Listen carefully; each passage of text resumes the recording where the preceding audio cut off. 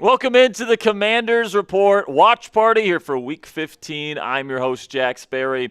Here for the 30 minutes before kickoff, we're going to get you guys ready for this Week 15 matchup between the Commanders and the New York Football Giants. Then we'll have live play-by-play and analysis of the game itself, followed by post-game coverage at the end of today's show. So to all the real ones tuning in at the beginning of today's show, welcome into the program. And today we got a battle of the Titans today. The terrible two here. The 3-10 Washington Commanders versus the 2-11 New York Football Giants in the Meadowlands at MetLife Stadium this afternoon. The Commanders trying to break out of their 8-game losing stretch. We have not experienced a Commanders win in 10 weeks, ladies and gentlemen. It has been since Week 5 when we took down the Los Angeles Chargers at SoFi Stadium in Los Angeles. It seems like an eternity ago since we've seen the Commanders get a win. And if they can win today, they get the season sweep over the G-Men, and they would finally break out of this losing streak. But if the Commanders lose today,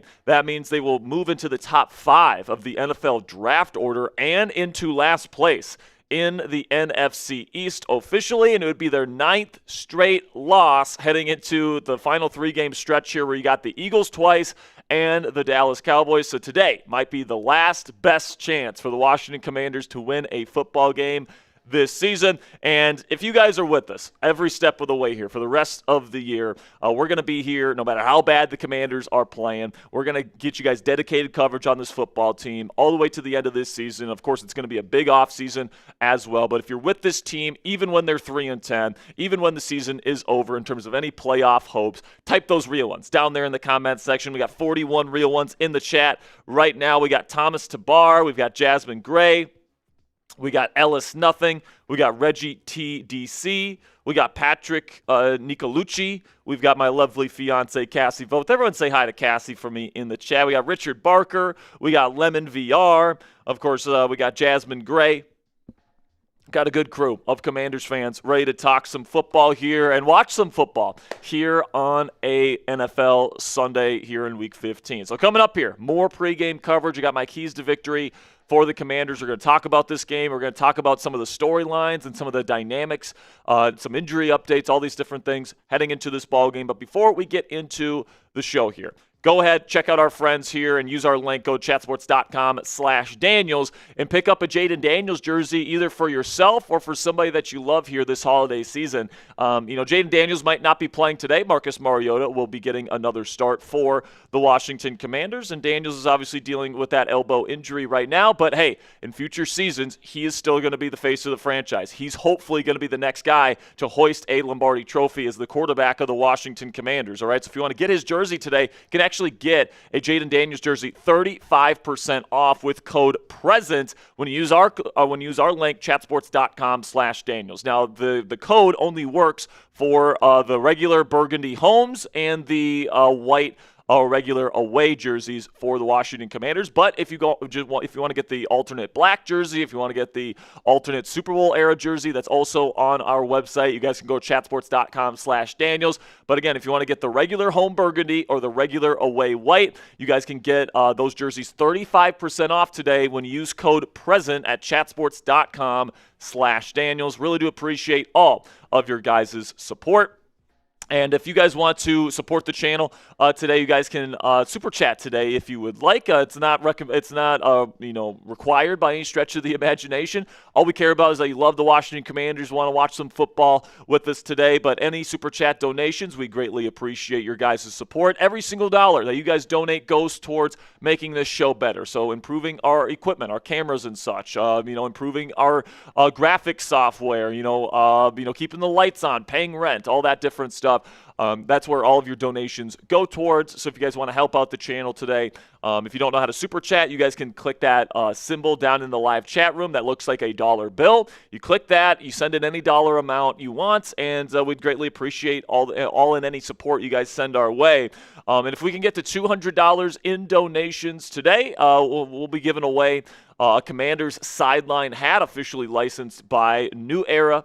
If you guys want a chance to win that hat. If we can get to $200 in donations today, we will do that raffle. And if we can get to $500 in donations today, we will raffle off a Jaden Daniels jersey to one lucky member of the chat. So if you guys want to help out the channel today, if we get to 200, we'll lock in that raffle. If we get to 500, we'll upgrade the raffle to a Jaden Daniels jersey at the end of today's show. If you're wondering how you guys can get in on the raffle today, $5, you enter today's raffle. $10, we got 3 tickets, so you get some extra tickets, plus I'll take an eggnog shot. It is the Christmas season after all. And then for $20, you guys get 10 tickets, and then me and Ponzi will sing whatever Christmas carol you want, all right? So $20 for Christmas carols, $10 for eggnog shots, $5 to get in on the raffle today. But again, we have to get to $200 total to lock in the raffle. And if you guys want a free raffle ticket today, if we can get to 200 or 500 today, we're going to be doing a raffle at some point. But if you guys want a free raffle ticket today, all you have to do is share today's stream on the X platform and then tag our producer Ponzi in that post. And if you do those 2 things, you will get a free raffle entry today. If you don't know how to share the stream, here are the 4-step process to be able to do that. First, you click that share button below this video. It's got that curved arrow symbol on there, and it says share. You click that button, it's a menu's gonna pop up. You select the X icon, and then you tag Ponzi in the post at Pon_Xavier1. If you guys do those 3 things and then send the post, Ponzi's going to be able to get you into the raffle for free today. And if you guys can't donate to the show, we completely understand. You know, it's the Christmas season. A lot of your funds are going towards Christmas presents, all that different stuff. We completely understand if you can't super chat or anything like that today. But there are other ways to help that cost you absolutely nothing. If you appreciate what we do for you guys here on the Commanders Report, free Commanders content every single day, going live for these watch parties, no matter how bad the Commanders are. You guys can click that subscribe button because we're here for every single Washington Commanders game. We also give you guys daily coverage on the Washington Commanders on this channel. You guys can click to that thumbs up icon to get as many Commanders fans as possible in this stream today. And then also you guys can share today's stream on X to help us out as well and get a free raffle ticket for yourself if we can get to $200 in donations today. I also want to give a big shout out to our 5 most recent subscribers. Shout out to Christopher, Kimberly, Don, Sonny and Sam, and Jordan Williams. Those are the last 5 people to click that subscribe button here on the Commanders Report. And for every 50 new subscribers that we add on today's show, we're giving away a free raffle entry. All right, so we are 40 subscribers away from giving away our first free raffle entry of the day, but also for every 100 likes that we get on today's show, we're giving away a free raffle entry as well. Right now we're sitting at 23 likes, so we're still about 75 likes away from giving away a free raffle entry on today's show. But here on the Commanders Report, we provide you guys with daily, free, and informative Commanders content. And also these live watch parties every single week for the Washington Commanders as well. So if you guys love the Washington Commanders, make sure you guys click that thumbs up icon. Help us get to our first 100 likes. We can give away that first free raffle entry of the day.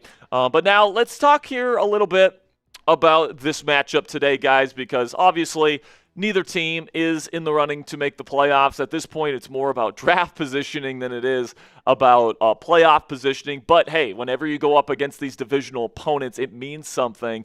And, you know, you're trying to establish a relationship with these guys that's going to, seep into future seasons. So you want to be able to get the season sweep today. That would be really good. That's not nothing, sweeping in a divisional opponent, no matter how bad they are. Certainly the Giants with Mike Kafka as their interim head coach are really struggling right now. But they do have some good players on this team, specifically on the defensive line. They're going to be capable of getting after Marcus Mariota today. Jackson Dart has shown some good things throughout his rookie campaign. So it's going to be, an interesting game to watch unfold today. You guys can take a look at what happened in week 1. The Commanders started off their season with a 21-6 W. So this defense had arguably its best performance of the year in week 1, holding Russell Wilson and the Giants to just 6 points. Russell did not have a great game in that one. Today, obviously, it's a different quarterback. It's a different circumstance. The Giants don't have Cam Scatterbu. They don't have Malik Neighbors. Russell Wilson is not the starting quarterback anymore. There's a lot different about this Giants team, and frankly, there's a lot different about this Commanders team. Jaden Daniels, the starting quarterback for Washington in Week 1, not playing today, right? And there's been a bunch of injuries on defense that are still, making waves throughout this Commanders team. So these are two completely different football teams from what we saw back in Week 1, but the Commanders getting that 21-6 win on Landover is the last time that these guys met up. And the stakes of this game are pretty simple. If the Washington Commanders win today, it's a positive because they break their 8-game losing streak, and they get at least one more win to celebrate here and get a season sweep over a division rival. That's not nothing. That's something that, you can, kind of hang your hat on this season, even if it is the New York Football Giants, who are absolutely terrible. But hey, if Washington loses today, it's not the end of the world either because, not only do the Giants, who currently hold the number 1 overall pick in the NFL draft next year, get outside the top 5, but then the Commanders actually get inside the top 5 of the NFL draft order in 2026 if they lose today's game. You guys can take a look at the inactives for both teams here today. Russell Wilson's going to be their emergency third quarterback. Kayvon Thibodeau is out today, which is something to keep in mind there, and so that's something that's pretty, noteworthy there. But for the Washington Commanders, obviously Jaden Daniels dealing with that elbow injury. And Jonathan Jones, that's a really big injury today, guys. Trey Amos is out. Marshawn Lattimore out for the season. Now Jonathan Jones is out, which means Darius Rush, who was recently signed, is going to be the other starting outside corner. Expect Jackson Dart to definitely target him in this ballgame. Chris Rodriguez Jr., there's a chance that he was going to be able to play, but unfortunately he is not going to be able to give it a go. So look for Ja'Cory Krosky-Merritt and Jared McNichols to get the lion's share of the work in the run game today. And then Drake Jackson, that we've been thinking for the last couple weeks there would be a chance for Drake Jackson to finally suit up for the Commanders. Unfortunately, that is not the case this week. We'll have to see if he gets on the field at all by the end of the season. Now, some keys to victory for the Washington Commanders today. I would say, number 1, on defense, don't let Dart, run around, dance around, do what he likes to do as a playmaker. He can run a little bit, and he's pretty darn good outside of the pocket as well. He's got some good pocket presence. I would say you want to keep him in the bucket here, keep him inside that pocket, make him beat you from within that pocket.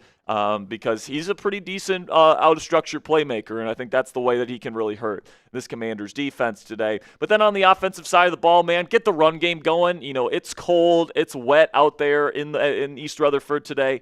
I think today is going to be a lot about who protects the football better and also who runs the ball better today. I think with Ja'Cory Krosky-Merritt, I think he's probably the best running back on the field for either team today.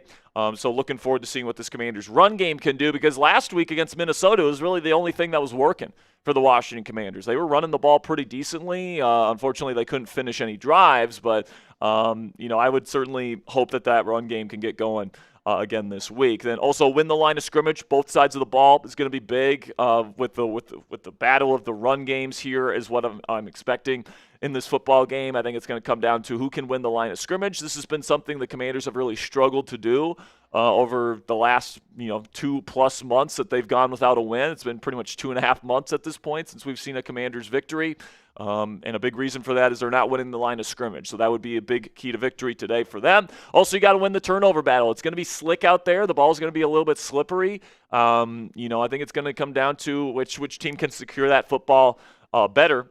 And whoever wins the turnover battle might be the team that wins the game today. And then if it's close late, and I do expect it to be pretty close towards the end, if you want to win, you got to make the play late. And you guys, it's kind of become cliche at this point because it feels like I put this on almost all of my key to victory lists nowadays. But, really, games in the National Football League come down to the fourth quarter for the most part. And the teams that win in the fourth quarter have to make a big play in the fourth. And a lot of these games come down to that, especially division rivalry games. I think this game is going to come down to which team makes that big play in the fourth quarter. Now, you can cross-reference the points per game trends between these two teams, and the trends would predict a 26-24 Giants victory at MetLife Stadium today, but certainly within the 3-point margin of error in that model. So I'm actually going to go with the Commanders to win today. Why not? It's probably the best final chance for the Commanders to win a ball game this year, going up against a 2-11 football team. It's the last time all year they're going to face a team with a worse record than them. So Let's just pray, Ponzi, that they're able to get a win today. I'm going to say it's extremely close, 27-26, Commanders win. Yeah, I mean, I think so. I'm hoping maybe it's both of us hoping to huffing that copium. But, I mean, I just want to win, man. Just one. I'm fine with, losing the rest of the way. It's just one more win, and, I'll be happy. Yeah, I mean, the Giants, Dart's shown flashes, but, he hasn't really been that healthy. Of course, they've dealt with a lot of stuff this season, so have the Commanders.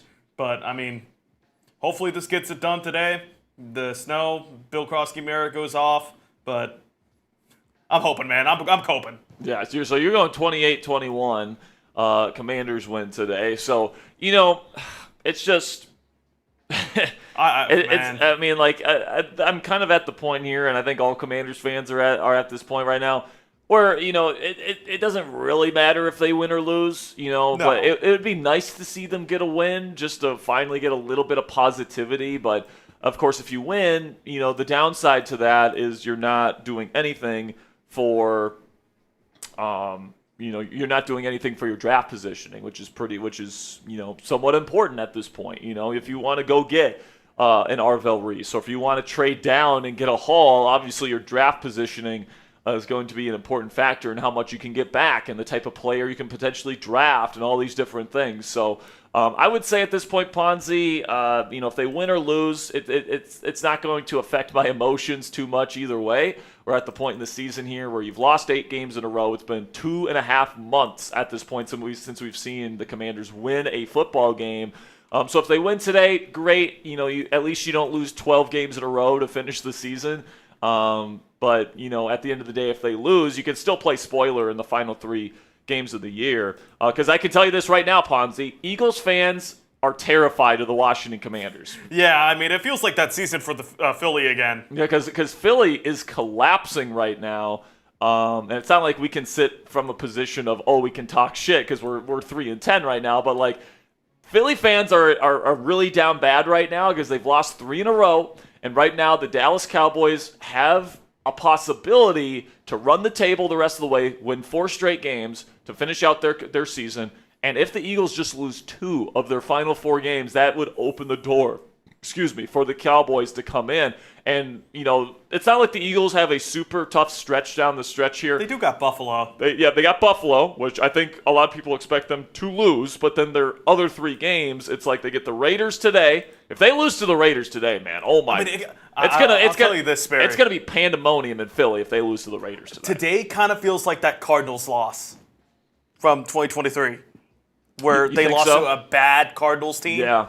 And that really choked away the division. Yeah, if they lose today, it's not looking good for Philly. Because who does Dallas have this week? They're on Sunday Night Football. Yeah, they have the Vikings. Yeah, they got to face 9. Gotcha. So I think they're probably going to win that game. So it could be a really bad day for Philadelphia Then they Eagles got the fans. Giants, the Chargers, and the Commanders. And listen, man, I know the Commanders suck. But, the reason why Philly fans are worried about the Commanders is because, it's tough to beat a divisional opponent twice. It just is. And, especially because it sounds like Jaden Daniels will be coming back for this final 3-game stretch. He's not playing today, but it sounds like he's going to be good to go probably as soon as next week against Philly. The Philadelphia Eagles and their fans are like, oh, man, can we really sweep this team, especially if Jaden Daniels plays? Because we got Terry McLaurin back now, right?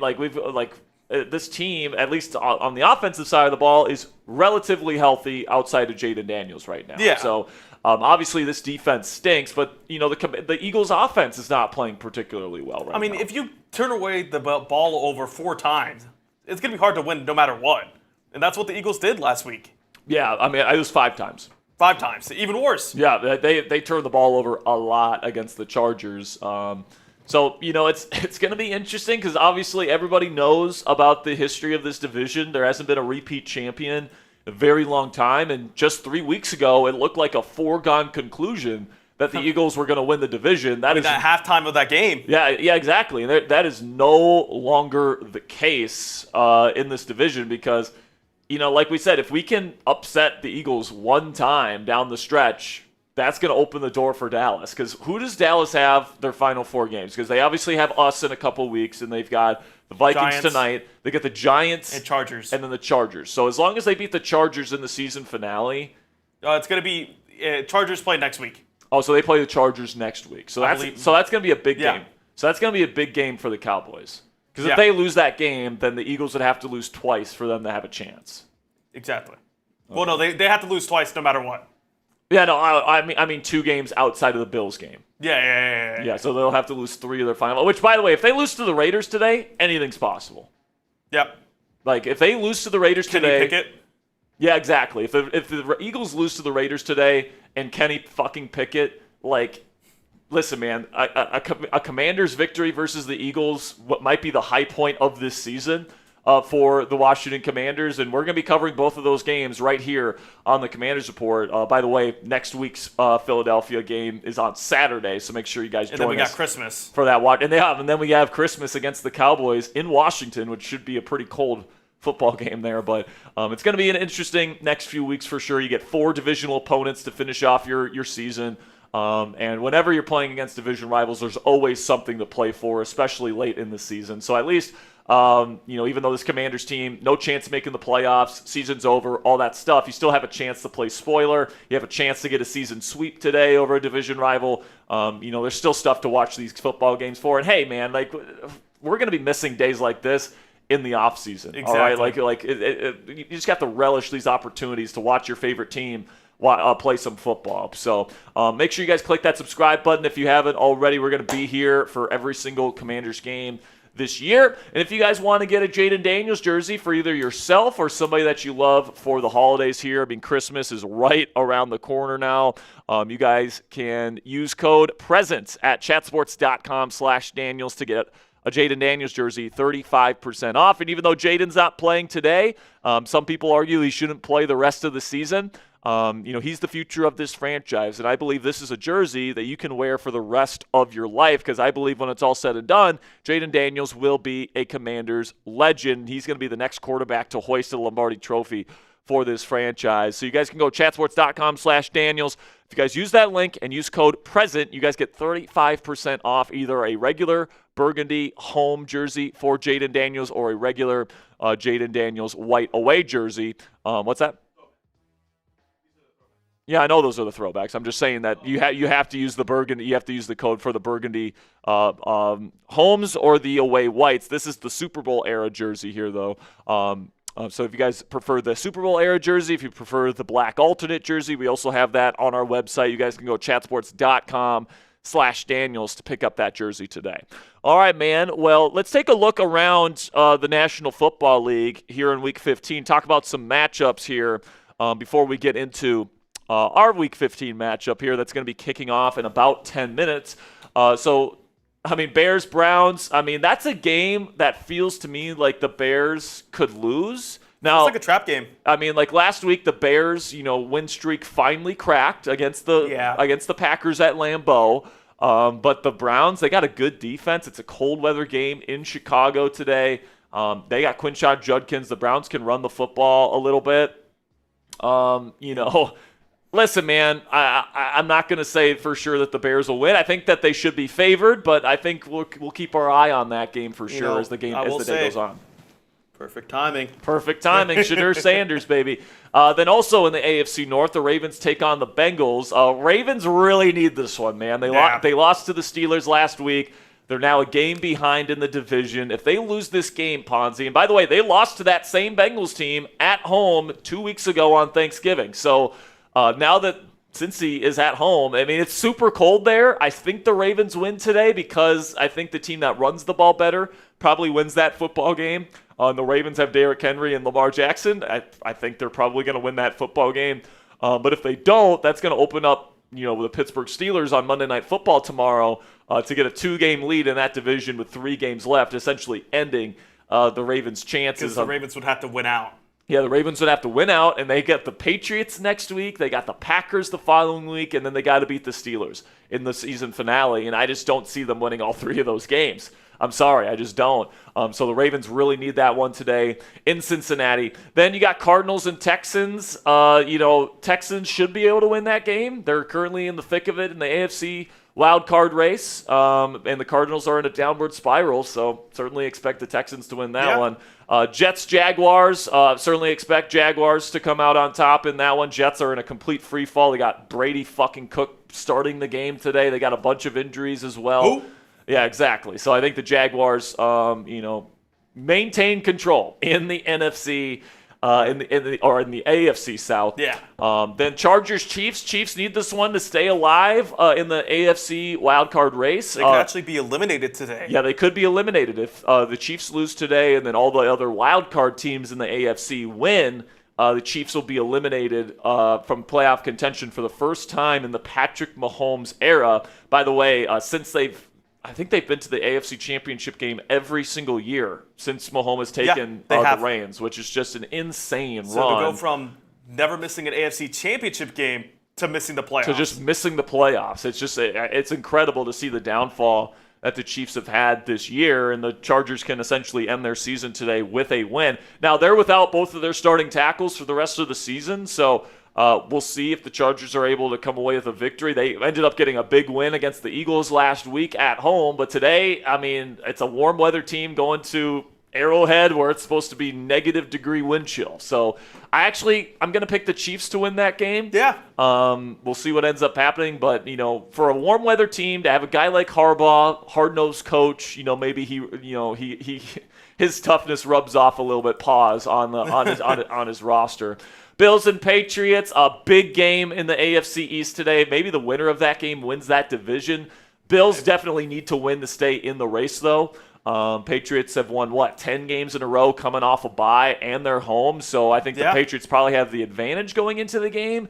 But with Josh Allen, anything is possible for sure. Then, of course, we got Commanders-Giants here. We'll see how this game plays out. Then you got Raiders and Eagles today as well, where, interesting game there just because the Eagles are in free fall, and if they lose to, I think the Raiders are the worst team in the league right now, Ponzi. If they lose to those guys at home, a warm weather team, by the way, that's in complete disarray.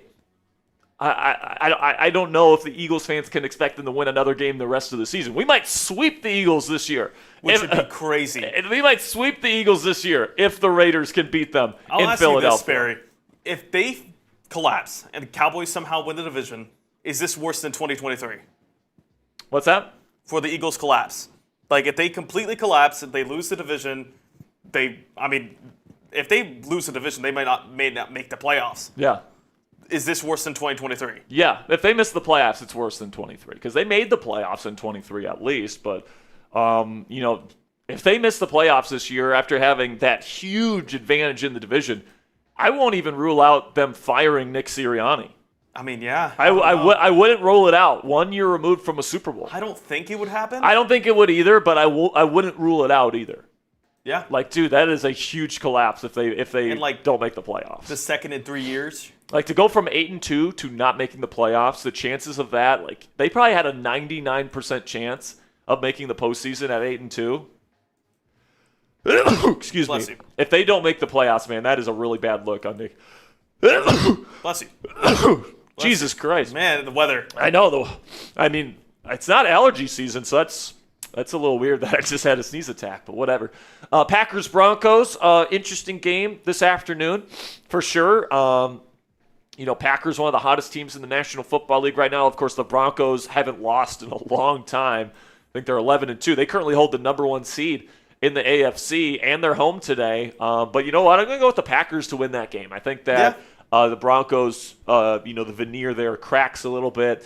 They're one of the worst number 1 seeds I've seen in a while. I will say that because, their offense is just not that good. Their defense is really good, but their offense is just very, very pedestrian in my opinion.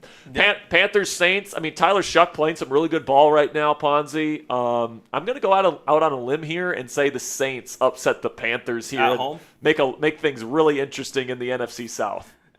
We saw Thursday night, of course, Atlanta pulled off the upset there with Kyle Pitts. I believe 3 touchdown performance. Yeah, crazy game for Pitts on Thursday, and Buccaneers up 2 touchdowns in the fourth quarter and they lose the game is just insane.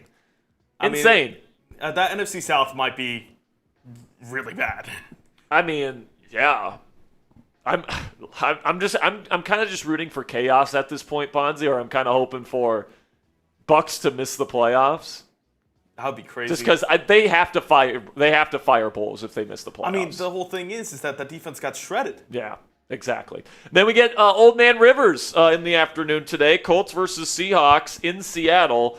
Highly doubt the Colts come out with that victory today. He hasn't played a game in 5 NFL seasons. And the Seahawks are burying teams, man. I think the Seahawks might win that game by 40. Yeah, I mean, I don't know. We were talking about this a little bit, but, like, man, you got to feel, like, how bad is Riley Leonard? Yeah, how bad is Riley Leonard if you're bringing a 44-year-old Phillip Rivers hasn't played in 5 years off the couch and playing him immediately? Listen, man, I didn't even have a draftable grade on Riley Leonard. I think he stinks, but, like, I don't know, dude. Man. 44-year-old Phillip Rivers, is he really going to be that much better? The Titans versus 49ers. I think everyone expects the Niners to come out on top in that one. Lions-Rams will be a very fun game in the afternoon here. Lions are playing some good ball right now. They can really run the football. That might be an NFC Championship game preview right here. Yeah. But Rams are at home. I consider them to be the Super Bowl favorites right now. Got a great head coach, obviously. You got big time Super Bowl winning quarterback. You got great weapons. You've got a great defense. I love the Rams. Then tonight you got the Cowboys going up against 9 and the Vikings in Dallas. So going to be interesting to see what happens. We are about to kick things off in Washington. We got a couple super chats to get to here. DJ Donald with a 5. Appreciate you, DJ. Shout out to him, and everyone shout out DJ in the chat. And then we got Eli Hokies fan with a 20. He says, hello, everyone. Did you miss me? By the way, I suggest the Commanders keep JD5 on the sidelines to heal. Yeah, man. I mean, at this point, oh, my God. Look how empty MetLife Stadium is. Oh, my goodness. If that doesn't show you, how little interest there are in this football game, I don't know what will. But Eli, appreciate the 20, my friend. He puts in another 10. Says for the Raiders and Eagles 41-15. Then Steven with a 2. We are off in New York. It's going to be fielded at the 11-yard line. And it's going to be returned for the Commanders to the 34-yard line. Good return here for the Commanders. That is number 38 for Washington. And that is Chase Edmonds, recently brought up from the practice squad, and the Commanders, of course, will get the football first, which means the Giants will get the ball to start the second half. And Marcus Mariota will take the field here for the first time today. Got 155 people watching live. Thank you guys for watching the Commanders Report Watch Party today. Make sure you click that subscribe button. Pistol formation handoff here to Jeremy McNichols, and he's going to be brought down behind the line of scrimmage, a loss of 1 to kick off the day here for the Washington offense.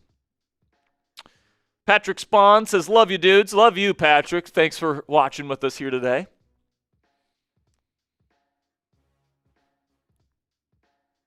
Giants wearing their alternates here, their alternate throwbacks. I like their throwbacks, man. It's a good look. Pistol formation here for Mariota. Play action. He's got a clean pocket. Plenty of time to throw. Now he's going to roll out to the left looking to run. And he's going to get to the perimeter. And he's going to pick up, I'd say, around 7 or 8. Set up a third down and manageable. Ponzi, if you see an Emma Voth in the chat, can you make her a mod, please?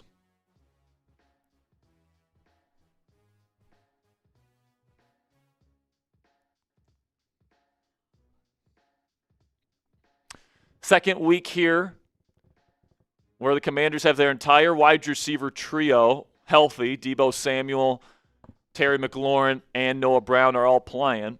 Third down and 3 here. First third down of the day for the Commanders. Shotgun Mariota with McNichols the back. Trips right. Takes the snap. Mariota looking for the quick pass to McLaurin. It's caught, but is he short of the sticks? It's right at the line to gain. Now they're going to mark him just short. We saw the Commanders last week against Minnesota play extremely aggressively on fourth down. I would expect Dan Quinn to say fuck it and go for it here, even on their own side of the field. No, they're going to give him the first down yardage. on the broadcast angle, it looked like they were just short, but they're going to give them the first down. It's a new set of downs for Washington. Pistol formation now. And now there's a challenge flag from Mike Kafka, the Giants' interim head coach, and they're going to challenge the spot. They want it to be fourth down. I mean, if I'm him, man, I'm saving my challenge just because if it's fourth down and 1, they're going to go for it anyways, and the chances of conversion are pretty darn good. Let your opponent make a mistake, I guess. I mean, I don't know if you saw Hard Knocks this week, Ponzi, but his speech to the Giants during the bye week was cringy as fuck.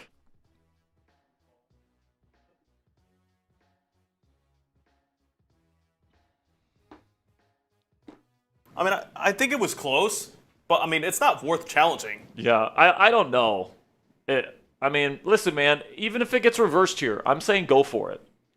Yeah, why not? I mean, Eli Hokies fan says if it's fourth down, QB sneak. I completely agree.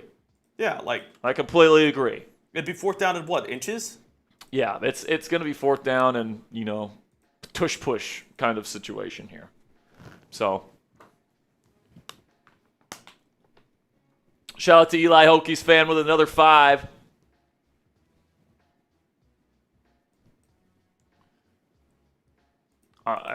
Listen, man.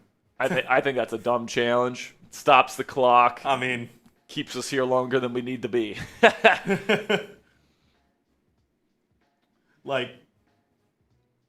It's one of those things where there's got to be analytics about challenging things too. Yeah. If you lose this, you're out of challenges, no? Or do you have one more? No, you're out. Yeah.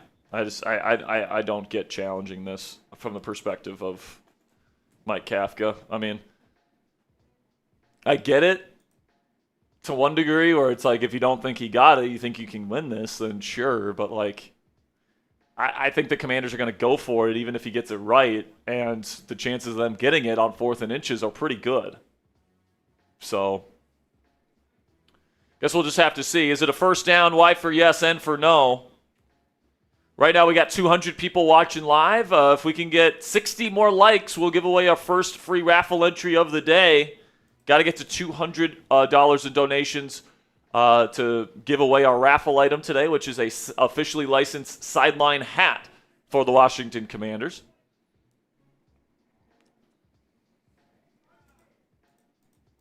Go ahead and show that off real quick.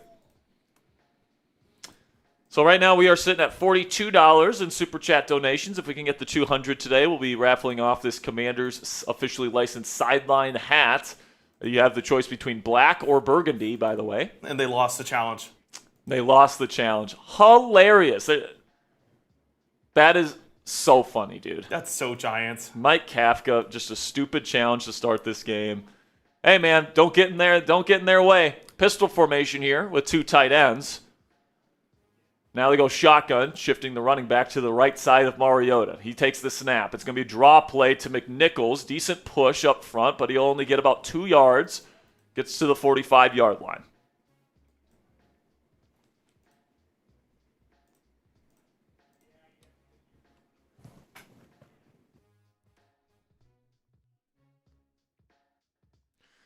Now they go shotgun, but still with 2 tight ends. It's going to be a handoff again to McNichols, and he's not going to get very far.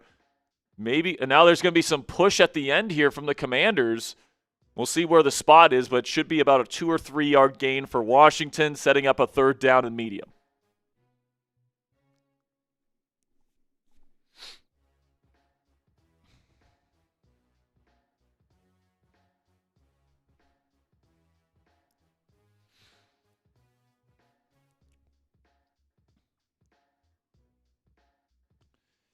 We are now up to 55 likes, halfway home to giving away a free raffle entry. And now there's going to be neutral zone infraction. Brian Burns moved, but are they going to get Connerly on false start?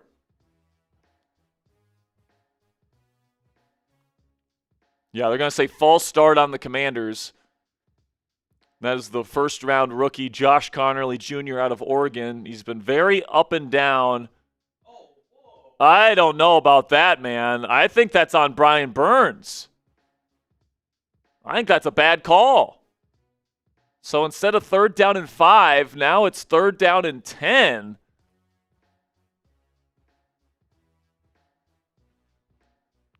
And now the Commanders go 3 receivers. Trips left. Mariota will take the snap. Steps up, now to the right, throwing on the run, down the field. It's caught by Noah Brown down to the 30-yard line. First down, Commanders. Let's go. Nice play from Marcus Mariota, and there's Noah Brown. He's been out for most of the season with a groin injury, and Abdul Carter, the excellent rookie out of Penn State, was bearing down on Marcus Mariota, and on the run throws a beautiful strike down to the Giants' 29-yard line now. Shotgun for Mariota. Trips left. Man in motion, right to left. Play action, quick throw to Debo on the screen. Flag on the play. And I think this is going to be on the Commanders. Screen pass only goes for 1 yard, but let's see what the flag is.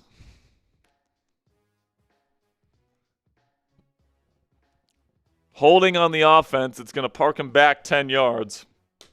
It's going to be on Traylon Burks. I think. Yeah, Traylon Burks wrapped his arm around Drew Phillips and took him to the ground. Easy call for the officials.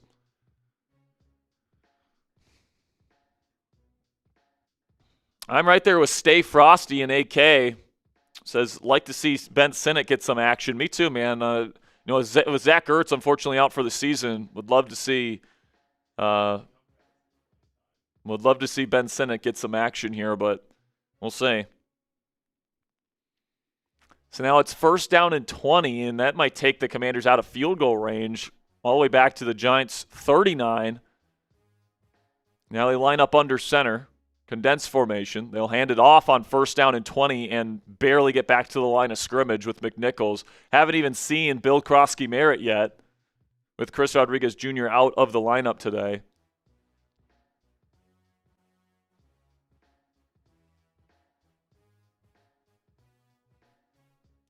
And now 2nd down and 20.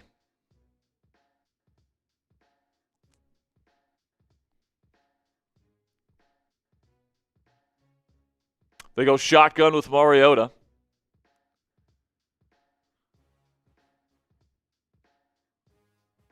He'll take the snap. Play action. Now throws over the middle. Open. Debo, and he drops it. Bobbled it and dropped it. Wide open was Debo. And it's going to set up 3rd down and 20. I think at this point, Pons, you just try and save the field goal attempt and get some yardage. But there's a flag on the play. Holding on the Commanders. Penalties declined. Josh Connerly Jr. with his 2nd flag of the afternoon. Tough stretch here on the first drive for the rookie out of Oregon. Now we're up to 220 plus people watching live. Welcome into the Commanders Report Watch Party. Make sure you guys click that subscribe button for watch parties for every single Commanders game, as well as daily coverage of your Washington Commanders. Make sure you click that thumbs up icon to help us get to our first 100 likes. Shotgun here for Mariota, takes the snap. Now he's rolling out to his right. Will he run this? He will. He's going to direct his guy to block for him. He's going to cut up field down to the 27-yard line, saving the field goal.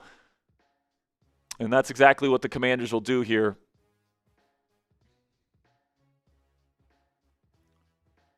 Got Jaden Daniels wearing the shiesty. It looks like a beard with the way he's wearing it today.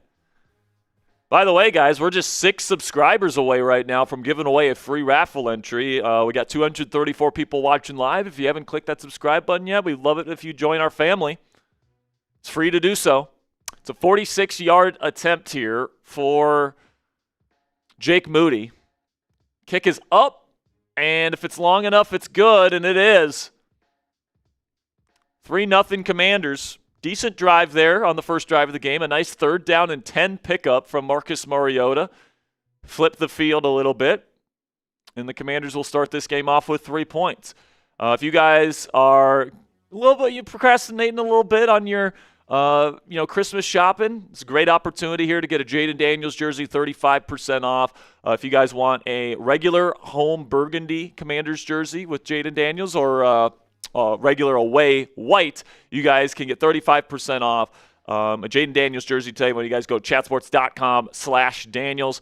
We also have Super Bowl era jerseys on there. We also have the alternate black jersey for you guys to enjoy as well. So that's chatsports.com/Daniels. And use code PRESENT for 35% off. Whether you're getting the jersey for yourself or whether you're getting it for somebody that you love, it's a great gift this holiday season because, I mean, even though Jaden Daniels isn't playing today and maybe he shouldn't play the rest of the season, he's still the future of this franchise. I firmly believe he's going to be the next guy to hoist the Lombardi Trophy for the Washington Commanders. So if you guys want to get his jersey today for 35% off, go chatsports.com/Daniels and use code PRESENT.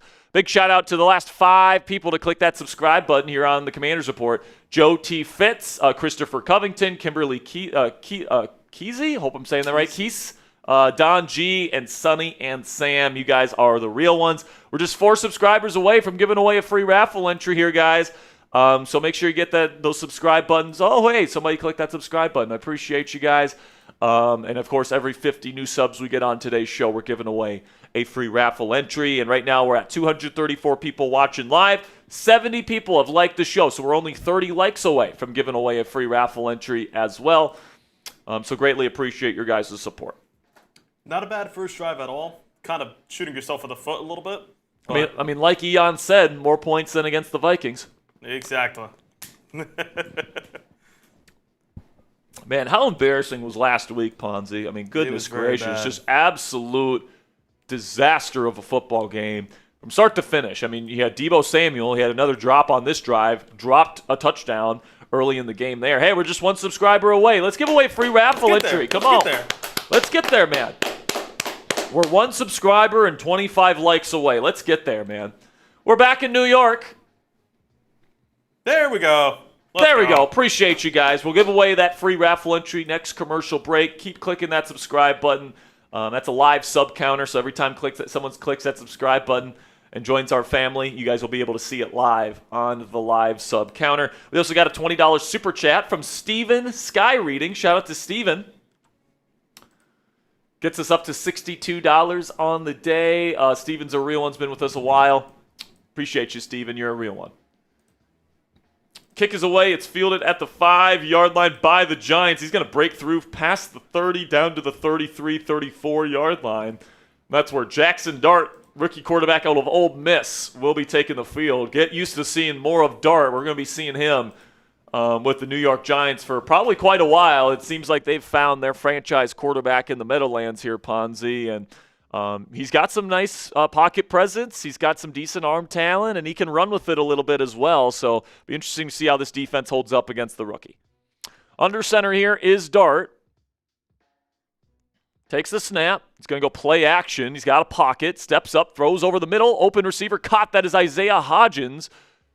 Makes the catch past the 50. Oh, never mind. I think that's Darius Slayton. That's my bad. I'm so used to seeing Hodgins as 18. That's Darius Slayton on the catch. Gets past the 50 here. Down to around the 47-yard line on the Commanders' side of the field. They mark him at the 48. And now there's going to be a Commanders player that jumps. We'll see who gets the call here. Javon Kinlaw broke the line. They are going to say encroachment on the defense. It's a 5-yard penalty now. Remains first down for the Giants.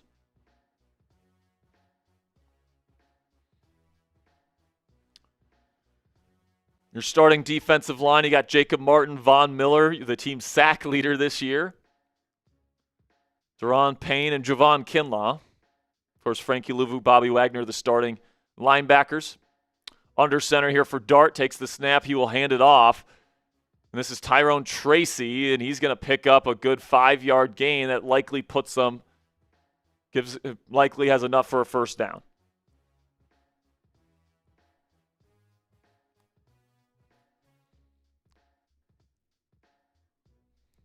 Mike Kafka, the interim head coach, also calling plays for the Giants. God, I hate the way he wears his hat. He looks like such an idiot. Now first down for the Giants. I formation with 3 receivers. They send a man in motion, Wan'Dale Robinson, play action, dart, pressure getting to him. Now he has to throw off his back foot, and he throws it incomplete. Tried to go to Bellinger, the tight end.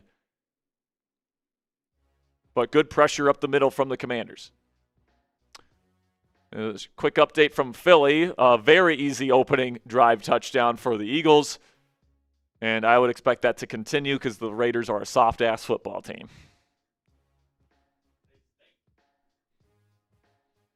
Second down here, shotgun dart.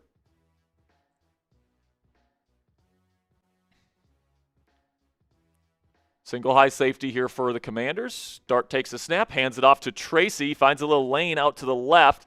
He's going to pick up about 3. Actually, it's around 4. Be 3rd down and 6 coming up. 3rd down and pass. Let's get him off the field here. Let's get off the field here. Let's go. Type those 3s. So be tough field goal range here if you can force an incompletion. Shotgun dart. Got a bunch out to the right in a nasty split. Now Dart sends Wan'Dale in motion. And now Dart will throw down the field, one-on-one coverage. Good coverage here by the Commanders. And it's incomplete. That is number 34 for the Commanders. Defense, that is Antonio Hamilton playing in place of the injured Jonathan Jones. Hamilton's been on the practice squad for most of the year, and he was with Darius Slayton. Physical coverage there. Dart just threw it up blind, and it ends up falling incomplete. Good job by the veteran corner. And it will be a 52-yard attempt here for Younghoe Koo, former Falcons kicker. Koo puts it up. It's a line drive kick, and he's going to miss it. Heavy winds in New York today. That would have been a tough kick to make. Tried to go line drive, and he misses wide left. Commanders keep their lead and get the stop. Marcus Mariota and the Commanders offense take the field up next.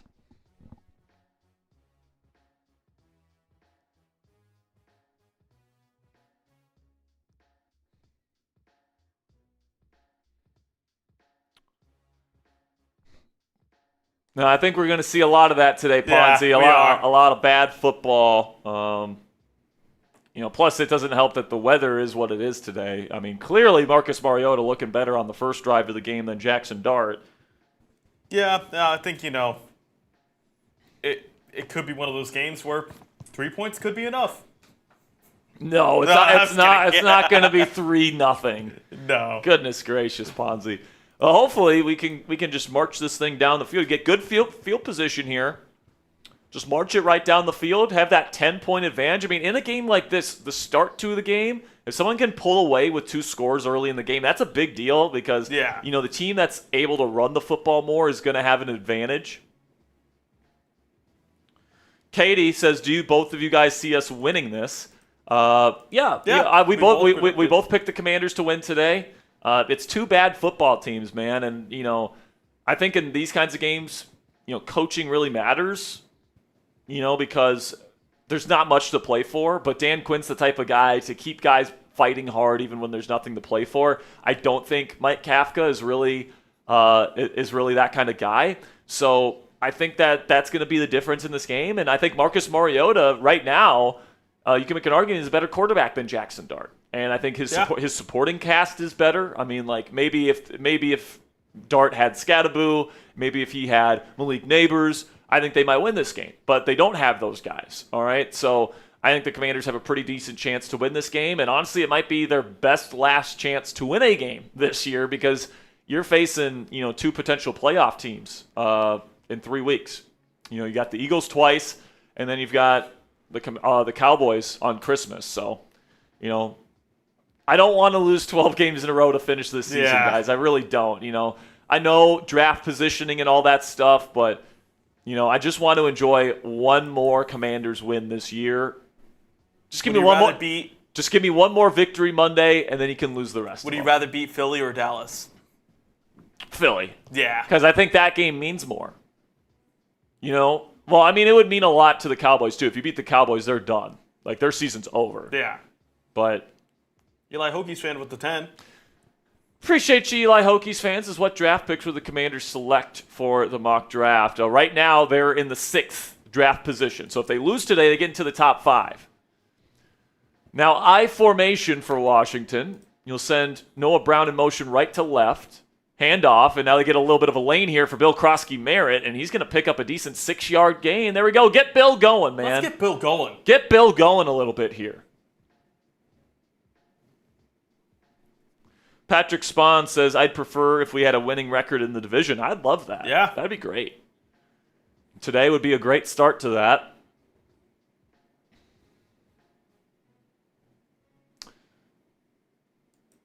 And now it looks like the hand warmer for Bill is broken. So he throws it to the side. Pistol formation in a condensed formation here for Washington. They hand it off to Bill again. He finds a little running lane. He runs hard for a first down. Picks up 6. 2 6-yard gains for Bill Krosky-Merritt. Keep feeding Double Deuce. 2 successful plays. Keep feeding him. We need to hit a dollar bill today. Yeah, we haven't seen a dollar bill in a while. Here we go. Wildcat, fake reverse. Bill now running with it. Makes one guy miss, but he can only get maybe a half yard. Interesting play call from Cliff Kingsbury there. Little double reverse.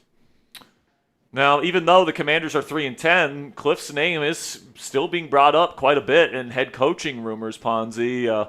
If he leaves, I still think, Mike McDaniel will still be at the top of my list. But if not him, Brian Dable's another guy that I would consider bringing in as well.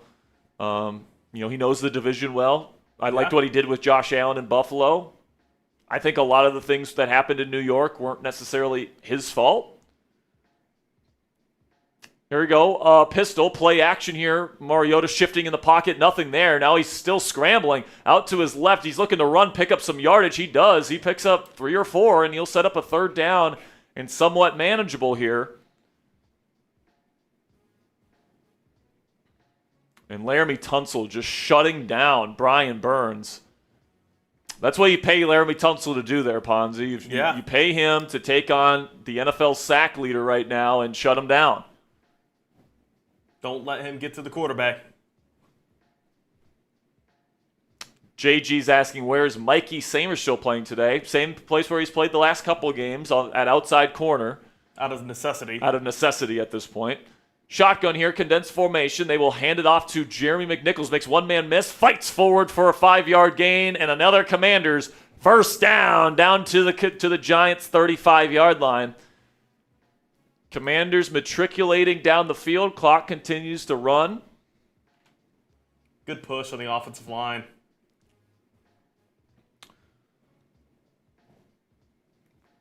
We have seen this offensive line get some more push here these last couple of weeks, which has been a good thing. By the way, 12 likes away from giving away another free raffle entry. We already given away one because we passed 300 on the subs. Handoff here to Bill, and he's going to find a crease, pick up another 5 yards here. Another successful run on first down. Commanders running it quite successfully here in the first quarter. And as far as I'm concerned here, Ponzi, just keep riding that wave until you can. Cold day, windy day like today, if you can run the ball, do it. Round and pound.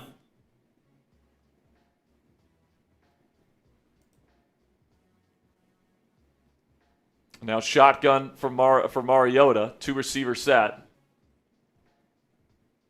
Takes the snap. He's looking. Mariota throws to Debo. It's tipped up into the air and almost intercepted.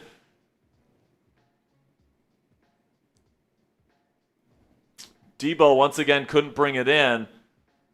The linebacker, number 53, Darius Masau, almost came down with the interception. Would have been a tough play, but it was in his hands, and he dropped it, Ponzi. Now Great effort for that. Yeah, great effort, but probably should have had it. And now it'll be 3rd down coming up for the Commanders. 3rd down and 6 is the designation. They go 3 receivers. Shotgun Mariota. He'll take the snap. He's looking, nothing there. Steps up, and now the ball's out. Is the ball out? It looks like it's out.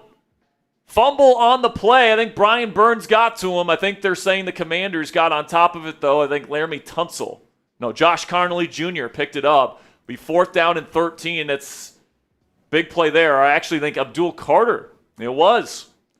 3rd overall pick out of Penn State beats Josh Carnley Jr. on the outside.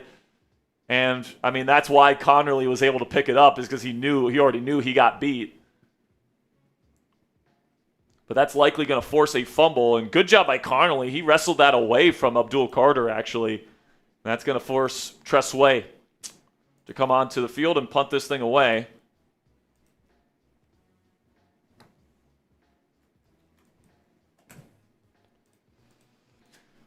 And it's away. It's going to be fair caught at the 9-yard line. And that's going to force the Giants to go on a long field here.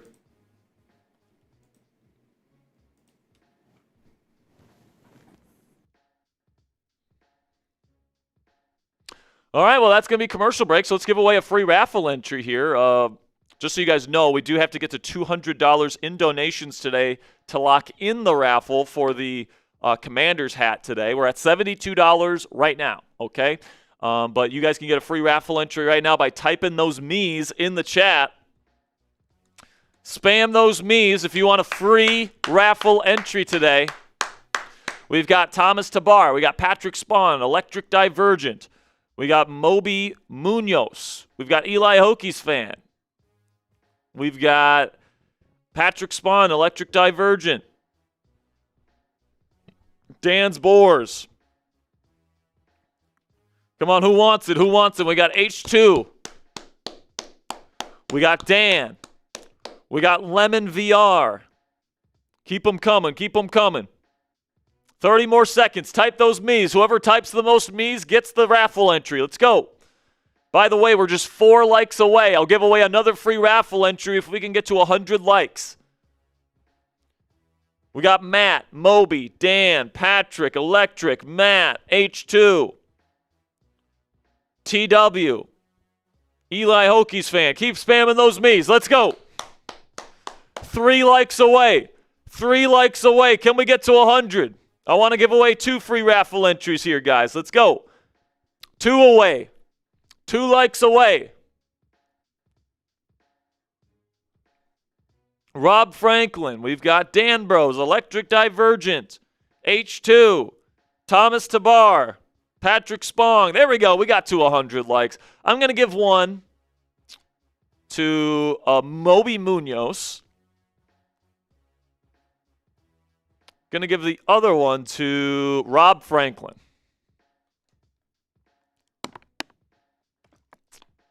Appreciate you guys.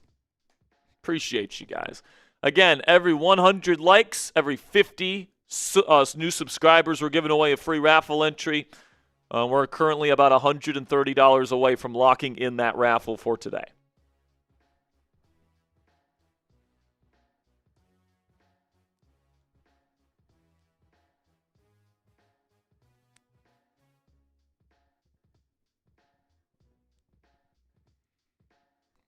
All right, 1st down and 10 for the Giants at their own 9-yard line.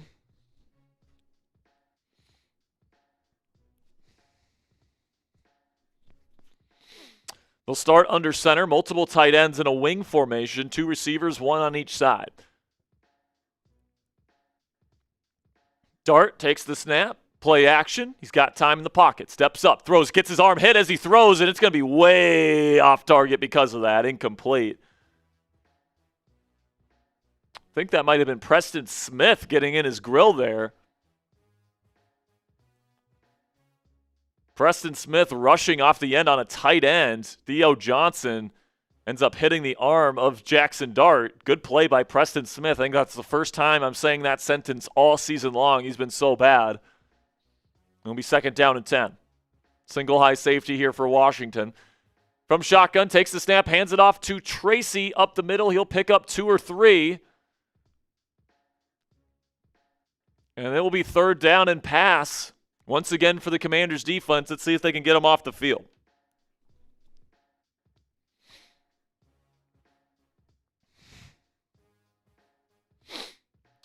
Jesus, the Texans are already up 17-0.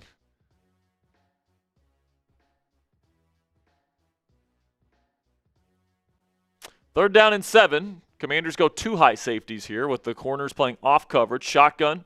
Dart looking, just dumping it off here. He's got some room to run. Theo Johnson, he's going to be close to the sticks. I think they're going to give him – no, he's going to be just short. It'll be 4th down and 1. Let's see if the Giants say fuck it and go for this. I think they're taking him off here, and they're going to punt. Commanders defense gets another stop here as they bring on Cam Johnston, longtime punter, long time with the Texans. Looks like Bill Burr.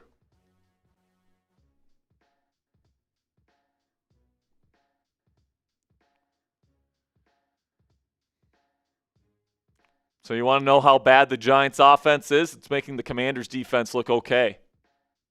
Kicks away. It's going to be fielded by Edmonds at the 33. Oh, he's going to make some. Oh, no, that's Jalen Lane. Makes some men miss. He gets down to the Giants' territory, down to the 46. Good play from the rookie out of Virginia Tech.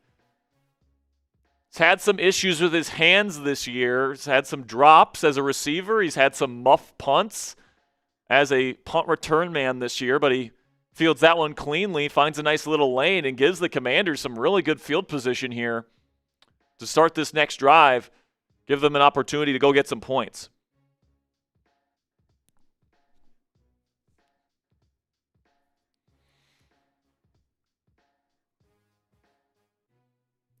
Make sure you guys click that subscribe button if you haven't already. Provide you guys daily coverage for free on the Commanders here every single day, and with a really big 2026 offseason around the corner, guys, you're going to want to make sure you're subscribed, because every time we make a big move, whether that's signing Brandon Ayuk or trading for a big-name player, whenever we make a draft pick during the draft this year, we're going to get you guys covered with everything, mock drafts, in-depth prospect analysis when it comes to the draft, all that great stuff. So make sure you guys click that subscribe button to not miss a thing during this huge 2026 offseason. The Commanders take over here at the Giants 47. Shotgun in the condensed formation here for Washington. Play action. Mariota's got all day to throw. He throws over the middle, and it's caught. That looks like Debo. It is. It's going to be a gain of around 13, and a Commanders first down. Let's go, baby.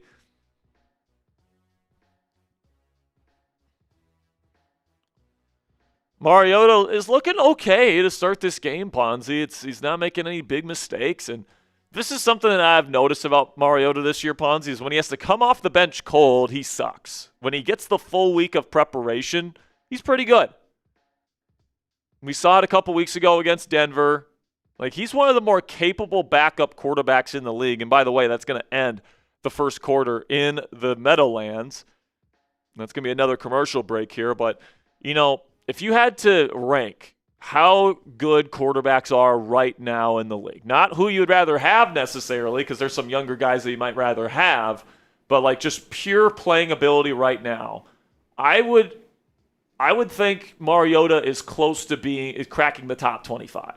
I agree. I mean, like, based off pure performance, not like young quarterbacks, but just, hey, we need a quarterback this Sunday.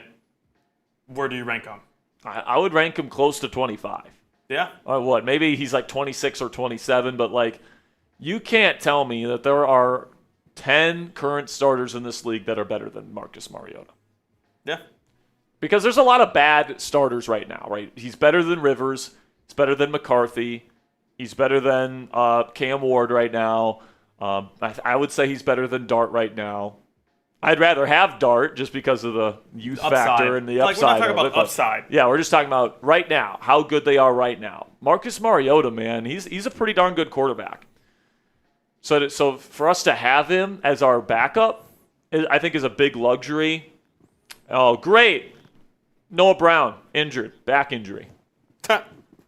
Makes one catch. Can't stay healthy. Made one catch. Man. That's crazy. I mean, you can't bring Noah Brown back next year. I mean, at least he caught it this time. And listen, man, even Debo. Like, I actually think the Commanders might consider bringing back Debo on, like, a really team-friendly contract, because if they bring in Brandon Ayuk, and I think they will, Ponzi, Debo is going to want to play with his boy. Like, yeah, I think so. They're really good friends. And I think at this point in his career, Debo kind of knows that he's not going to be getting $20 million a year from anybody. So if he's going to have to play for $5 million or like $4 million or $3 million for somebody, might as well have fun with Brandon Ayuk. Pause. So I think there's actually a pretty decent chance that the wide receiver room next year, the starting trio, looks like Terry McLaurin, Brandon Ayuk, and Debo Samuel. And I know there's not a lot of Commanders fans that will like that because we want to get younger, right? We want to get younger here in Washington. But, like, I'm telling you, man, I think this Commanders team is going to continue to try and push to win now and try and take advantage of Jaden Daniels' rookie contract. Why not? And I think that's going to include bringing in veterans again. Now, you don't want to get geriatric veterans like Marshawn Lattimore and Bobby Wagner. Get those guys out of here, but...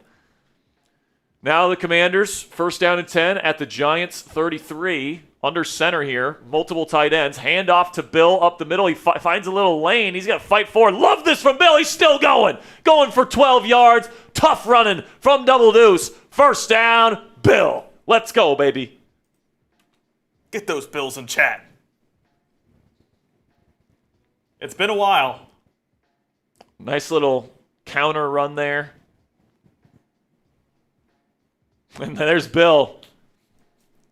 Making it rain, baby. Let's go.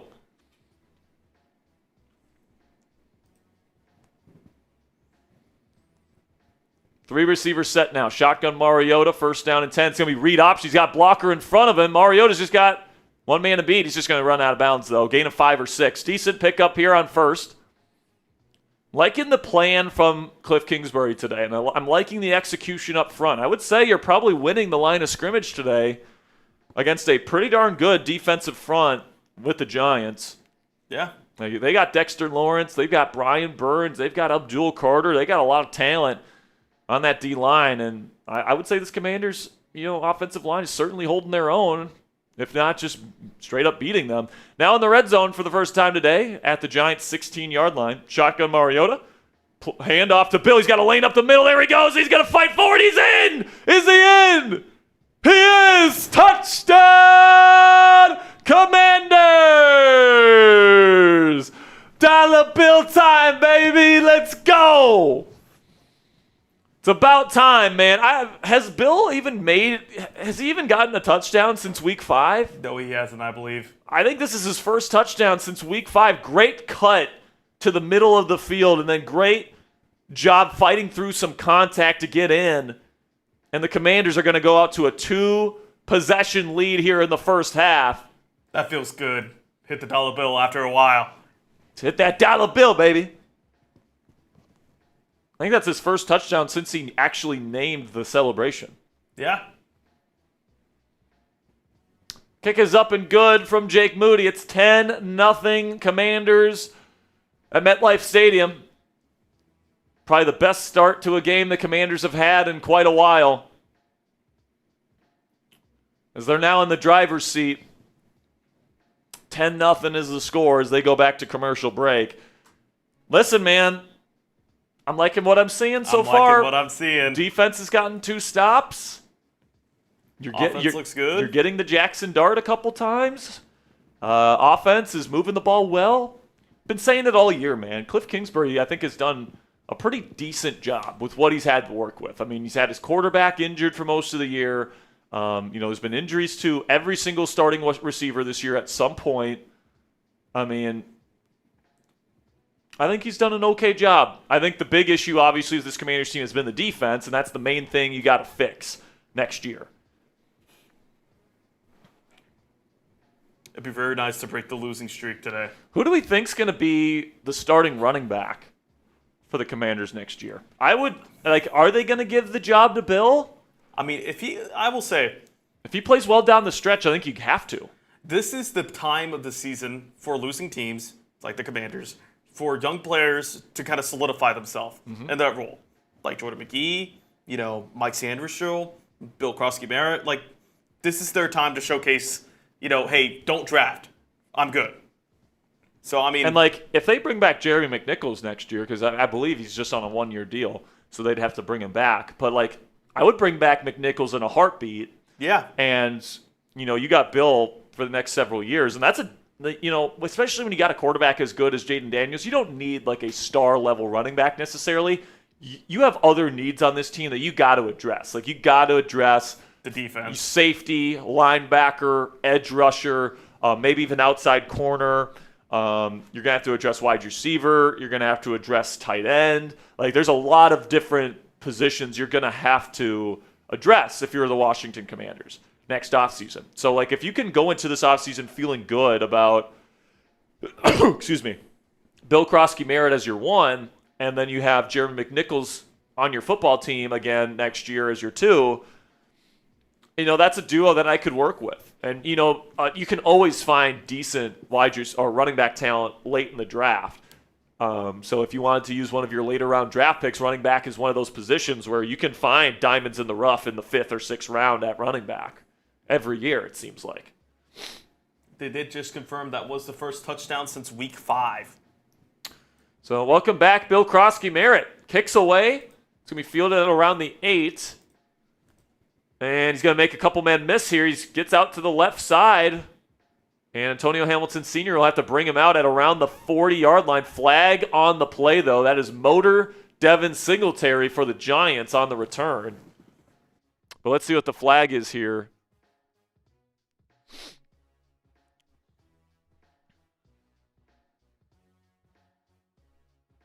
Holding on the Giants. That will park them back, depending on where the hold occurred. So what would have been a start at the 40-yard line is going to be brought way back.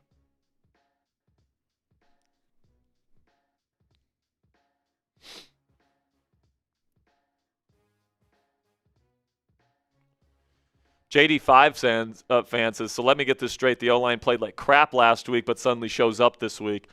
I thought they actually ran the ball okay last week in Minnesota. That wasn't the issue. The issue was, quarterback not being able to complete passes. Obviously, there was pressure on him, but all those different things. Quick throw out to Wan'Dale Robinson, poorly defended by the Commanders, going to sacrifice almost 20 yards here on a very easy completion for the Giants. First down, New York.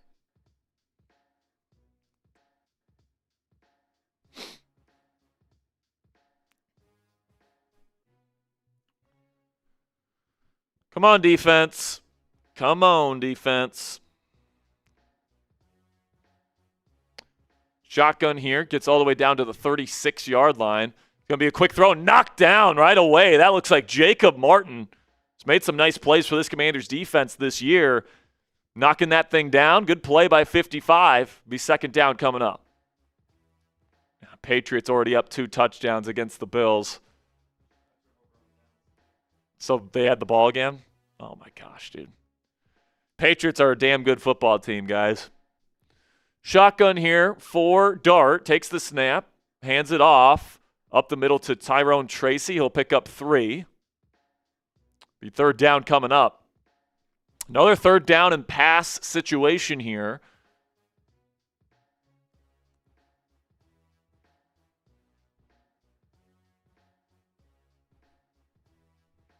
Let's get off the field here. Third down and 7. Commanders playing press coverage across the board.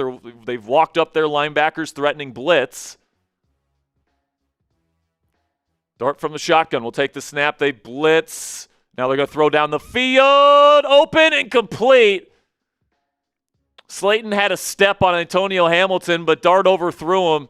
It's 4th down and 7. The Giants will have to punt. It's another decent rep there from Antonio Hamilton. Good hand fighting.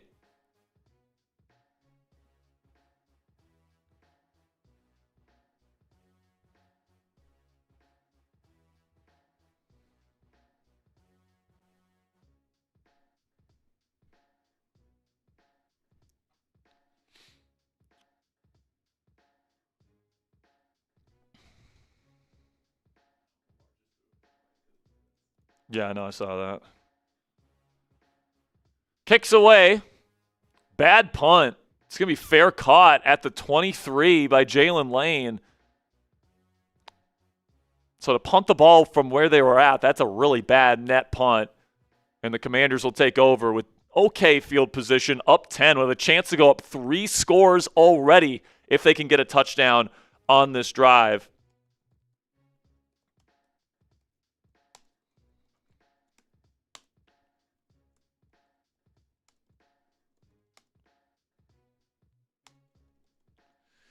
If you guys want to get this Washington Commanders jersey for you or a loved one, you guys can go chatsports.com/Daniels. Use our code PRESENT to get 35% off either a regular home burgundy Jaden Daniels Washington Commanders jersey or a regular away white jersey. The white jersey that you just saw was the Super Bowl era jersey, just so you guys know, but you guys can get a regular home burgundy or a regular away white Jaden Daniels Washington Commanders jersey today. 35% off when you use our code PRESENT at chatsports.com/Daniels. If you've been procrastinating a little bit in terms of getting your Christmas presents for the people that you love, this is a great opportunity for you guys to get that present today for 35% off, man. And this is a jersey that I think you're going to be able to wear for the rest of your life. I think Jaden Daniels will be the next quarterback to hoist the Lombardi Trophy for this franchise. Knock on wood in that regard. Hopefully he can stay healthy. But you guys can go chatsports.com/Daniels and use code PRESENT to get your jersey for 35% off today. And right now we're at $72 in donations. If we can get to $200 in donations on today's show, we'll be giving away a Commanders sideline hat officially licensed by the National Football League. This is the same hat you see Marcus Mariota and Jaden Daniels and Dan Quinn, all these guys wear on game days. It's the officially licensed new era hat for the Washington Commanders here in 2025. So if we can get to $200 in donations today, we'll give one away to somebody in the chat. For our donation menu today, $5. Enter today's raffle, $10, 3 tickets, $20, 10 tickets, all that great stuff. We appreciate your guys' support. We're about to be back in East Rutherford. Oh, Jaden says, wait, we are winning? Yep. I mean, we're kind of dominating this game, Ponzi. I don't know if you have the team stats loaded up, ready to go, but we've dominated time of possession in this game. The defense is getting stops. They're converting on third downs. Too many penalties so far, I'd say, but I mean, right now you're dominating the time of possession battle, doubling up the New York Giants at this point in time.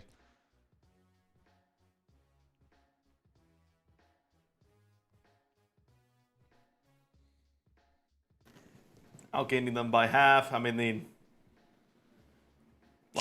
All right. Commanders have the ball here, starting at their own 23. Play action over the middle. It's caught. There he is, John Bates. The big gain here. He gets all the way down to the Commanders' 43. About a 20-yard gain and a Commanders' first down. That's something that I really think Mariota's done really good, not only today but all season, Ponzi, is those play-action seam shots, getting the linebackers to sync up to defend the run, and then you find somebody over the middle of the field with some open space. I think he's been really good on those types of throws this year. So here we go from the 42 now. I formation, under center is Mariota. 3 receivers out there. McLaurin, Burks, and Debo. They send Burks in motion right to left. Handoff to Bill. Makes one man miss. Cuts upfield. Fights for it. Ball's out. And Josh Carnley Jr. recovers his second fumble of the day. Bill, you got to hang on to it, dog. Be about a 5-yard gain. But the rookie combo there, Bill Krosky married with a decent run, but then let's go with the football. It's been kind of an issue for him. Yeah, he's had a couple fumbles this year. He's got to be better. Good awareness by Josh Carnley Jr. Second time today, he's had the wherewithal to get on that football. They're going to call it a 7-yard gain, 2nd down and 3 for the Commanders coming up.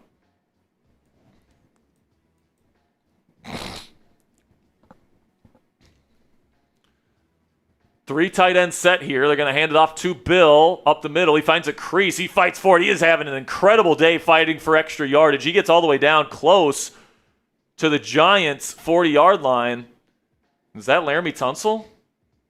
Or is that Chris Paul? I believe that is Chris Paul. All right, so starting left guard Chris Paul is getting looked at on the sideline right now. It looks like they're looking at his hand. Brandon Coleman is, or is that, I can't tell. No, Brandon Coleman's at right tackle. That's Tunsil. Now Mariota, play action, roll it to the right. He's going to throw it to he's just going to dirt it incomplete. That is, yeah. Yeah, that's Laramie Tunsil.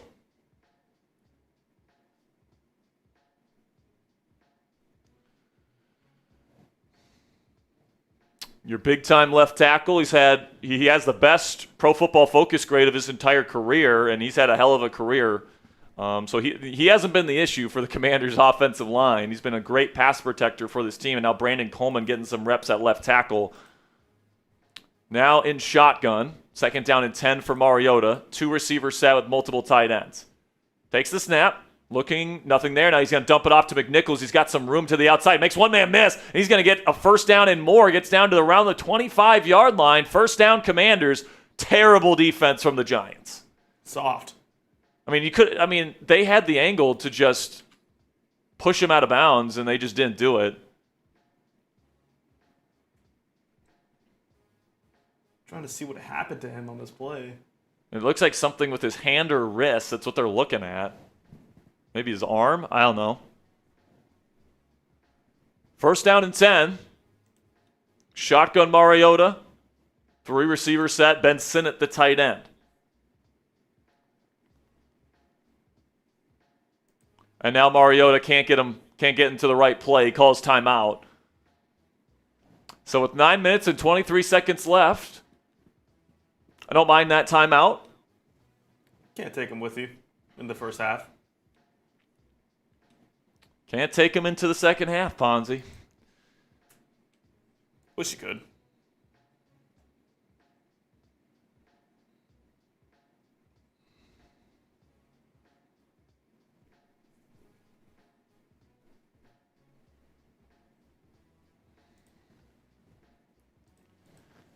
Got over 400 people watching live. Thank you guys so much for spending your NFL Sunday with us here on the Commanders Report. We're going to be live for every game for the Commanders the rest of the way. So if you guys want to come along here and with the final 4 weeks of this journey with us, we'd love to have you. Now Darius Rush is questionable to return. That's crazy. With a groin injury just brought up from the practice squad this week. Now going to be a handoff here to Jerry McNichols on first down and 10. He'll pick up about 4 or 5. Decent pickup. A lot of successful runs. Yeah, they're doing a good job getting those 4 and 5 and 6-yard chunks today. Bill's done a great job fighting for extra yardage, which is one of his best traits. I mean, I know we were talking about it, but Bill and McNichols would be a good RB duo for next year. Yeah, I wouldn't mind that at all. And then maybe draft a guy in like round 6 or round 7, take a shot on somebody like you did with Bill this year. Pony formation with Debo lined up as a running back. Now they're going to go pass play. Mario trying to direct traffic. Now he just throws it up and out of bounds, incomplete, in the area of Debo Samuel. It'll be 3rd down and 6 coming up. I will say, I'm glad he threw it out of bounds this time. He's had a couple times where he's just panicking, running around the pocket, just throwing it up, and it got picked. Yeah, that's been some of the things that have killed Mariota this year, is that he'll play well, and then he'll have a panic interception like he did against Denver. And really that interception against Denver in the first half, when in hindsight, kind of was the difference in the ballgame. Yeah.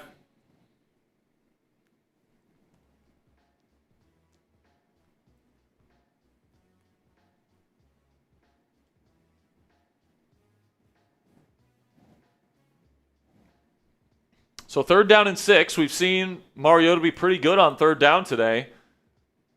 From the Giants 21, trying to keep this drive alive.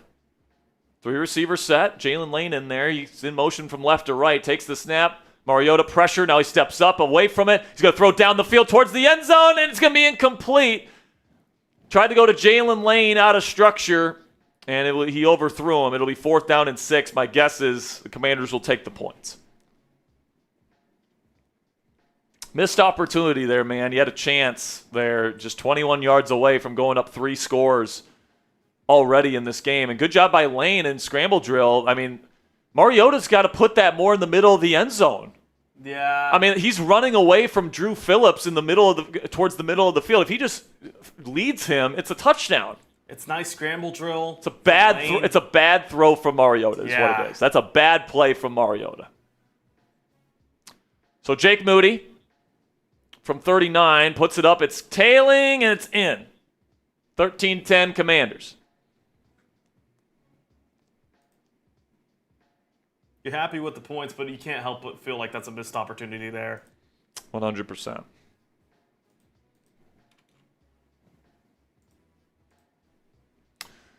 $13-10 though, up 2 touchdowns at this point, or at least the Giants will have to score 2 touchdowns to retake this lead. I mean, obviously, Commanders have dominated this matchup to this point. I mean, probably at this point, probably tripling their yardage. They might be even tripling their time of possession. And I'll also say this, Ponzi, another positive. Jake Moody has been pretty good. I mean, he's been pretty good since he's come here to Washington. He's a lot better than Matt Gay. Yeah, I mean, like, kicking was a big issue.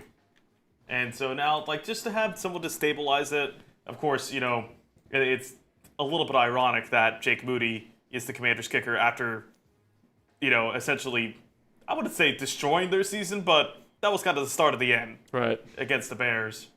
But, I mean, if he could prove himself as the future kicker, wouldn't be mad about bringing him back.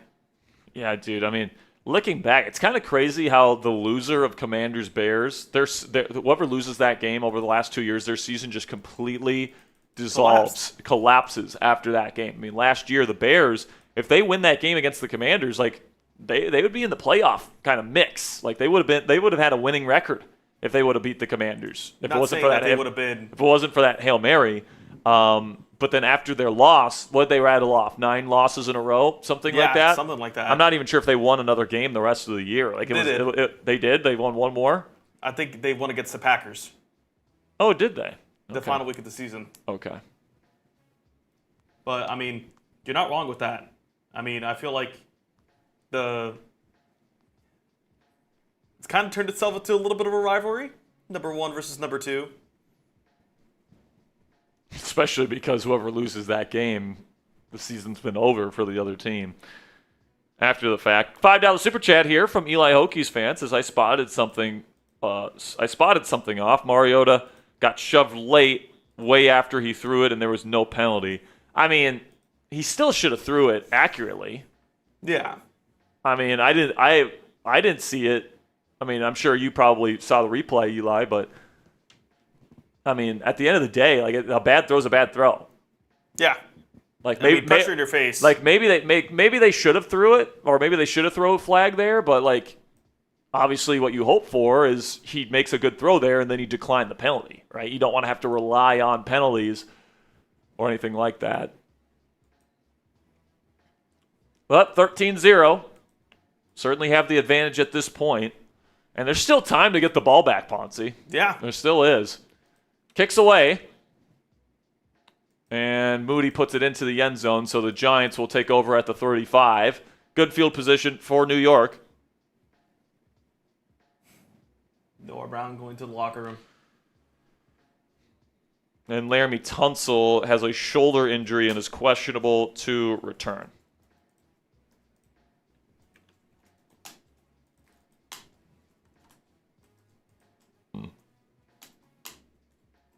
So we'll get some looks here at Brandon Coleman. Now, Tunsil's not going to the locker room, so that's at least a decent sign there that they're not looking to get it x-rayed. Under center here is Dart. He'll hand it off. Good push up front from the Giants. They'll pick up around 6, maybe 5. And that's a successful first down run for New York.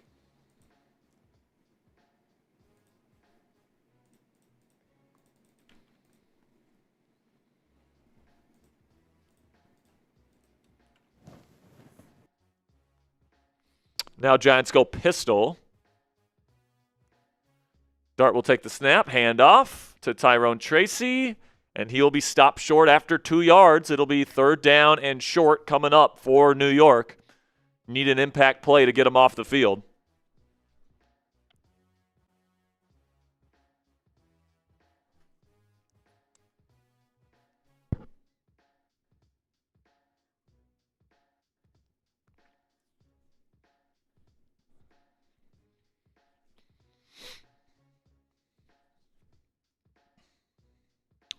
Shotgun here with a bunch out to the right. Handoff, trying to get it here. Is he going to get it? It looks like he does.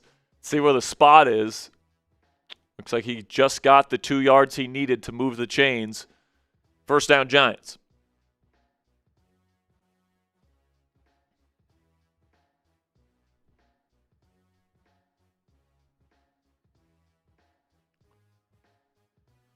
First down here for Dart, who's in shotgun. Wandale in motion, left to right, hands it off to Tracy, and good push from the Commanders. He bounces his way forward for maybe 2 or 3.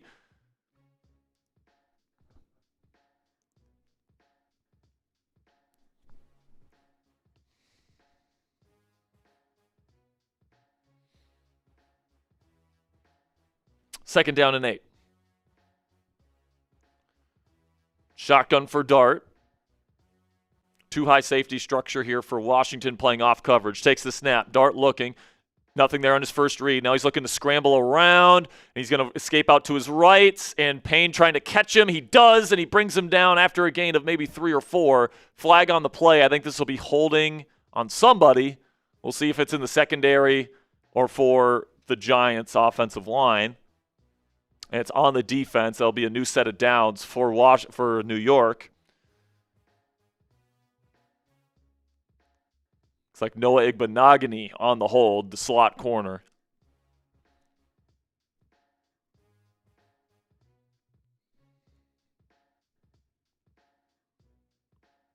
Yeah, and he says, my bad. No shit, it's your bad, Noah. Come on now.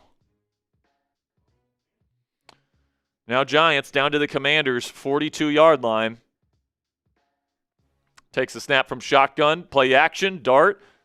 We'll just check it down here to Motor Singletary, and good pursuit tackle here from Antonio Hamilton and Frankie Luvu.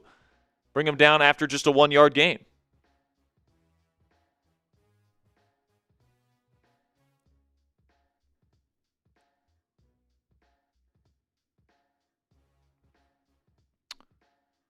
Come on. Come on, defense. Give us another stop here. Get us another stop here, D. Come on. Shotgun for Dart. Another 3-receiver set. Takes the snap.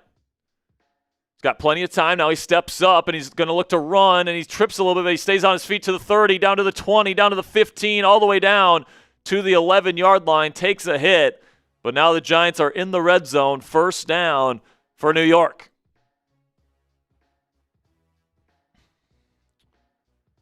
Just a 4-man rush, and Deron Payne got pushed to the side there, creating a pretty big hole up the middle with no spy on Jackson Dart. And once he regained his balance, he was able to get all the way down to the 11-yard line. Now you just want to maintain the 2-possession lead here, Ponzi, going into half. You just want to stop them from getting a touchdown here. Under center, they're going to mark him at the 12. Fake toss, roll out to the right, Dart looking. Pressure getting to him now. Now he changes field to the left, still looking. Now he just throws it away, and he gets hit low and high. They're not going to call anything. It's going to be second down and 10.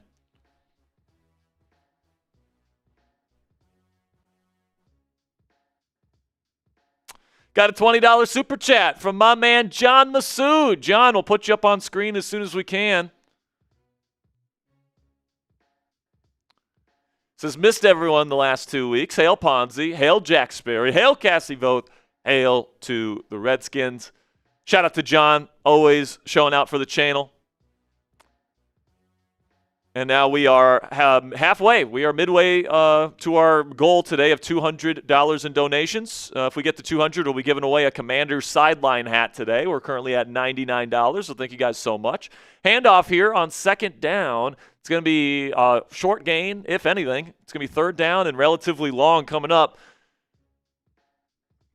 Good opportunity here for the Commanders to get off the field on 3rd and 10. 4 minutes left to go in the half. The goal for the Commanders is to either get a turnover or, just holding them to a field goal here maintains that 2-possession lead.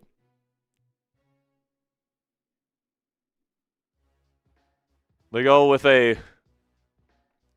kind of weird formation here in the pistol with 2 tight ends on either side of Dart. They're going to hand it off to Tracy. There's a lane, and there's bad tackling from the Commanders, and he's going to get in. Touchdown, Giants. How do you give up a touchdown on a run play on 3rd and 10?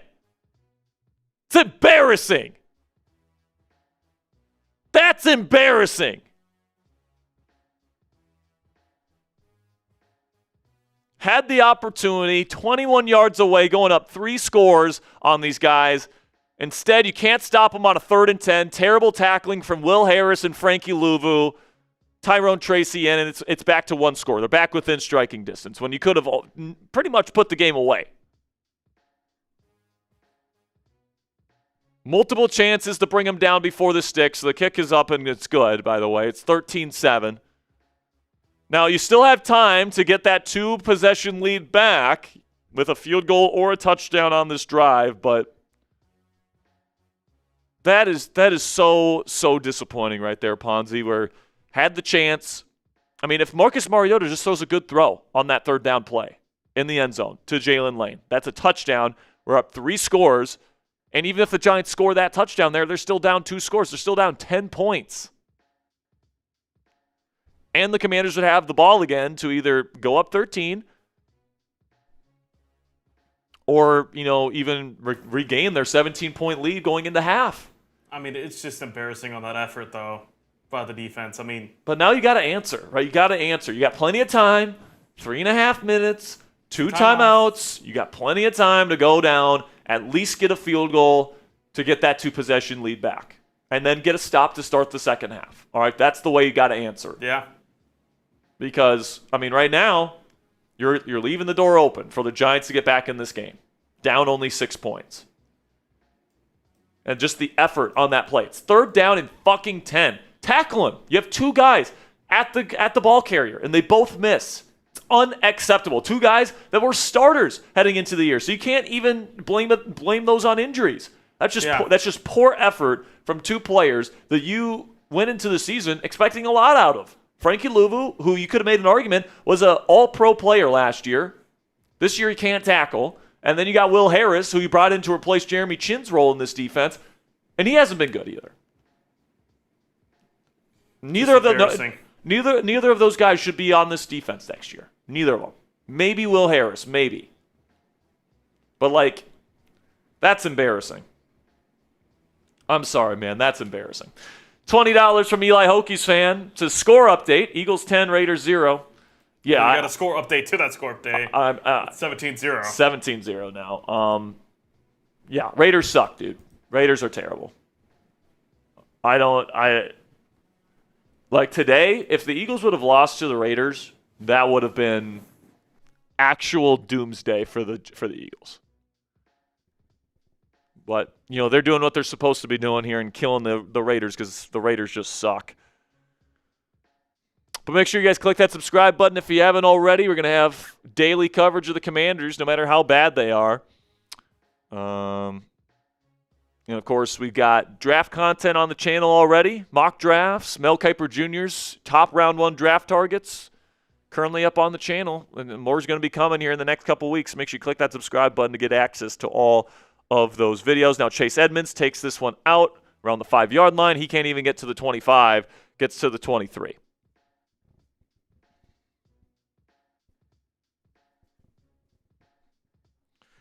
Light YC says, "Please respond to my super chat." I don't think we got it. I don't think we got a super chat from Light, did we?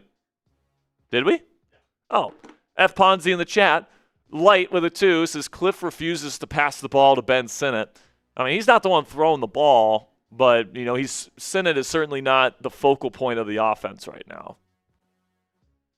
He's not even out there right now. 3-receiver set with 1 tight end. That 1 tight end being John Bates. Pistol formation. Handoff to McNichols. He's got the exterior here out to the right on the perimeter. He picks up 11. But there's a flag on the play, and it's going to be holding on Washington.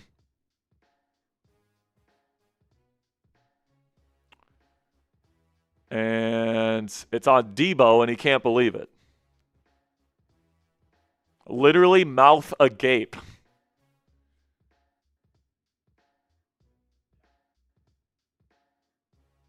I don't know, man. I don't know. It looks like Holland initiates contact, and it looks like he's just thrown him to the ground. I guess you can't do that, but now pony formation, 2 running backs on either side of Mariota in the shotgun. Fakes the screen, fakes the other screen. Now Mariota has to scramble around, makes 2 guys miss, still running. He's going to pick up 2 yards. So making something out of nothing there is Mariota. It'll be 2nd down and long coming up. I've only seen 1 catch from Scary Terry today. Seems like the Giants are making sure he doesn't beat them this afternoon. I haven't seen Bill Krosky-Merritt on this drive either. 2nd down and 18. Looks like the Giants might even have a chance to make this a 3-point ball game before half, Ponzi. Or worse. Shotgun here, Mariota. Handoff to McNichols and an instant loss from, it looks like, Biotish. And it's going to be 3rd down coming up. Loss of 3 or 4. I think they might just take this down to the 2-minute warning if they can. Yeah, Biotish, the center, just loses immediately versus Abdul Carter. And whenever you lose in the A-gap, Ponzi, it's not going to end up being good if you're running up the middle.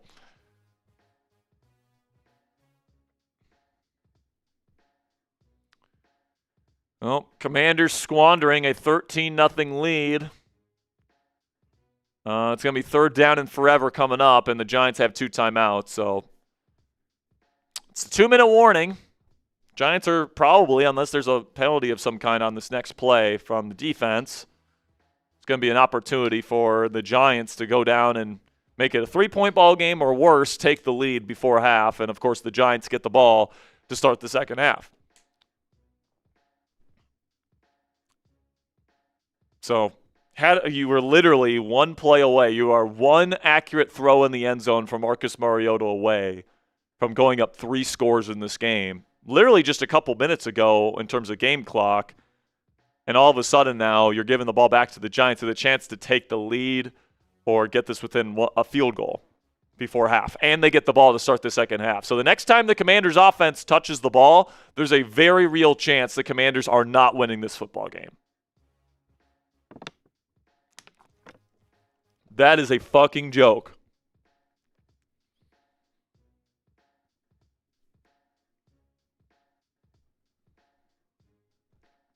I'm pissed, Ponzi. I know this game doesn't mean anything. And hell, if they lose this game, you can make an argument it's even a good thing because you get, the Giants out of the first overall pick and the Commanders move up into the top 5 of the draft order. But, it doesn't mean I should be happy that this team is not playing good football. Or like they're playing inept. No. The way that they started out this game, it was great. But unfortunately, we're kind of seeing the same old Commanders right now. And, penalties, putting you back in positions you don't want to be in, poor tackling from starters that were going to be starting on this team at the beginning of the year. Not even injuries or anything, just poor play.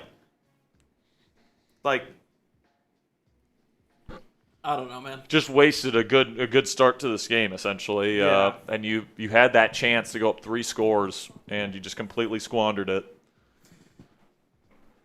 Then I asked, why are we not playing C-Rod? Because he's hurt. Yeah, C-Rod's out today. He's inactive. It was going to be questionable for him to coming into this game, but Commanders just didn't want to push him, which I understand.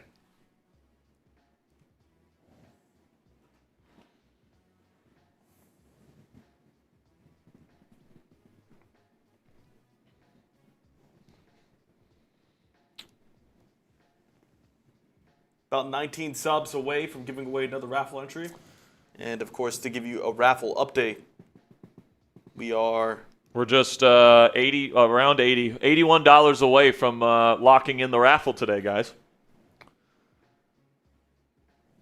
So Mariota now will have a 3rd down and 22. This would be huge if they could pick it up. Come on, have a stupid penalty for us, Giants. Have a stupid penalty for us, Giants. Stupid play. Mariota changing the play at the line. Still plenty of time left on the play clock. Mariota takes the snap. He will hand it off. It is going to be Jeremy McNichols who will pick up 7. And they will punt. As expected. Giants take a timeout. Giants take a timeout. Minute 54 left. Giants still have one more timeout. They're going to have plenty of time to go down and at least get a field goal. And, of course, the Giants will get the ball to start the second half. So they'll have 2 cracks at it here to take the lead after just a abysmal, what was it, 6-7 minute stretch here for the Commanders. It all started with that 3rd down and 6 for Mariota on the scramble drill, had Jalen Lane open in the end zone and overthrew him. Then you give up the touchdown on a 3rd and 10 on a run play, multiple missed tackles, and then you go 3 and out. Kicks away. And good punt here from Tress Way. It's going to be fielded all the way back at the 27. And then good punt. Oh, misses a couple tackles here. And now they finally bring him down at the 25. Scared for a second there. Javon Holland, the return man, ran backwards. So good punt. Really great punt there, Ponzi. That's like, what? Almost, not 80 yards, but about 70. About almost 70 yards net punt there.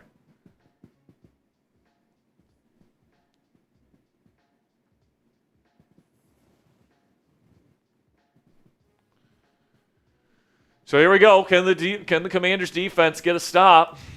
They know they're throwing it.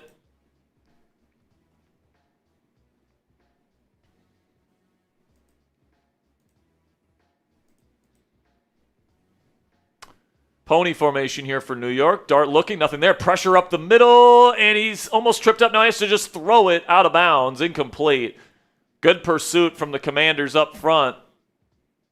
They've been able to get to him, just got to get him on the ground. Yeah, no sacks on the day, but Von Miller with a nice move, a nice spin move up the middle to get to Dart. Nearly got him. Von Miller is the team-leading sack getter this year with 6. Says he wants another season here in Washington. If he keeps making plays like that, I'm okay with it. Maybe not as a starter, but rotational as guy. a rotational guy, he can be useful. Shotgun here for Dart looking. Now pressure again from Von Miller, and he's going to bring him down. Him and Deron Payne with a huge sack. Clock stops. Is Commanders timeout here, maybe? Do they want another crack at this? You wouldn't be opposed to it. Von Miller beats Jermaine Illuminor, who's had a pretty good season this year, by the way. And then Deron Payne, one-on-one, beats Greg Van Roten. Cleans it up. Be interesting to see if they give Von Miller the whole sack there or the half sack. He's been getting a lot of half sacks this year. Commanders did take the timeout. So it's 3rd down and 18. All right, Commanders down to the 1 timeout left. 3rd down and 18, I would guess New York's just going to run it. And then the Commanders will have to use their final timeout, which will give them, a decent amount of time to try and go down the field. With the way Mariota is throwing the ball down the field in this game, I kind of like this strategy from Washington, trying to get back up 2 scores. 3rd down and 18, and now there's going to be a false start on Jermaine Illuminor. He got his ass beat twice in a row by Von Miller. Now he's scared of him.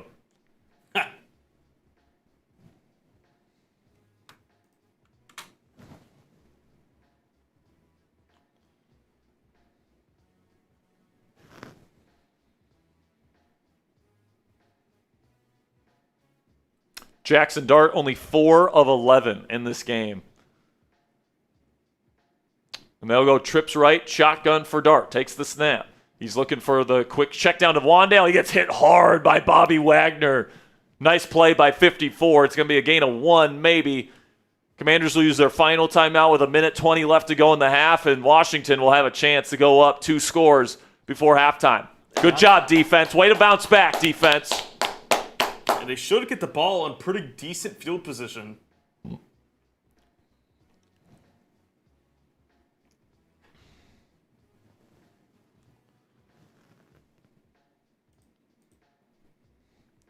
Matt is asking how much money do we need for a raffle ticket. $5 gets you a raffle ticket. $10 gets you 3 raffle tickets, and $20 gets you 10 raffle tickets, Matt. Just so you know. There's our donation menu. That's how it breaks down. $5 to get in, $10 to get 3, $20 to get 10. We are still $41 away. $41 away from locking in the raffle today. So now Cameron Johnston will punt this thing away. Jalen Lane will have some room here, catches it at the 38. What makes one man miss? Now there's going to be a crease, and there he goes. There's a flag on the play, but there goes Jalen Lane. He's going to house this, but let's see if there's a penalty on the Commanders. Oh, no. Jalen Lane houses this, and we'll see if this stands. This would be huge. Commanders, let's see. Who is this on? This would be huge. This would be huge if it's on New York. And this is on the Giants. It's going to count. Touchdown! Touchdown, Jalen Lane. Let's go, man. Game-changing play. Lane made one man miss. He had a good return earlier in the game as well. Makes another guy miss in the middle of the field. Kicks it outside to the left, and he was gone. There's that speed. And by the way, that is what we expect from Jalen Lane moving forward with this football team. We expect him to be the punt returner. All right, a backup receiver that specializes in punt return. That's what he was supposed to be coming in. And fantastic stuff there from Jalen Lane picking up the touchdown. Completely game-changing play. Kick is away from Moody and it hits off the upright. No good. The wind just carried that ball away. The wind completely took that football, but nonetheless, it gives the Commanders their 2-score advantage back. They're up 12. 19-17 is the score.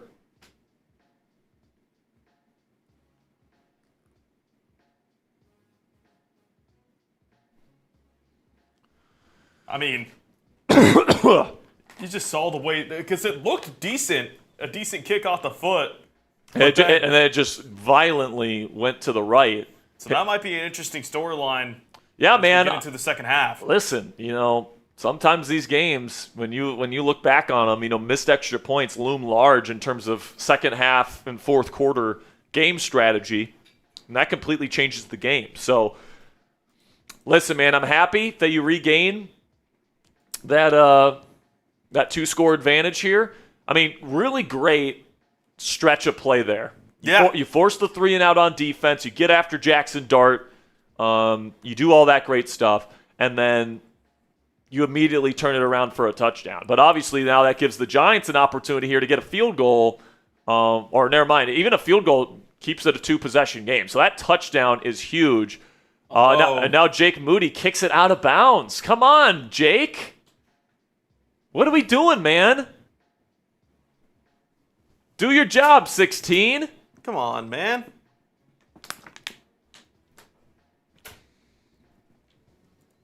That's a little frustrating because there's now start at the 40. Yep, and they'll start at the 40 here. Now, they need a touchdown to get it to within 1 score. But a field goal here allows them to go back-to-back field goals and get back within striking distance. Yeah. So, a field goal is not nothing here. First down and 10, shotgun dart. 3 receiver set. And Dart will take the snap, play action. He's going to throw out to his left towards the sideline, wide open Theo Johnson. He just throws it out of bounds.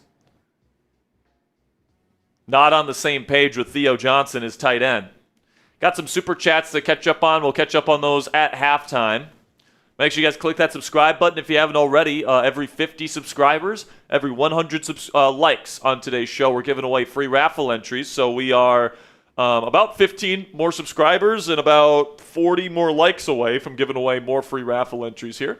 Shotgun for Dart. He's going to throw over the middle. Tight window. It's caught by Darius Slayton, and he's going to get close to field goal range here, down to the 43-yard line of the Commanders. Clock continues to tick. They still got a timeout in their back pocket here. Antonio Hamilton playing off coverage there, and he just doesn't have the quicks to catch up to Darius Slayton. Now shotgun here. They're going to mark him at the 41-yard line. Takes the snap, Dart, looking, pressure in his face. Now he's trying to escape. Now he just dumps it off to Wan'Dale Robinson, who will be brought down by Frankie Louvu at the 35. Definitely in field goal range now. It's going to be a tough kick from this distance, though, Ponzi, with the wind. We've already seen Younghoe Koo miss a kick, and New York will call a timeout here. Their final timeout with 24 seconds. From here, what would it be? Long. Yeah. John, I see your super chat, my man. We will get to it at halftime. Just don't want to miss any of the action here before half. We'll make sure to get to your super chat at halftime, my friend. We got him ready to load. H2 asks, when was the last time we had a player that had 2 punt returns for a touchdown in a year? I don't know. Lane obviously had one against the Raiders earlier in the season, back in week 3, and now he gets another one here in week 15. Excuse me. Shotgun here for Dart, 2nd down and 4. He'll take the snap. He's got time in the pocket. It's running out. He's going to throw over the middle. It's intercepted! There goes Mike Samerstill. Another interception for him this year. Makes a man miss. He's still running. Can he return this? He's to the 50 with blockers in front of him. He's still going to the 30. All the way down to the Giants' 24-yard line with 10 seconds left to go. There's Mikey Samerstill. Let's go. Frozone, baby. Frozone coming out in New York when it's cold outside. Where's my super suit? Where's my super suit? Man, what a swing, too. Huge swing in this ball game. Will set the Commanders up to try and kick a field goal at the end of this half. They might even be able to try a play here. Still have, well, they don't have any timeouts. But Dart, 10 seconds. Dart tried to be aggressive over the middle of the field, and Mikey jumped that. Great play by Mikey Samerstill. Found himself a little bit of a home there, outside. Yeah, he played really bad last week, but playing a lot better today. And what a return to make it at least decent. Get a shot Down to here the and then get 24. field goal. Commanders in shotgun here. They're gonna try at least one play. Mariota will take the snap. He's looking. He's going to launch it to the end zone. Incomplete, out of bounds. Was just throwing it away there. And that's going to set up the field goal for Washington. Just nice jump on that ball. Yeah, really good reading the eyes of Dart there, triggering on that. And he's really good in off coverage. That's what he does well.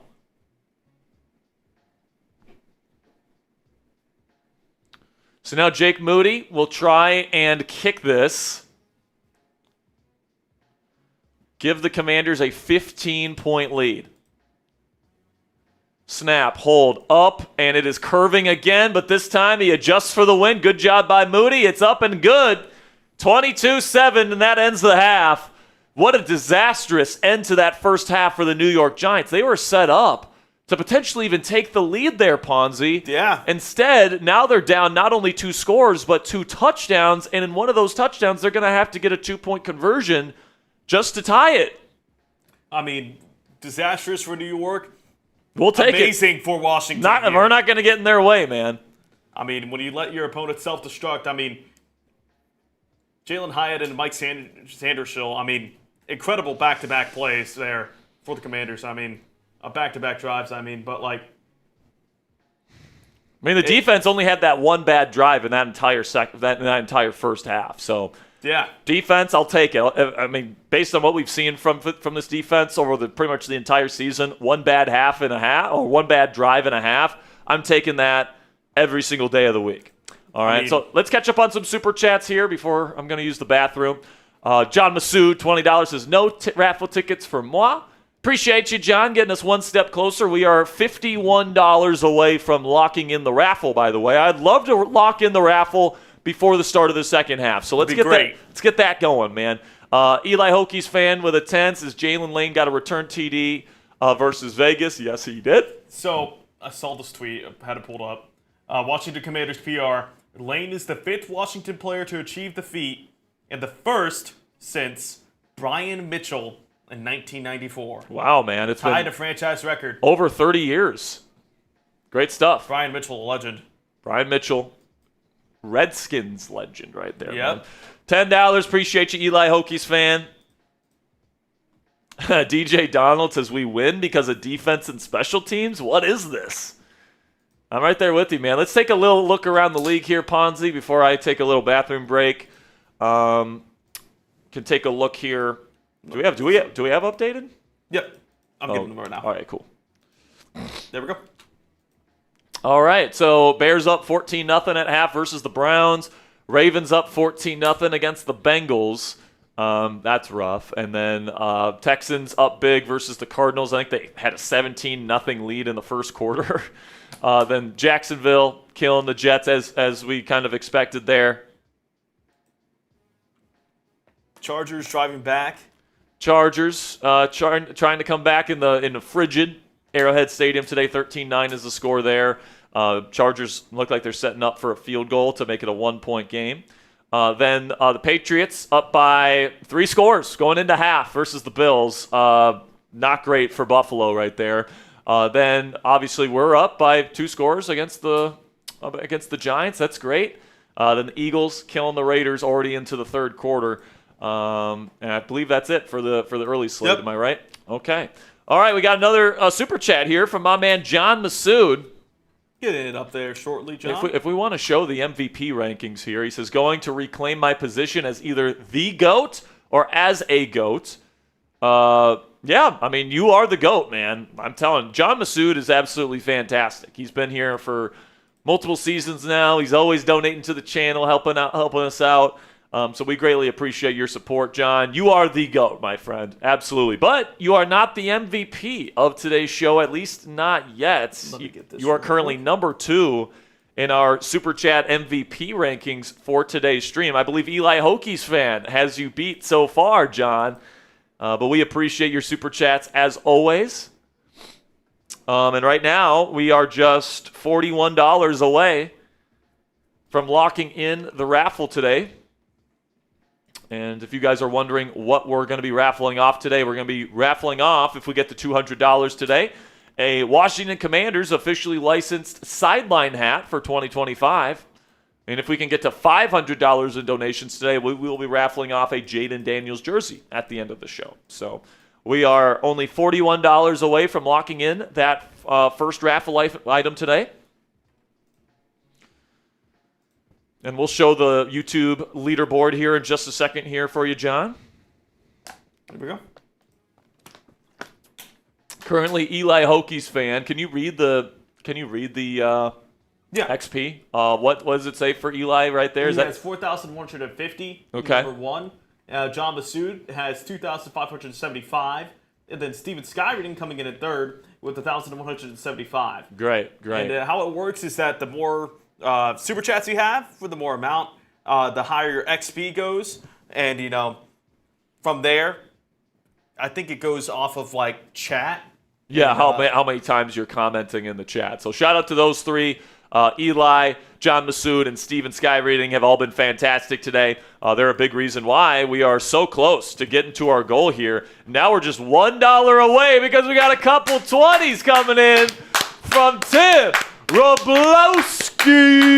Let's go, Tim. Everyone give Tim some love in the chat. $20. Great stuff. Getting us closer. The Eli Hokies fan extends his lead in the MVP race on today's show with a 20. Says, let's raise some hell. So right now we are just $1 away. So we're a $5 super chat away from locking in the raffle today. Big shout out to Eli, Tim, Steven Skyreading, John Masood, all the real ones. I think John is got, he's the GOAT. All right, he is the GOAT. But Eli Hokies fan taking down the GOAT today, man. He's the MVP so far. And there it is, $5. We got Medieval Mac coming in with a $5 super chat, locking in the raffle for everybody in this chat here today. While that loads, let's just show what we are raffling off. Sure. So now we are officially going to be raffling off this officially licensed Washington Commanders sideline hat. Comes in burgundy or black for whoever wins it at the end of today's show. So that's great. And if we can get to $500 on today's stream, I'm not saying that we have to or anything, but if you guys want to, if we get to 500, we'll give away a Jaden Daniels jersey at the end of the show. All right? So no matter what, we'll be raffling off the hat, but if we get to 500, we'll raffle off the Jaden Daniels jersey instead. If you guys want to get in on the raffle, that has now been locked in. You guys can enter the raffle today with $5 super chats. If you want some extra tickets, you guys can go $10 super chats with 3 tickets, or if you want 10 tickets, you guys can donate $20 to get in on the raffle. And if you don't have any money to spend on the show today, guys, we completely understand. It's close to holiday season. I'm sure a lot of your guys' funds are going towards Christmas presents and all that different stuff. But if you guys want to help out the channel today, you guys can share today's stream on X, and we'll give you a free raffle entry if you do so. The 4 steps that you guys need to do to lock in your free raffle ticket today is you guys click the share button right below this stream. You select the X icon when the menu pops up. You tag our producer Ponzi at Pon_Xavier1. That's the most important step, by the way, because if you don't tag Ponzi, I can't see it. He can't see it, and if he can't see it, he can't put you into the raffle for free today. If you do those 4 steps, we'll make sure to get you into the raffle for free today. And of course, for every 100 new subscribers we add on today's show, we're giving away a free raffle entry. And for every 100 likes, we're giving away a free raffle entry as well. So make sure you guys click that thumbs up icon. Make sure you guys click that subscribe button as well. Help us out. We'll give away some free raffle entries in the chat. We got some more super chats to catch up on here. Rob M with a 5 says, happy holidays, Washington fam. Big shout out to Medieval. And a happy holidays to you. Happy holidays to you, Rob. Locking in the raffle with that $5 super chat, by the way. $2 from Tim with a 2. Appreciate you, Tim. He's got a lot of raffles, 10 raffle entries, right, with the 20 that he already put in. So he has a couple other 20s as well. Does he? Yeah. Did he put in another 20? Oh, no, I'm sorry. I talked about Eli Hokies fan. I'm sorry about that, Rob. And now $5 from Eli. Another raffle ticket for you, my friend. Says, let's raise hail for the last 2 home games. 100%, man. Like, I know we don't have much to play for in terms of playoff positioning or anything like that, but, we're playing for pride at this point in the division. And it'd be great to, end this season with some positivity, some good football. I know it negatively affects your draft positioning, but, at the end of the day, I just don't want to lose 12 straight games to finish a season, guys. I just don't. I'm always going to cheer for the Commanders to win ball games, and wherever their draft position is, we'll make it work, all right? I think you can trade down from really anywhere in the draft positioning anyway. Obviously, you can get more if, say, you have a top 5 pick versus if you're in the teens or, borderline top 10. But, either way, I still think you can get some picks back by trading down wherever you are. So I would like to play spoiler. I would like to get a season sweep over a division opponent. I would like to see this team play some good football down the stretch. $2 from DJ Donald. Put in another 3, DJ, and I'll make sure to get you into the raffle, my friend. We already have him in the raffle as well. Oh, he's already in? Great. Yeah, he donated a 5 to kick us off. Oh, great. Okay, so you're already in the raffle, DJ. Appreciate the extra 2. We got any more? That will be it. All right, so Ponzi's going to take over here for a couple minutes. I'm going to use the bathroom real quick, and I'll be back for the start of the second half of this ball game. Do not go anywhere. Let's try to get to 200 likes before we kick things off in the second half. I would love to give away another free raffle entry before we kick off the second half. All right, so Ponzi is going to have you guys covered for about the next 5 minutes or so before we kick things off in the second half. And until then, guys, I'll see you in about 5 minutes. How are we feeling? Great the first half. If I'm feeling, I think it's a B+ overall effort. I think that, the Commanders, that defensive drive from the Giants, or that offensive drive rather, poor effort. I thought we were going to go on a little bit of a slide, but overall, great effort overall by the Commanders. I'd give it a B+. I think that, I think you could be up by more, but I'm very happy with this effort. A lot of B's so far in our little poll that I put up here. Of course, if you're not reminded, I'm going to put here my Twitter for a free raffle entry. And just for halftime, if you do drop me a follow, I will give you a raffle entry as well. So at Pon_Xavier1, that is my Twitter. I saw somewhere if you don't have X to post it on, how can we share it? Let's see.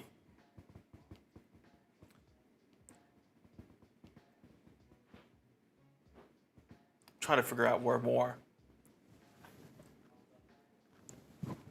Is this better right here? Can you hear me better?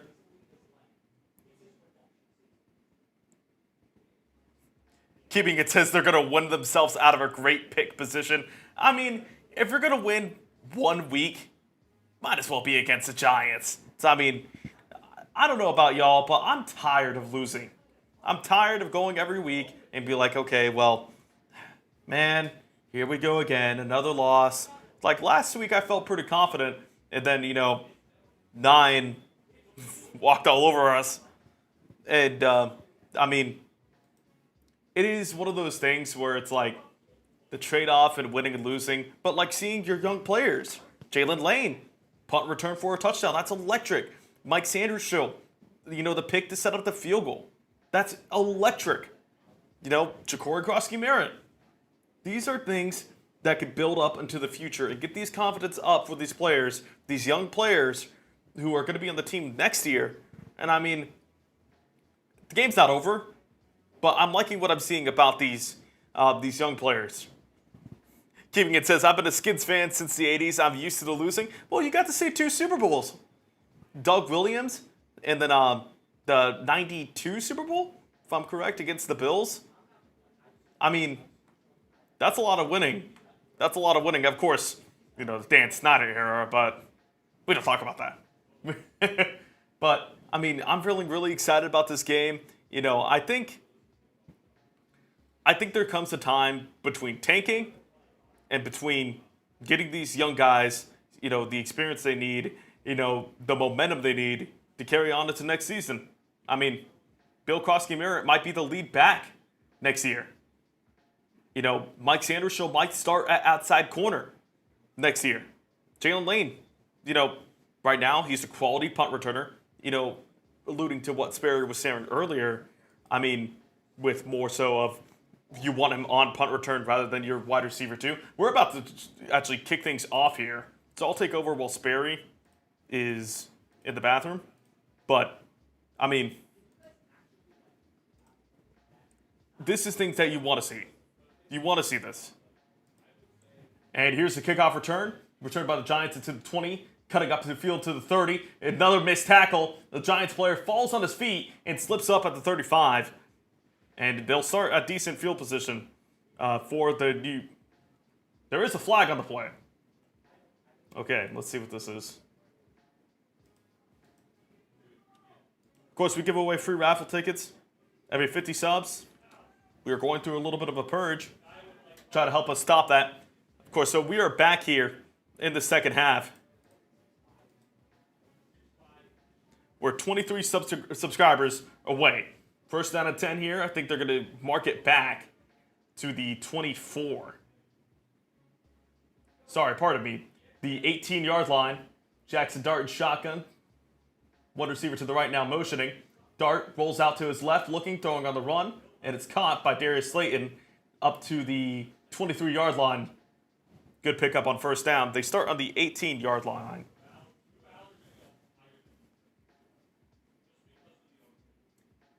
Dan Quinn at half. Love the takeaways. Keep running the ball. Yeah. We'd love to see it.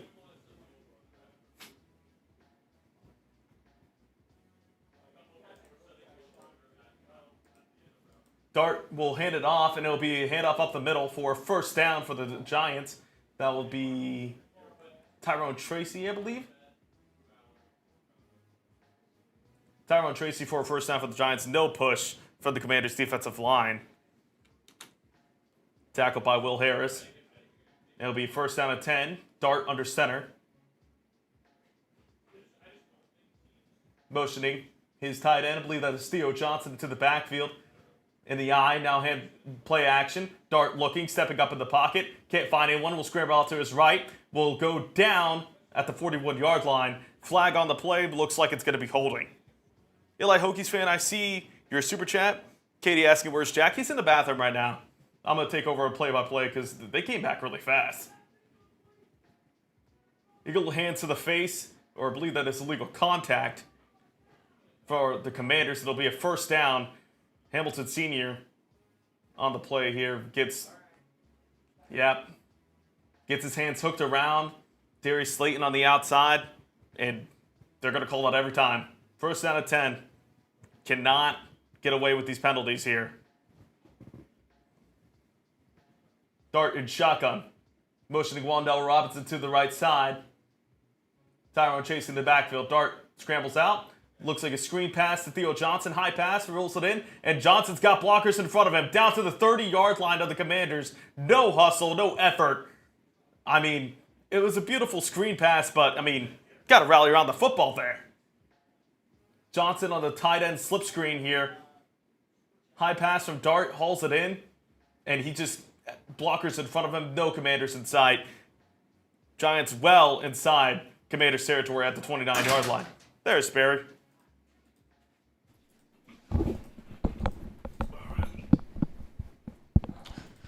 All right, we're back, folks. Jesus, what a return from New York. All right, all the way at the 30 already. Under center is Dart. Hand play action. Now pressure on Dart immediately. He has to throw it. Lofts it. Incomplete. Tried to go to Isaiah Hodgins. Once again, it's Antonio Hamilton Sr. with the coverage. Right now, Jackson Dart is completing less than half of his passes. And pretty much every downfield pass attempt is falling incomplete for Dart and the Giants. So we got some super chats as well. Yep. All right. Let the party begin. Second down and 10 here. Shotgun Dart. Trips right, takes the snap. He's looking, pressured, caving in on him. He throws over the middle, open. And it is Wan'Dale Robinson versus Noah Igbenogany, the slot. He'll pick up 11 and a Giants first down. Again, Giants down 15 points here, so they need a touchdown to just get back within striking distance.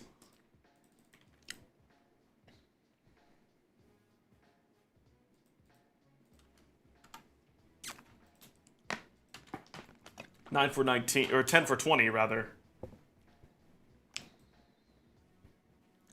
Yeah, now he's got back up to 50. 50% completion percentage for Dart. He takes a snap from shotgun. He's got time in the pocket. Throws one-on-one end zone against Bobby Wagner. It's caught. Did he get in? He did. Touchdown, Tyrone Tracy. Bobby Wagner one-on-one versus a running back, and the Giants make quick work of the Commanders' defense and get back within one score. We have a ball game again, folks. Color me shocked, Ponzi. Bobby Wagner looks like a fucking idiot in man-to-man coverage against a running back. Now, it's actually not terrible coverage for Bobby Wagner's standards, but he never gets his head around. And it's a nice throw from Dart to Tracy, who makes a nice back shoulder catch. And pretty much immediately, the Giants get back in this game. Younghoe Coop will put it up, and he will put it in. 8-point ball game in East Rutherford now. It's one-score ball game yet again. And now the Commanders need to find a way to answer. All right, let's catch up on some super chats here, Ponzi. The ones that I missed. Just this one. $20 from Eli Hokies fan, another 20. Our MVP for today's show. This is Jack and Pon. I have a question. Which player would you like to see in the Pro Bowl? I don't know if anyone's deserving, man. I really don't. I'm racking my brain. Maybe someone on the offensive line. Laramie Tunsil. Laramie Tunsil probably gets my vote if anybody on this team is going to make it. Maybe you can think about Javon Kinlaw. Maybe Daron Payne, who's had a pretty decent season. I mean, I don't know if there's a punt returner like Jalen Lane, maybe. Yeah.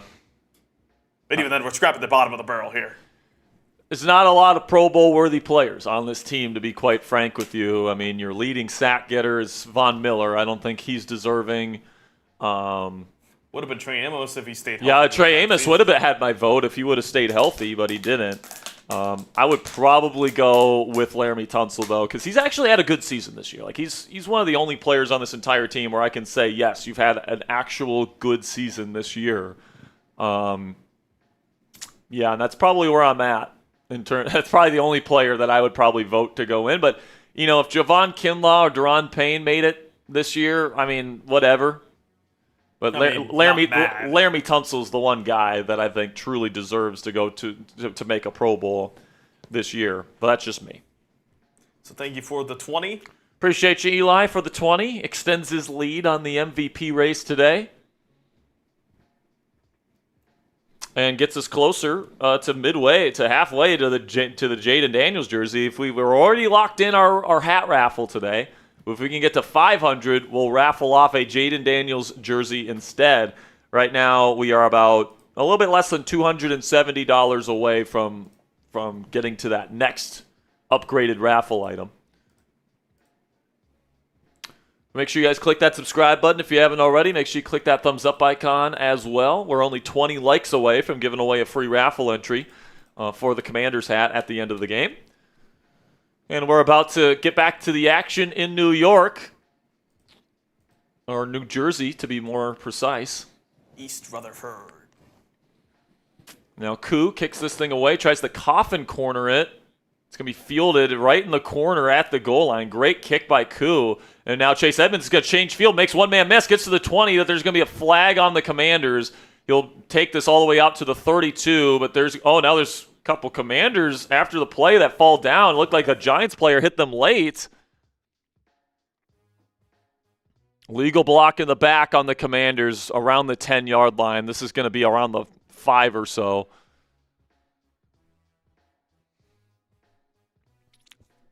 So the Commanders will have a long field here.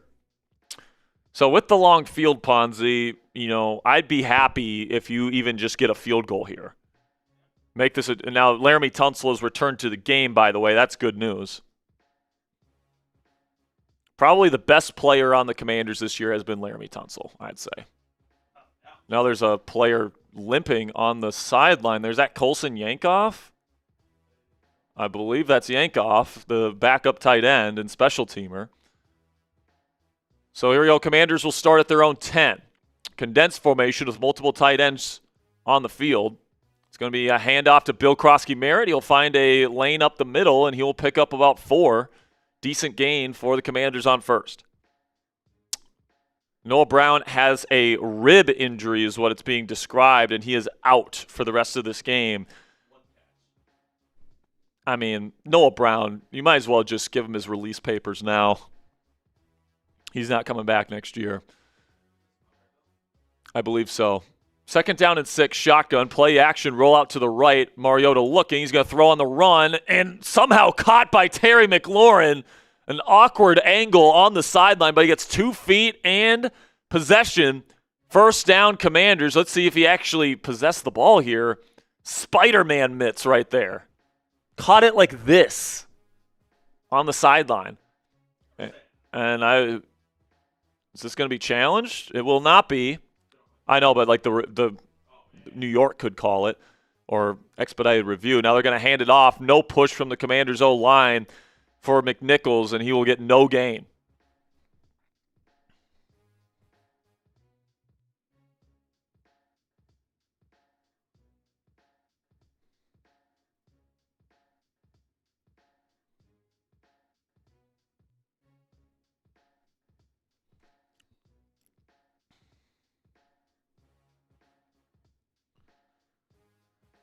Second down and 10, pistol formation. Takes a snap, play action. Now Mariota, immediate pressure, has to shift in the pocket. Now he's going to run to his right. He's going to make a guy miss, and he's going to slide down after a gain of 7 or 8. Sets up a 3rd down and short.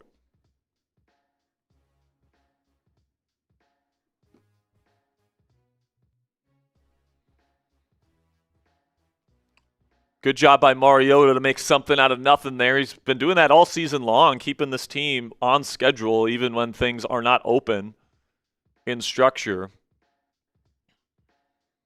It's been a staple of this Commanders offense with Jaden Daniels and Marcus Mariota these last 2 years. 3rd down and 3.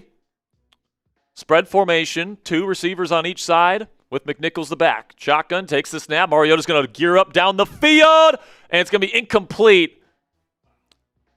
They're not going to call pass interference. That is Drew Phillips locking down Terry McLaurin. Looked to me like there was some contact there, Ponzi. But he got his head around and made a good play on the ball. Don't mind Mariota, throwing up a ball there, trying to give your best receiver a chance. That's just really good by Drew Phillips right there, knocking the ball away. And now the Giants will get the ball back with a chance to now tie the ball game.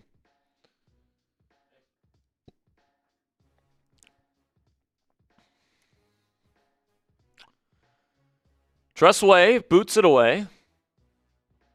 And Javon Holland will catch this at the 10. He's going to make one guy miss, makes another one miss, gets to the 19. So a long field for the Giants now. And they will go to commercial. And while they go to commercial, you guys can pick up this awesome Jaden Daniels jersey today when you go to our link, chatsports.com/Daniels. And if you want to get a Jaden Daniels jersey 35% off, you guys can choose either the regular home burgundy or the regular away white when you use our code PRESENT at chatsports.com/Daniels. Again, that's 35% off when you use code PRESENT, chatsports.com/Daniels. I think that this is a jersey that you can wear probably for the rest of your life because I believe Jaden Daniels will be the next quarterback for the Washington Commanders to hoist a Lombardi trophy, or at least that's the hope. And I think Jaden Daniels will be multiple-time All-Pro, multiple-time Pro Bowler with this organization. That is if he can stay healthy. Go to chatsports.com/Daniels to pick up his jersey today for 35% off with code PRESENT just in time for Christmas. Now, Colson Yankoff has been taken to the locker room. Still don't know what his injury is. But now the Giants have the football here, Ponzi, with a chance to tie the ball game. They're back within striking distance. And I don't love that, man, especially with the way they easily went down the field against this Commanders team. And they identified Bobby Wagner as the weak spot, and they specifically identified man coverage with him on a running back, which has been an issue for this Commanders team all season long, is when Bobby Wagner's been one-on-one on a running back. And it's not good. It's not good. He's not good in zone. He's not good in man. I mean, listen, man, he's a great form tackler. When he's within range of a guy, he always goes down. But, when he can't run with people, that's the modern-day NFL, man. It's more spread. It's more, being able to pass defend. And it's more about the perimeter run game, too. And he's just can't go sideline to sideline anymore. He can't play zone. He can't play man. Used to be one of the best pass-defending linebackers in the game.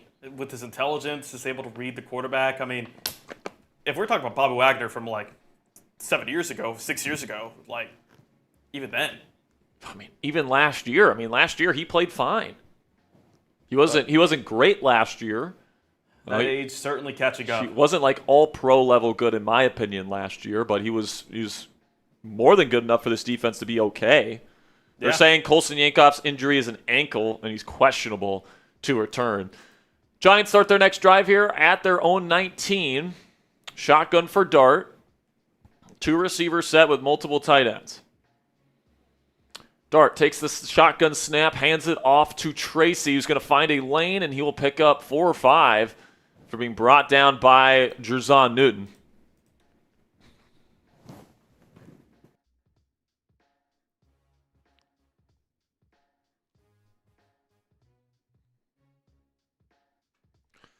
Jackson Dart, 11 for 21 on the day, yet they are still within striking distance. Shotgun here again for Dart. Now there's going to be a flinch from the Giants, and that's going to be a 5-yard penalty on Tyrone Tracy, the running back.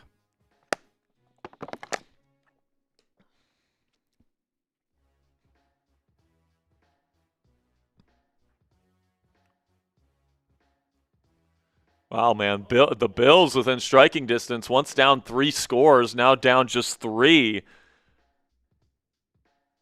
I believe that's in Foxborough today as well. 2nd down and 10. Shotgun for Dart. 3 receivers set now for New York. They'll send Theo Johnson in motion before the snap. Play action. Now pressure up the middle. Dart makes a man miss. He's rolling out to the right. Now he'll cut up field. He'll pick up about 5 yards or so to set up a 3rd down and medium. Decent rush there. Who wins here? I couldn't see it.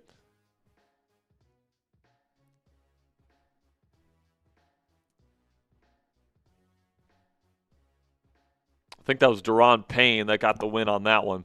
Now they go NASCAR package with Jacob Martin going into the interior with Frankie Louvu playing edge. Bringing on Jordan McGee to play linebacker. Shotgun for Dart. Takes the snap. He's looking. He throws short to Darius Slayton. He drops it. Darius Slayton killing himself, smacking the ground because he knew he needed to catch that ball, and he didn't.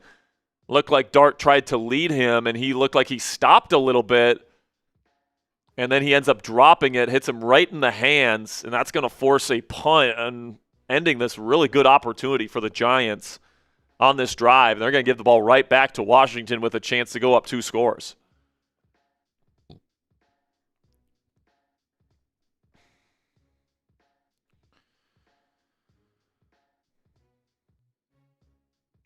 Now punts away from Cam Johnston. It's going to be fielded by Jalen Lane again, this time at the 27. Spin move. He's going to get to around the 35. So good field position here for the Commanders.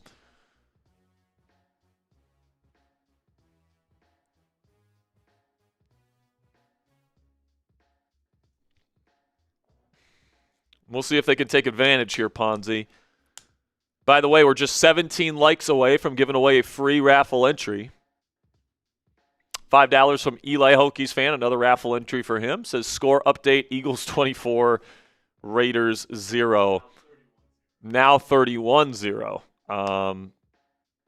One of the all-time rompings of this season, which was expected. All right, like if the Eagles would have lost to the Raiders at home today, the Raiders are the worst team in football right now. Yeah. The only team that you can maybe make an argument is worse is Tennessee because the Raiders actually beat the Titans this year. But those two are in a tier of their own right now. They are really, really bad. But yeah, guys, we're just 14 likes away from giving away a free raffle entry. And we are hopefully the Commanders can get a 2-possession lead here in the second half, because in a game like this where it's cold outside, Jackson Dart has not particularly thrown the ball great in this ball game. If you go up 2 scores here in the second half with limited time left for the Giants, it's gonna put this Commanders team in good shape. So this is a big drive here for the Commanders. You get the ball at the 35. It's good field position. Moody's hit both of his field goal attempts today. He has missed an extra point, but it's hard to fault him for that one. yeah. And if you get the field goal here, you're up 11. You're in a good spot. But if you get a touchdown here, you're in an even better spot. So we're hoping for the touchdown, hoping for points in general. So Tunsil came back into the game for a series, but now Brandon Coleman is back in. So that's not great.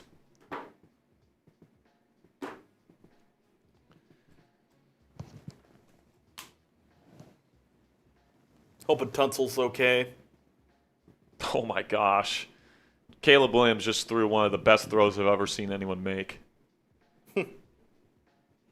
Caleb Williams is fucking insane, dude. Dude, when he's on, he has the arm talent. He has the arm talent to make throws. Literally nobody else in the league, maybe outside of Lamar or Mahomes and Allen. Obligatory. Yeah, Justin Herbert. There might even be some throws, like the jump throws he does out of the pocket, that literally nobody can do. Yeah, off platform. It's insane.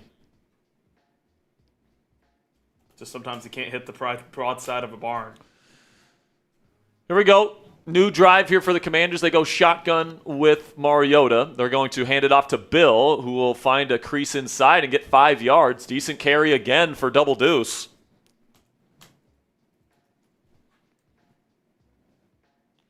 When you get a second to check that out, Ponzi, oh, it's insane, dude. I will.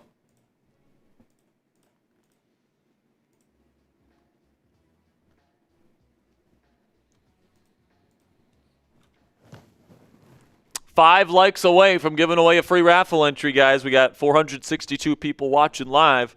If you haven't already, click that thumbs up icon. Pistol formation. They hand it off to Bill again, trying to find a crease, and he's going to get probably 2 more yards here, setting up a 3rd down and short.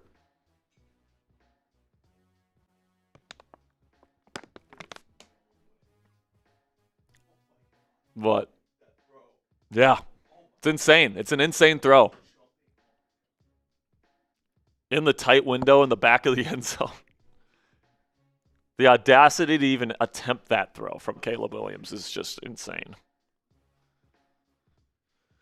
All right, now shotgun on 3rd down and 3. Mariota, 5-step drop. Now he has to make a man miss. He does. Now he's still rolling to the right. Throws, and it is incomplete. Tried to go to look like the Traylon Burks went off his hands.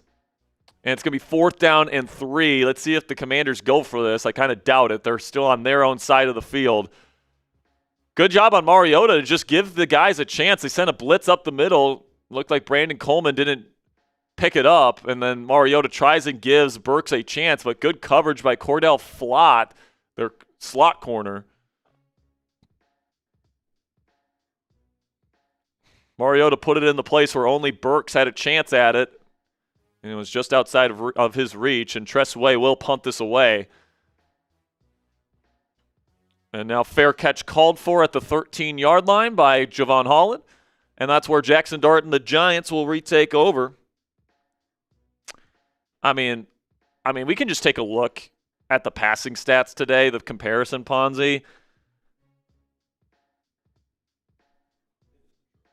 This is disgusting.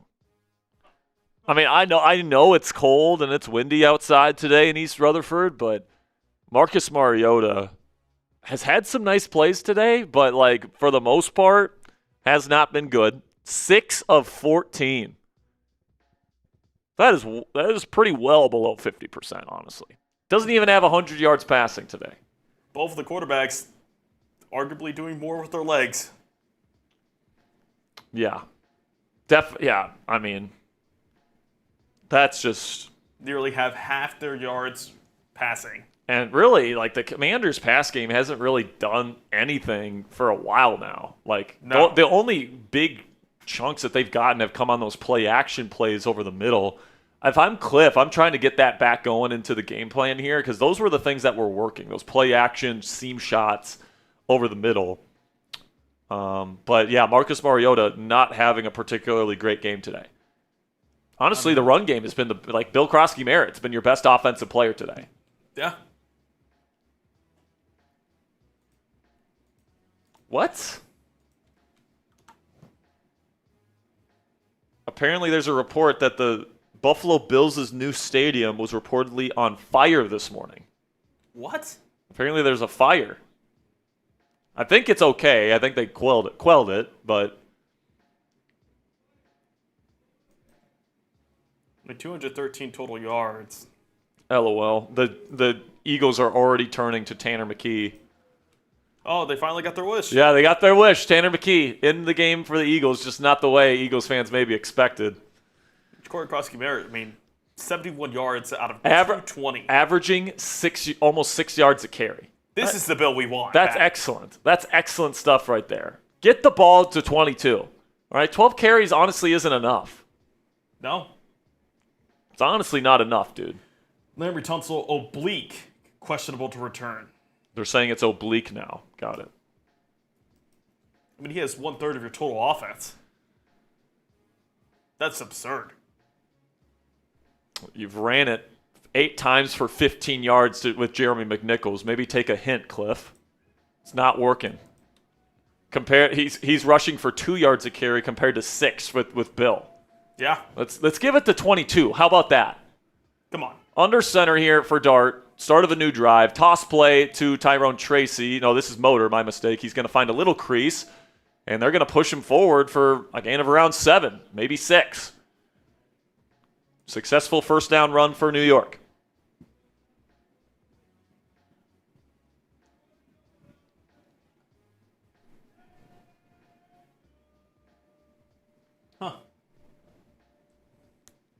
Jackson Dart has 7 rushing touchdowns on the season, tied with Cam Newton and Cordell Stewart.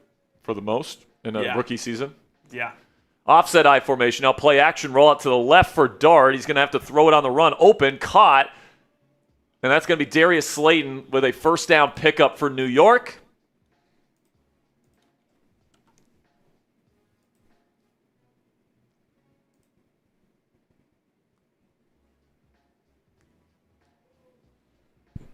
At this point, man, Dart has not had a particularly great day, but you have to say he's playing better than Mariota because that's just the case. First down and 10 here. Commanders playing off coverage New York. Spread formation here in empty. 3-by-2. 3 receivers to the right side, 2 to the left. Dart takes the snap. Looking. Steps up. Now trying to escape up the middle. He's going to find some yardage here and pick up about 4 or 5. On the first down scamper. Looked like Von Miller was winning on the outside. Dart had the step up. And he picks up 5 on the first down carry. Second down and 5 now.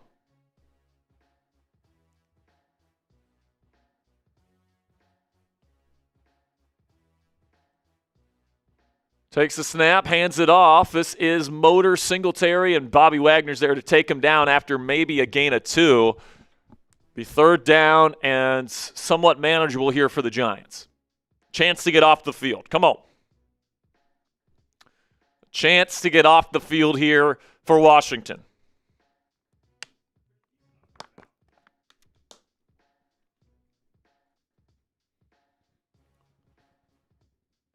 Type those 3s if you want to get off the field. Let's go.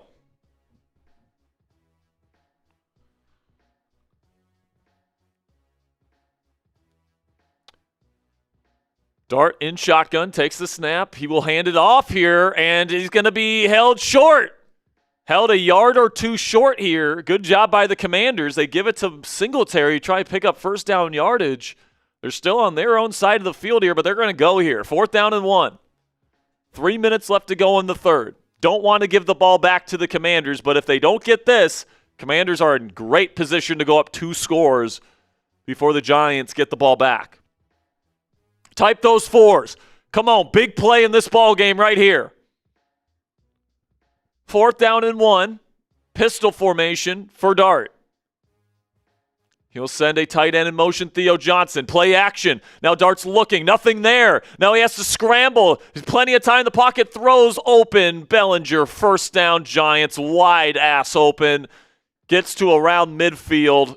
Nobody getting home for the Commanders. Dart had all day to throw and survey the field. And Bellinger, who is into chip, eventually gets open over the middle with nobody on him. Got to get after him, man. 4th down and 1. Get after the quarterback. Now they get into Commanders territory to the 49. Shotgun, Dart on the new set of downs. Takes the snap, play action, throws quickly outside, wide open, caught Bellinger again. He'll pick up close to 15. Nobody even close to Bellinger on that. Nobody carried Bellinger into the flat, and that's on Frankie Louvu. Poor read from number 4, who was supposed to go with Bellinger out into the flat. Igbenogany eventually made the tackle. Now they're down to the Commanders' 35-yard line. Shotgun Dart takes the snap. Play action again. Same play again. And Bellinger is going to pick up another 11 yards. Are you fucking kidding me? The same play, two plays in a row. They get 15 and 11 to Bellinger, of all people. What are we doing? That's 3 straight catches for Bellinger, their second string tight end. And they line up in the same formation again. Can somebody carry the flat for me, please? They go pistol at the Commanders' 25. They send Bellinger to the other side now. Takes the snap, hands it off to Tyrone Tracy, and he will pick up around 5 yards. Another successful play for New York's offense.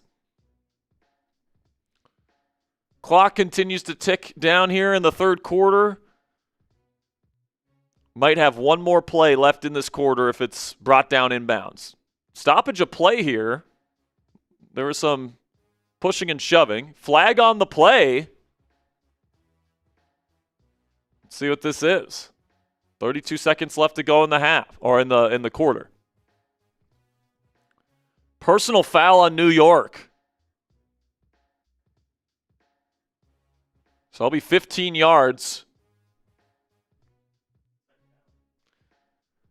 from the it'll be 15 yards and it will replay the down. Oh, never mind. Forgot that was a first down carry there. Will Harris got in his face, and then, there's a very good case that this should have been on Will Harris. He was very mad at John Michael Schmitz, their center. Well, we will take it.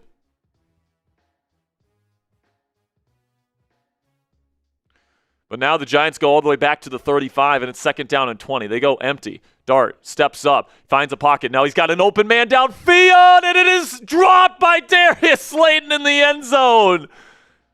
Wow. What a play by Antonio Hamilton Sr., who has played pretty darn well today.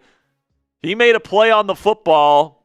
Slayton had the ball in his hands in the end zone, couldn't track it over his shoulder, was bobbling it, and then Hamilton comes in and lays the hit on Slayton, jarring the ball loose. And the Giants gave Slayton a pretty hefty pay raise and an extension this offseason to make those catches. Can only imagine the reaction from Marshall Green on Giants now. Third down and 20, and from this distance, it'd be a tough field goal. And now there is timeout New York. Dart can't believe it. You're down in the second half and you're calling a timeout there? What are you doing, Mike Kafka?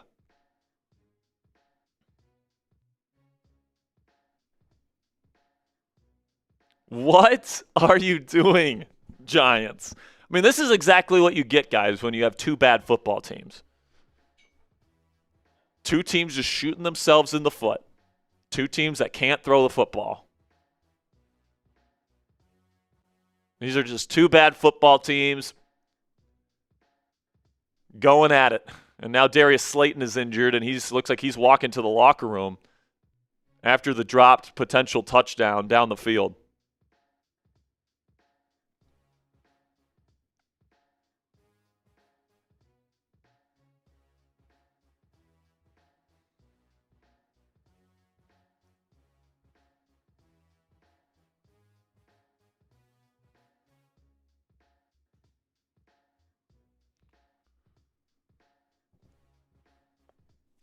And now third down and 20, pistol for Dart. They'll hand it off here, and they're only going to get like 2 yards with Tyrone Tracy, and that's going to set up a long field goal attempt.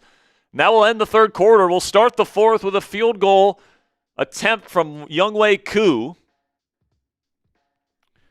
If he makes it, it is a 5-point ball game. If he misses, the Commanders take over with good field position with a chance to go up 2 scores in the fourth quarter.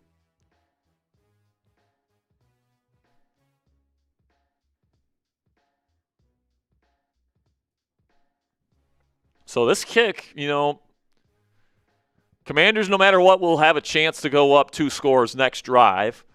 Because if they get the field goal and the Commanders score a touchdown, then you do get that 2-score advantage.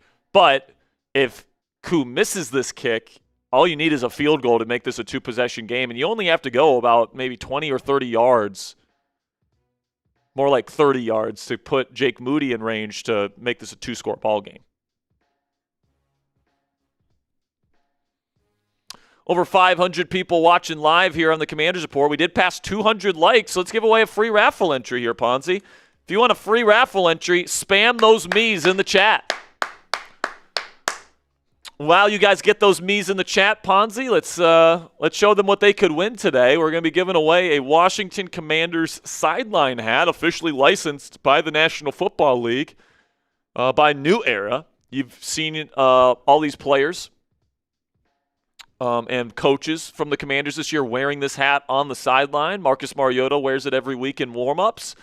I like the design this year. You guys can get it in either burgundy or black, whatever your preference is. If you win today's raffle, you'll be walking away with this hat. So type those me's in the chat if you want a free raffle entry. Got Viper TV, Tar Heel, Patrick Spong, Patrick Nicolucci, Jeff Jones, John O'Quinn. Come on, who wants it? Who wants it? I'm going to give this one to Viper TV. Viper TV, you're in on the raffle. Appreciate you guys clicking that thumbs up icon.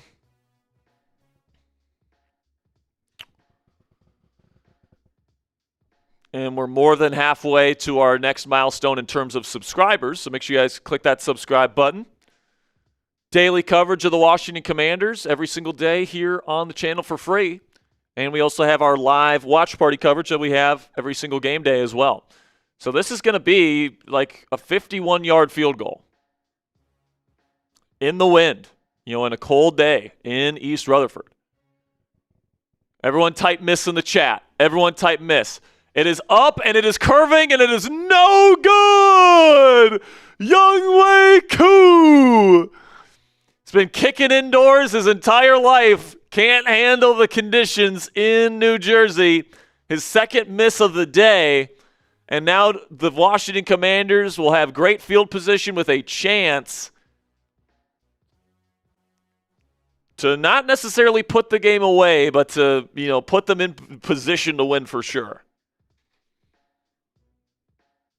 Let's go, man. Let's go take this thing by the balls. Let's go. Come on now.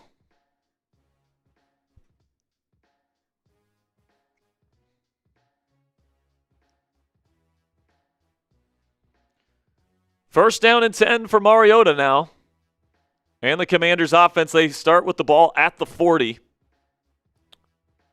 And this will be play action. Mariota pressure on. Now he steps up nicely, throws on the run, and it's caught open. Deebo Samuel stays on his feet. And he's going to fight forward into Giants territory. First down, Commanders. There we go, Deebo. That's what I'm talking about, Deebo. Nice little crossing route from Deebo. A little basic in. Mariota with a good pocket presence, stepping up, throwing on the run, on the money. It's actually a little bit behind. Samuel had to make the catch behind him and spin around. Good play from Deebo. Well, it's first down and 10. Now, Deebo a little confused on what the play is. I formation sends Burks in motion. And now false start on the Commanders, I think. Tyler Biadasz gets pushed by one of the Giants defenders. And they are going to say false start on the Commanders. Marcus Mariota only has 15 pass attempts. He's only completed 7 passes. If the Commanders win this game, there's a very real possibility the Commanders win this game with their quarterback completing less than 10 passes, Ponzi. Because if they go up by 2 scores, they're going to be running the piss out of the ball the rest of the game.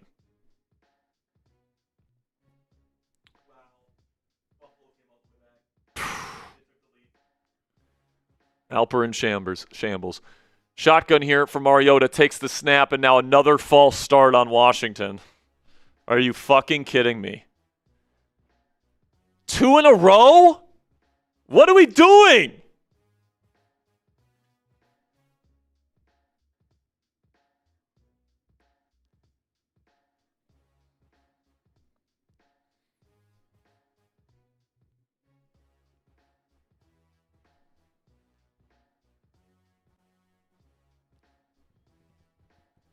Now 1st down and 20. Come on, we got to get some of it back here.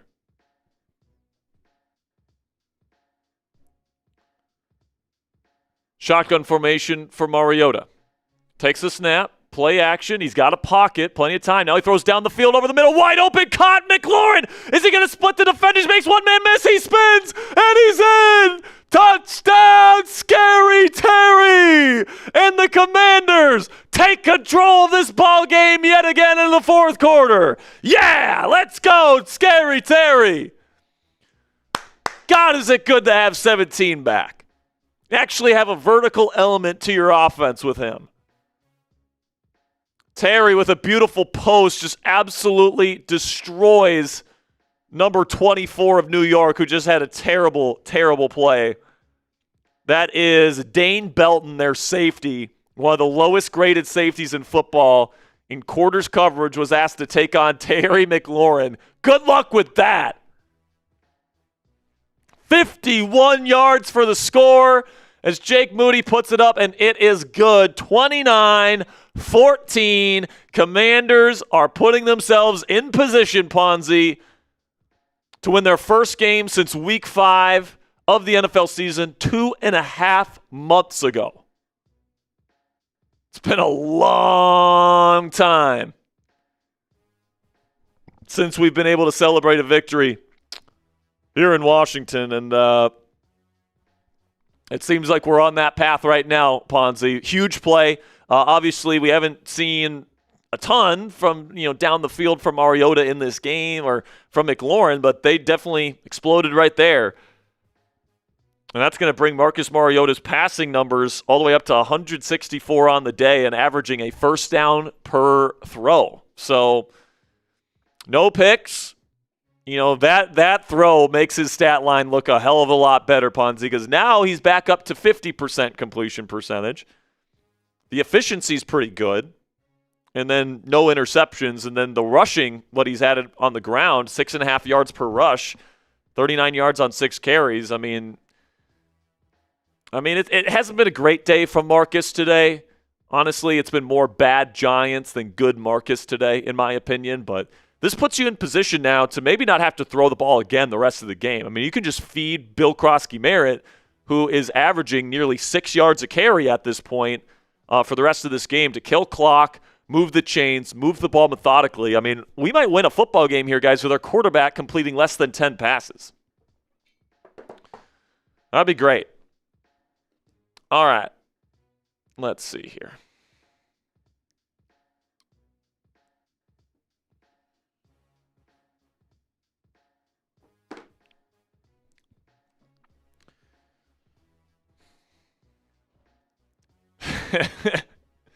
And the thing about this win, Ponzi, if we're able to secure this, is that people will not be happy. People will be like, "Oh man, I wish we would have lost." Like, the thing about having a bad football season is that once you get to the point where you're out of playoff contention, you can't win, because if you win, people are like, you're hurting the draft position. But then if you lose and you play poorly, people are like, this team's a joke. This team can't do anything. All that stuff. Like, that's what sucks about having seasons like this, is that the football team can't win. It's a lose-lose situation, because if you win, your fans are going to hate you for, ruining your draft position. But if you lose, they're going to hate you for playing poorly and losing the game. So, like, that's the thing about being a bad football team, is that you're in a position where you just can't win.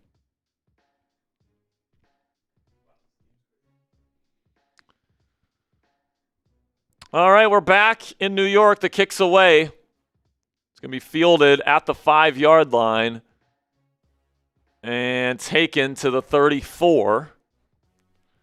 On the return was number 2 for the Giants. That's Deonte Banks, the cornerback.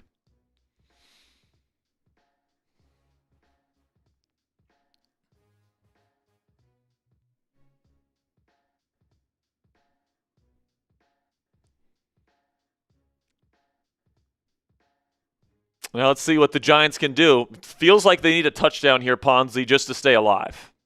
Feels like they need a touchdown on this drive. We might see 4-down territory for the Giants. Shotgun dart, play action. He's got time in the pocket. He's going to dump it off to his running back, Tyrone Tracy, who's going to make one-man miss and pick up about 7. Gets to the 40-yard line.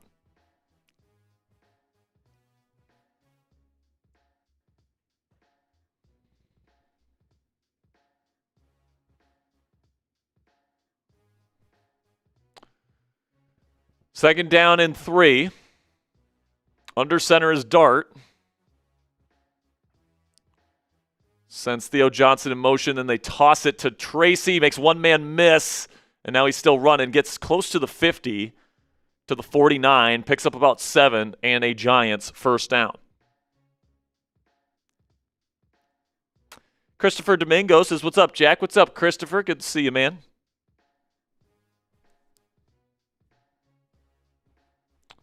Now that the Giants go empty here on first down.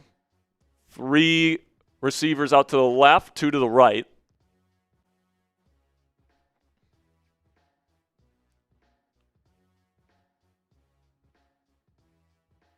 Dart takes the snap. He's looking. He's got time in the pocket. He's going to launch down the field over the middle on the post, and it is caught by Theo Johnson. Noah Igbenogany, the slot corner in coverage. Theo mossed him. Going to get inside the red zone, and the Giants now putting themselves in position to get right back in striking distance. Every time the Commanders take control of this game, Ponzi, it's just this defense all of a sudden just lets them back in. I mean, Noah Igbenogany got burned down the field by a tight end. What are we doing? What's the point of being that small if you can't keep up with them? Now first down and goal. Inside the 10-yard line now are the Giants at the Commanders' 9-yard line. They're going to hand it off. No, the play action here. Roll out to the left on the run. Throws. Incomplete. Good coverage by Jeremy Reeves. And they're going to flag him. Defensive pass interference. It's going to be put at the 1-yard line. Decent coverage from Reeves, but he got caught. Looked like they tried to go to Bellinger here. Number 82. And did he hook him? I think that's good coverage. What the hell, bro? I disagree with that call. I think that's ticky-tack. I think that's good coverage on Reeves. But they get the ball at the 1. They go shotgun with Dart. They're going to fake toss it. They're going to run it with Dart, and he's going to lose a yard. The fake toss took up some much valuable time there. And now Dart's having a hard time getting up. And he's limping. Of course he is. They called a quarterback run with the season over. I think they're going to take him out of this game. They're going to play it extremely safe here with Jackson. He's up and walking. And he can't believe it.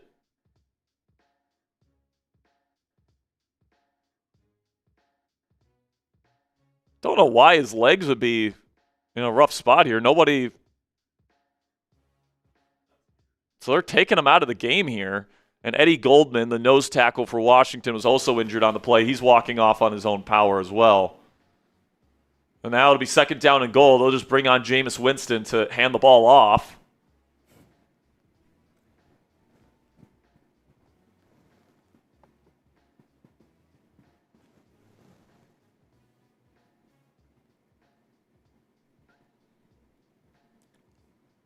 So Jameis Winston enters the game. They've got Devin Singletary, the back. I would bet a lot of money that's going to be the play here. Handoff at the 2-yard line. Second down and goal. They do hand it off to Motor, and he's going to lose another yard. There we go. Commanders' defensive front not budging an inch. Mind you, they have to score a touchdown. It's third down and goal, and my guess is they're bringing him to the blue tent. He can't believe that they're doing this. What even happened? Jackson Dart, I don't know. Did he hit his head? Did the independent head specialist, say he had to come off? Third down and goal. They got to get a touchdown in these next 2 plays, or the game is essentially over. Bless you. Thank you. How many times have we said Giants quarterback Jackson Dart in the blue medical tent this year? Play action here, roll out to the right. Jameis will throw too high for Wandale, incomplete. 4th down and goal coming up from the 4. And I think at this point in the game, you have to go for it. I mean, yeah, you have to. And you don't have Dart. You have your backup quarterback in there in a situation where you pretty much have to pass this football. Yeah. Those 2 unsuccessful run plays have forced you into a 3rd and pass situation because with Washington's goal line defense out there, it's going to be tough to get 4 yards on a rush. But they go shotgun with Winston. Timeout, Washington. Okay. So that's going to give the Giants more time here to figure out a play, figure out something that they like. Unless Washington was not in the right spot defensively, I don't know if I like that call, Ponzi. I mean,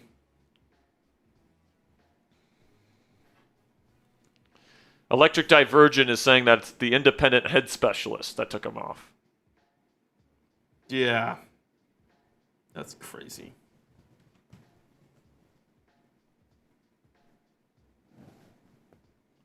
So this is, now they're going to bring, now Dart's out of the blue medical tent. He says, I'm good. So Dart's going to be able to come back into the game here for this 4th down.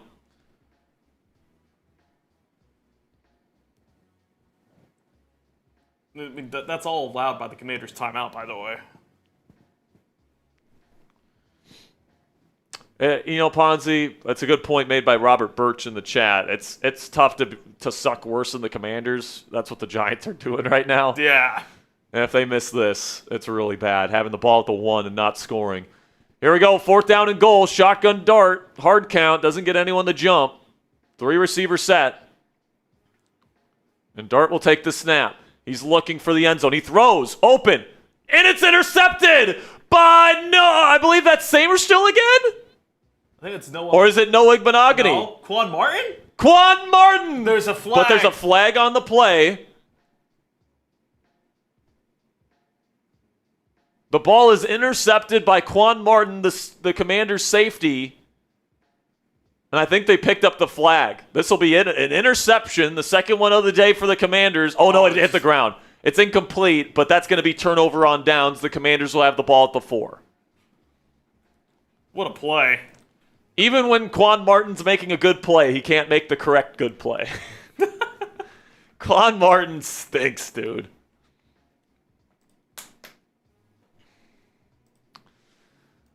So I think we're setting ourselves up here, Ponzi, to do the raffle at the 2-minute warning, just so you know. So just make sure you have all the names in there that you need.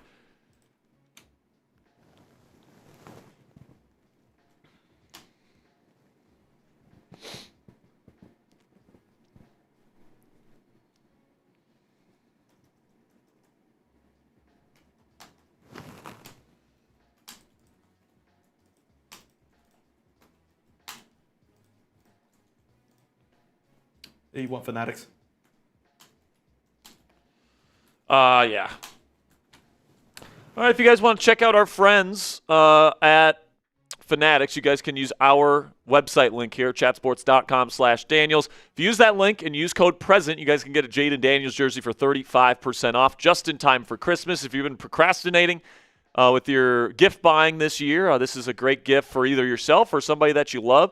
I think that this is a jersey that's going to be able to be worn for number of seasons, all right? I think that this is a jersey that you're going to be able to wear for the rest of your life. I do believe Jaden Daniels will be the next quarterback to win a Super Bowl for this franchise and hoist the Lombardi Trophy.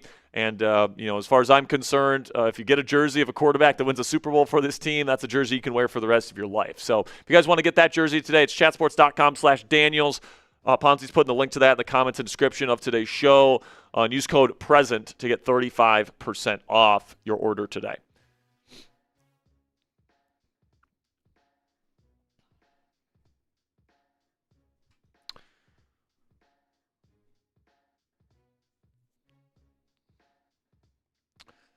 Make sure you guys click that subscribe button. We're going to be here for the rest of the season, no matter how many games the Commanders can win down the stretch. I mean, listen, Ponzi, if they win today and it looks like they're going to, I'm good for the rest of the season. I'm cool if they lose all 3 of the final games, But, like, it would be nice to spoil it for somebody in the division. It'd be nice to spoil it for the Cowgirls. It'd be nice to spoil it for Philly. You know what I'm saying?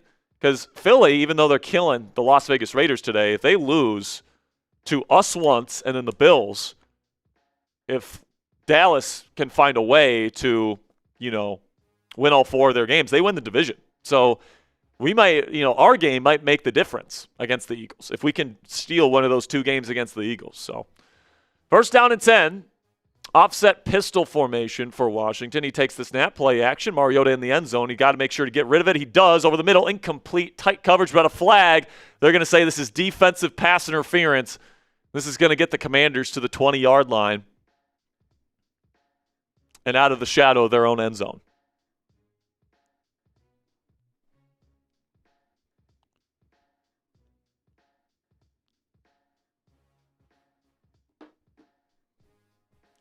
Yep, and Flott got there a bit early on McLaurin. I think that's a good call. If they're going to call it on Jeremy Reeves, they had to call it on that one.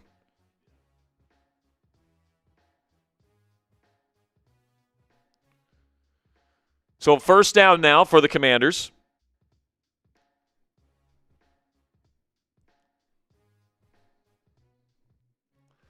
Eddie Goldman is being evaluated for a concussion. Now Mariota will go under center. Toss play to Bill on the outside, and he is going to pick up about 3 or 4. Decent pickup.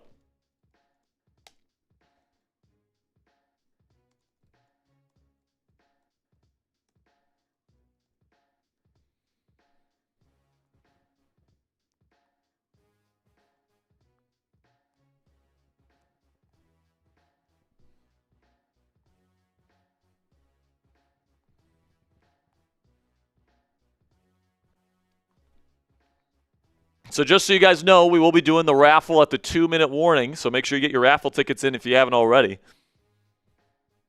Shotgun here for Mariota. He will hand it off, draw play to Bill, and he will pick up a nice gain of 8. First down, Commanders. Clock will continue to tick. The goal for the Commanders here, run the football. They've put out an extra offensive lineman, Andrew Wiley. Jesus, what a terrible throw from Joe Burrow. Bengals are so bad. How did that Bengals team beat the Ravens on Thanksgiving?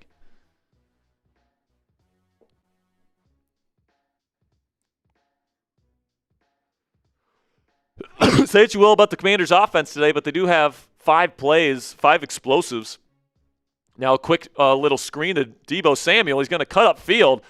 Poor tackling from the Giants. He's going to pick up 11 yards and a first down. Down to around the 44-yard line. And that's what I like here, Ponzi. I like that mix up there to kind of keep the Giants honest. They kind of bailed out to defend the run. And Paulson at Deebo, just a terrible angle to Deebo. And the clock just continues to tick in East Rutherford, ladies and gentlemen.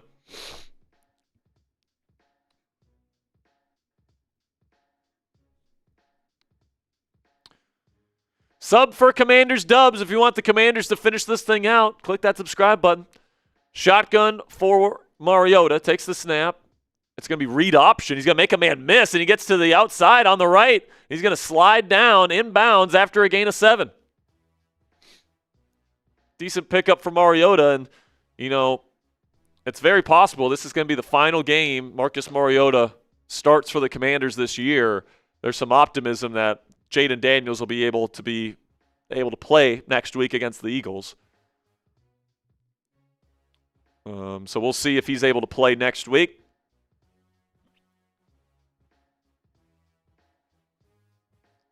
LOL, they're showing how the Commanders have been the worst team in the NFL for the last 8 weeks. Last in points differential, last in turnover margin. Offset I formation under center here from Marcus Mariota. He's going to hand it off to Bill, and he's going to fight through an arm tackle once again to pick up 4 yards. First down, Commanders. Let that clock keep running, boys. Let's go. We're on our way. We're on our way here, guys, to a division sweep over the New York Football Giants. Which isn't nothing, man. It's been a hell of a disappointing season for the Commanders, but being able to say you dominated a specific rival opponent in a year, get some bragging rights, and to not end the season with 12 straight losses, it's nice. It's a nice little win to have there. Draw play, it's gonna lose 3 yards there.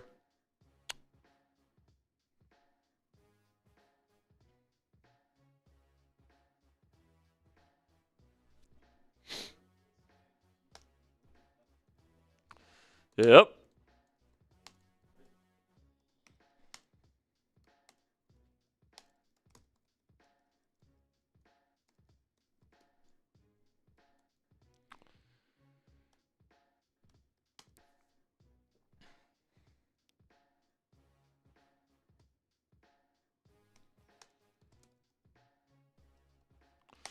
All right, now they're going to let this clock run out.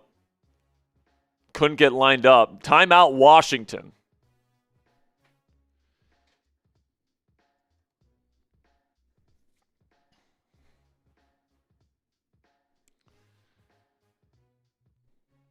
Max is asking, why didn't we play like this a few weeks ago? I mean, we played pretty decently against Denver at home a couple weeks ago.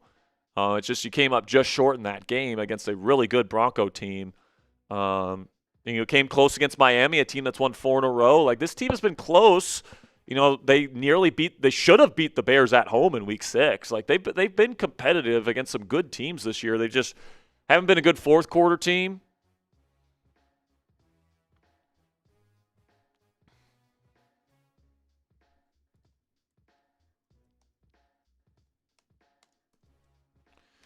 And, another component of this is that the Giants have probably been the worst team this team has played in a while. This Giants team really stinks.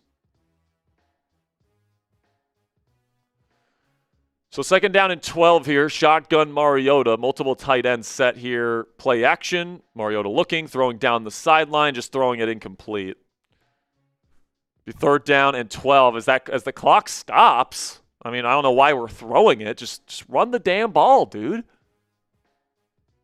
They need to save their timeouts. It's not like they can stop the clock right now. So right now, Washington, going into the week, held the number 6 overall spot in the NFL draft. There was 2 teams behind them in the draft order, also with 3-10 records that are on their way to losing. So it appears that the Washington Commanders will either be at the number 9 spot or the number 10 spot by the end of the week. Takes a shotgun snap here. Mariota's going to try and spin out of this. And no, ball comes out, picked up by Brian Burns. And he's going to get all the way down to the Commanders' 20. This game is not over. Are you fucking kidding me, Marcus Mariota? That's just a play you can't have. Why are we being dangerous with the football right there? Just get down. Marcus Mariota was pressured. First of all, why are we passing on 3rd and 12? And if you get pressured, just go down.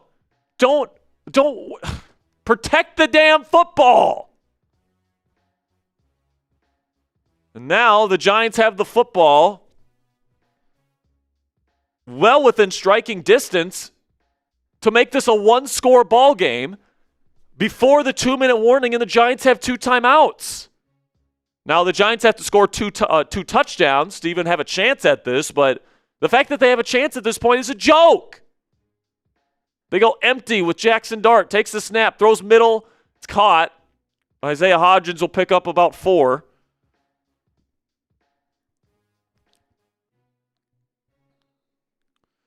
What in the hell was Marcus Mariota doing?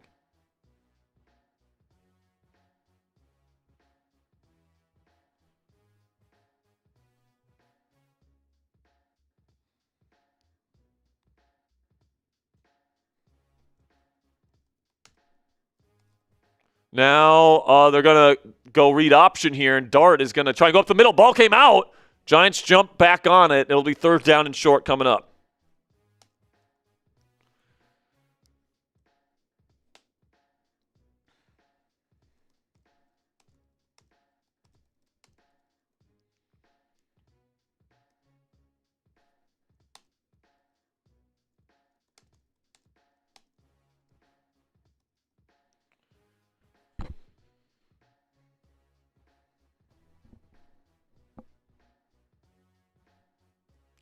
And now they're going to hand this off to Tyrone Tracy. He's going to miss 3 or 4 yards here and lose it. Preston Smith with a nice tackle in the backfield. It's going to be 4th down. And this is not a short 4th down here, Ponzi. This will be 4th down in a little bit. Just an immediate loss from Theo Johnson on Preston Smith. He gets into the backfield, gets a big TFL. It's 4th down and 5. This is the game for sure. If the Giants can't get this, the game is over. Shotgun for Dart. He'll take the snap. Pressure getting in on the interior. He has to throw it back foot towards the end zone. He's got an open man. Did he catch it? Touchdown, Wan'Dale Robinson. These guys just won't die today. And the Commanders are keeping them alive.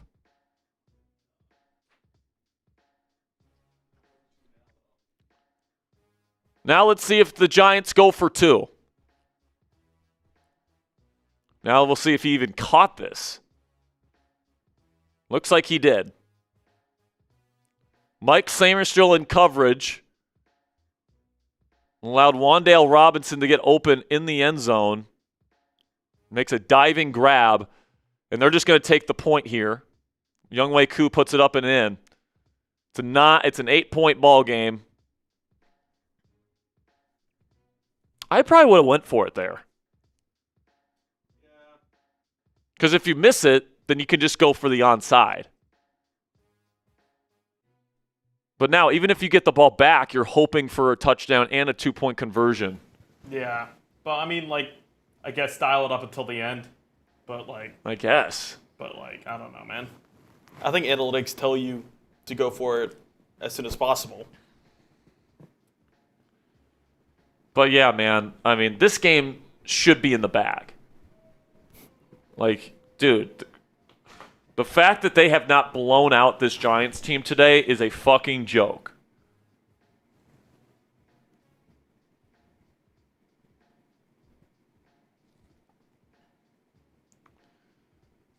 You better not fumble it this time, Marcus. Goodness gracious. I mean, it just seems like every game Mariota plays, Ponzi. This game, that fumble. The last game, so Denver had that big interception in the first half, a panic interception. The game before that, Miami throws an interception first play of overtime. There's always a play from Marcus Mariota that you can point to and be like, that's why we lost the game. Yep. And if we lose this game, it's going to be because of that play. Kick is away. It lands in the landing zone. It gets picked up at the last second. They're only going to get to the 14. The ball went into the end zone. What are we doing? What are we doing? If there's any positive to that, Ponzi, is that you got a longer field here to pick up a couple first downs and finish the game. But, if they win today, it's not going to feel that good. It's not going to be like, oh, yeah, this was a great win. We came out. We were ready to play. We played great ball for all 4 quarters. No, it's going to be like, congrats on sucking less. Yeah. That's what it's going to feel like. And you worsen your draft position.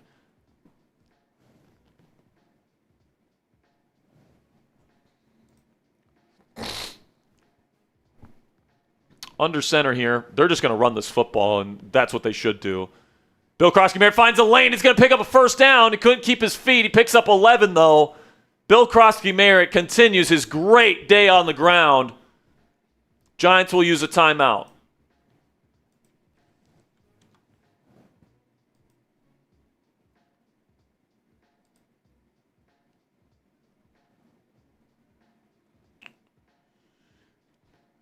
A lot of blowouts in the league today. But right now, the Patriots have the ball down 4. They need a touchdown. They have the ball with the 2-minute warning on their side of the field. That's a big drive coming up for Drake May and that Patriots team. And then Kansas City has the ball at their own 8 with 5 minutes and 20 seconds left in the fourth quarter, down 3. So 2 big drives there.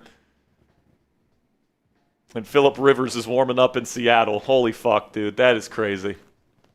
That's a sight to see. All right, here we go. First down and 10. I formation. Extra offensive lineman out there.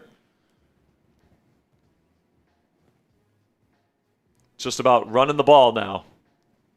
It's going to be a handoff to Bill, and he's going to lower his helmet, and he's going to pick up barely anything, but no gain.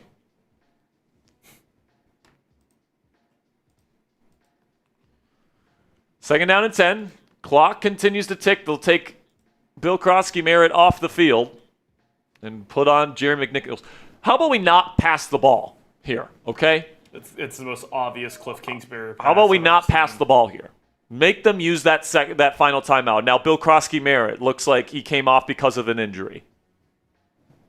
Gotta be kidding me. I might turn this into a listicle. Yeah, it's fine. Play action here.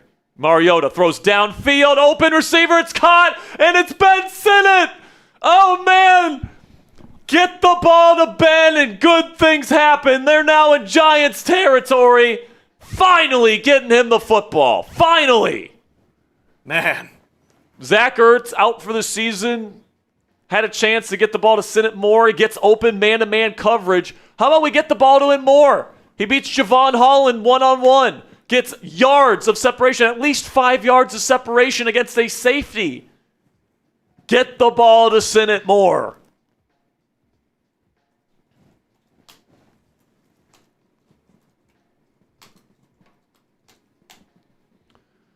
How about we get the ball to 82 more, folks? Let's go. And the Giants have to use their final timeout. So if the Giants get the ball back, they're not going to have a lot of time because the Commanders are going to be able to bring this down to the 2-minute warning. Just do not fumble. That's all you have to do. Under center here. Jumbo formation. Takes the snap, hands it off to McNichols. They're in the backfield immediately. Ball comes out. But they're saying he was down. Now they're lateraling it around. They're letting him play it out. Still lateraling to Javon Holland. Now he's still running to the 30. Gets hit down at the 29. What are they going to say? Are they going to say this is Giants ball? Are you fucking kidding me right now? How is this possible? No one blocks the two guys up. I think he's down. I think he's down. And then there's nobody running on the Commander's side when they start lateraling this ball around. Nobody wants to go hit. Josh Carnley Jr. just taking a stroll through the park. Just pumping his arms like this, not doing shit. And the ball came out.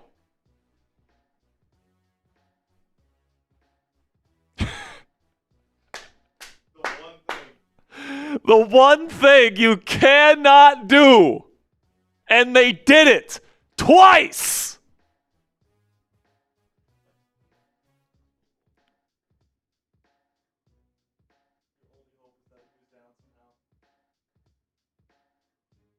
No, that ball's out. That ball's out, folks. There's just no way. Dude, if they lose this game, this would be the worst loss of the season, and that's saying something.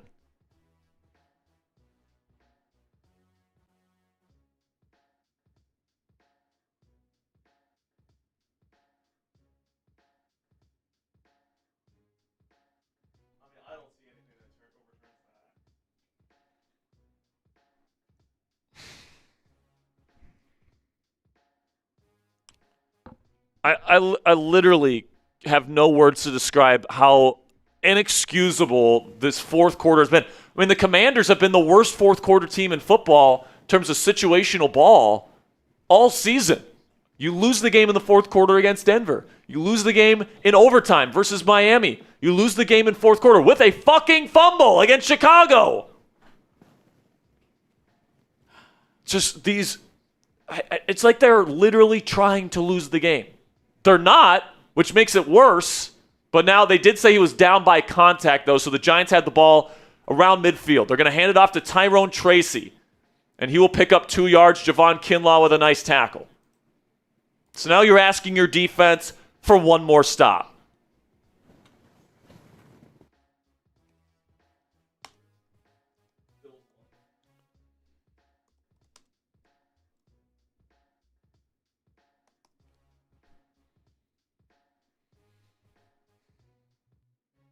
Shotgun here for Dart. He's looking. Nothing there. Now he's going to step up, and now he's going to look to run. And he's going to pick up a first down, gain a 7 or 8.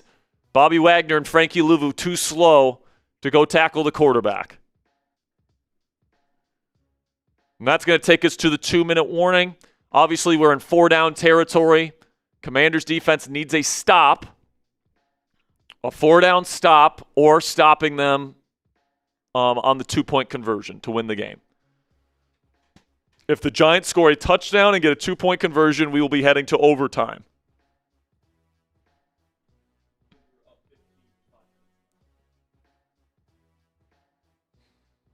I can only imagine what this is going to look like on Hard Knocks this week if they lose this fucking game.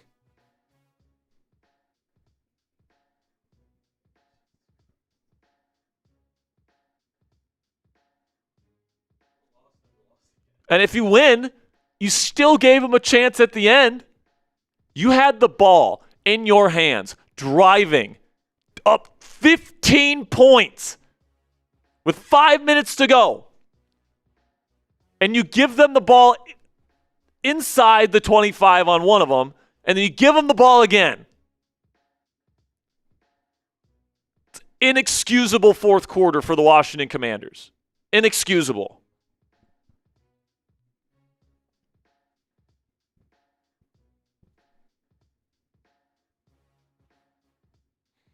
People are asking who fumbled. It was Jeremy McNichols. Jeremy McNichols was the one who fumbled. John Quinn says, I love your way of speaking, brother, man. Great commentary. I appreciate you, man. I wish I didn't have to use those gifts in criticism of this football team. I would love to just be sitting up here and saying, woohoo, 15-point win. Terry McLaurin, 51-yard touchdown to seal it. Nope.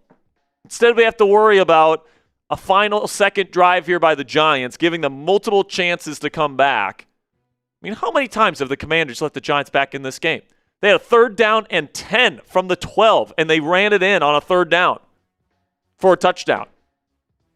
You missed an extra point, which, by the way, if you had that extra point right now, the game would be over.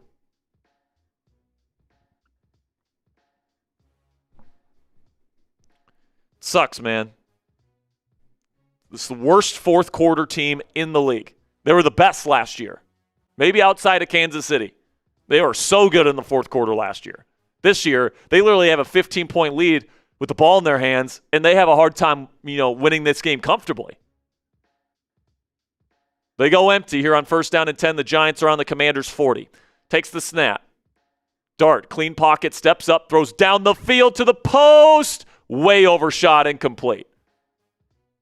Noah Igbenogany in coverage on Wan'Dale Robinson. Giants have no timeouts left. They got 1:54 to drive down the field. It's 4-down territory, obviously. Commanders need to either get a turnover on downs, so 4-down stop, or stop them on the 2-point conversion to win.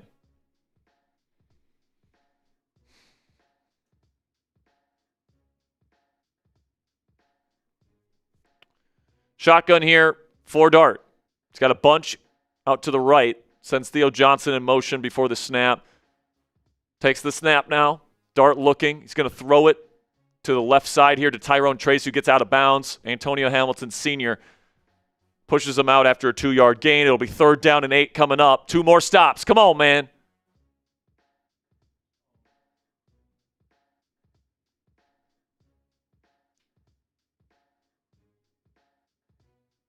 Oh, no, what? Oh, man. I mean, that's the season, even if they win this game. Season from hell, man. And Gardner Minshew in the game for Kansas City. Here we go. Shotgun here for Dart. Takes the snap. Nothing there initially, has to throw off his back foot, and it's tipped up in the air. Good play, Antonio Hamilton Sr. again. This guy's balling out today, man.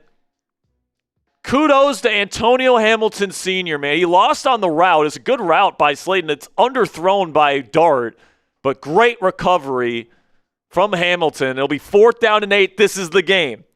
Sub for Commanders dubs. Type those 4s. Let's go get a win. Come on, go get a win here.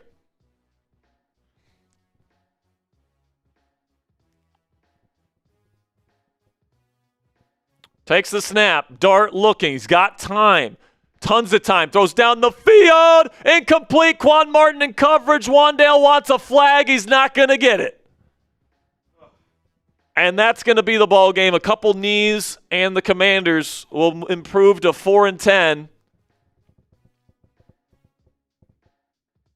And the defense is the hero in this ball game today. Go figure. It's a poorly thrown ball by Dart. Should have led him more and had a more flat angle to the pass. No chance of him catching that. Good no call by the refs. And the Commanders are going to get the season sweep versus their division rival, New York Giants.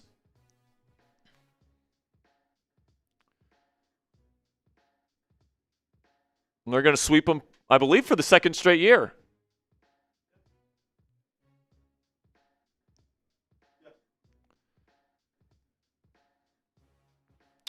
So listen, man, like I said, when you're this bad of a football team, you can't win at this point in the year, because even if you win, you're losing out on draft positioning. But after you lose 8 games in a row, man, it's just good to break that streak, not go into the offseason with 12 straight losses. It's nice to be able to have those bragging rights and having that, not that it means much, but having that sweep over the New York Giants. It was just a terrible, I think Bill's fine. You can take him off. And we do have the raffle to get to as well.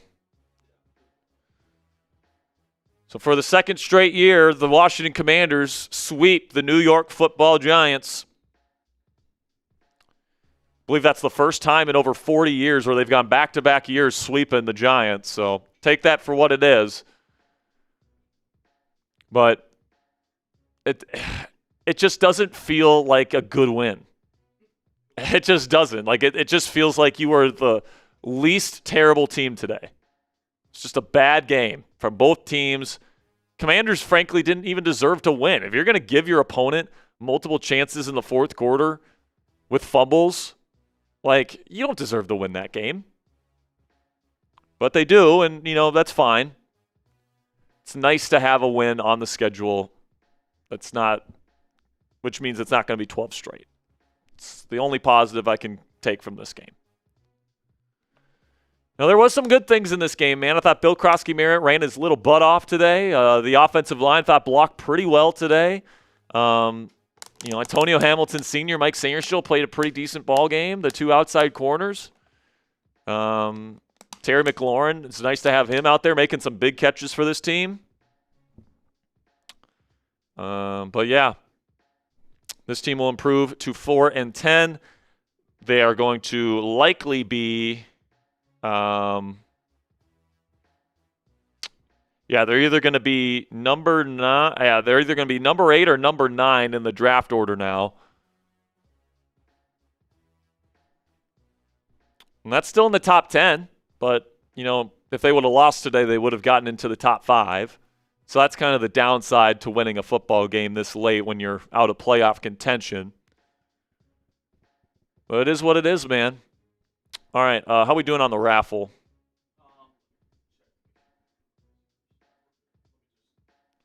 All right, I'm going to do a This Is Why short here.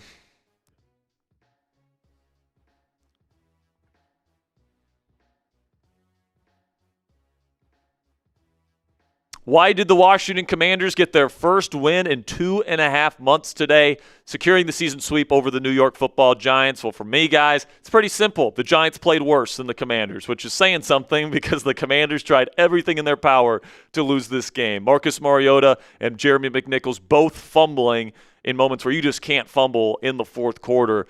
But the good news is this Commanders defense stepped up, or at least the Giants offense helped them step up. More today than in weeks past. There was some bad moments on defense, but this was one of the better defensive performances of the year for the Commanders defense. I thought Mike Samerstill and Antonio Hamilton Sr. in particular played really well on the outside. You did a pretty decent job up front as well, winning the line of scrimmage on both sides of the ball, in my opinion, in this football game. So there's positives to take away for sure. Terry McLaurin had a 51-yard touchdown, but it just kind of felt like you were the less bad team in East Rutherford this afternoon.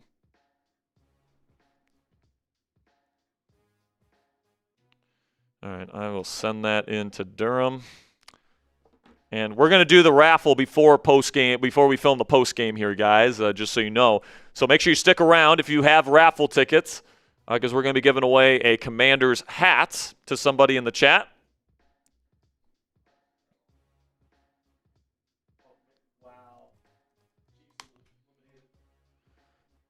Yep, Gardner Minshew, interception. It's going to eliminate the Chiefs for the first time in the Patrick Mahomes era. And we still have 3 weeks left to go. The fact that the Chiefs are eliminated with 3 weeks to go is insane to me, man.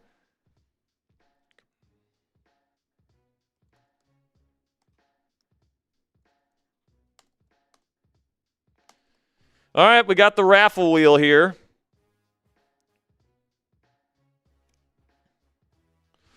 And feel free to spin that whenever you're ready there. Whoever wins, you can send me an email at sperry@chatsports.com. We'll make sure to get that hat to you as soon as we can. It's going to be Steven Sky Reading here. Steven Sky Reading, are you in the chat? Well, I think I have his information anyway. So, Steven, you in the raffle, make sure you send me an email at sperry@chatsports.com. The address there is down at the bottom. So, Steven, if you won, or if you're here, make sure you send me an email, and we're going to get into our post-game coverage here as soon as Ponzi has it ready for us. But the Commanders win this one 29-21 in a game that was a lot closer than it frankly should have been. The Giants played terribly today, and the Commanders frankly need to play better. Yeah, just the 5.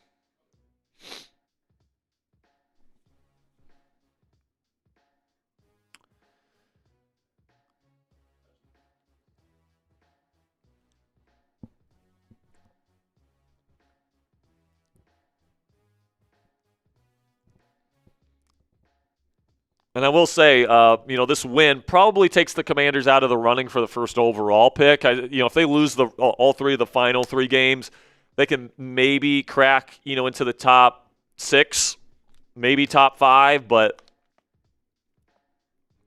there's a lot of bad teams in this league, man. Vegas, New York, Tennessee, all have 2 wins. Don't see any of those guys winning 2 games down the stretch. So you're going to be pretty much for sure outside of the top 3 if you're the Commanders. Then there is a bunch of teams at 3-10 coming into the week. Commanders are one of those teams that won. But of the 3-10 teams, Cleveland's going to lose. New Orleans is playing Carolina today. Then you got the Jets, who lost today, and then the Cardinals are going to lose as well. So you're kind of hoping the Saints win today against Carolina. They already lost? Oh, yeah, it's very possible. They beat the Bucs last week, and we've seen Carolina. I mean, Carolina's already lost to New Orleans this year. So, we'll see how this all plays out in terms of the Commanders' draft positioning, but they're likely going to be either the number 8 or the number 9 pick coming out of this week. So still in the top 10, but if you would have lost today, you would have crept into the top 5.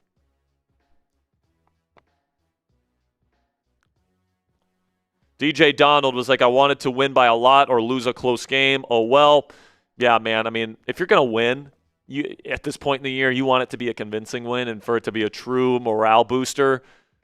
Like, if I'm a member of that Commanders locker room, like, yeah, it's great we won, but it's like we didn't really earn the victory. The Giants kind of gave it to us. We tried giving it to them. It was kind of like one of those situations where, like, you take it. No, you take it. No, I don't want it. You take it. And eventually, the Commanders got stuck with the win.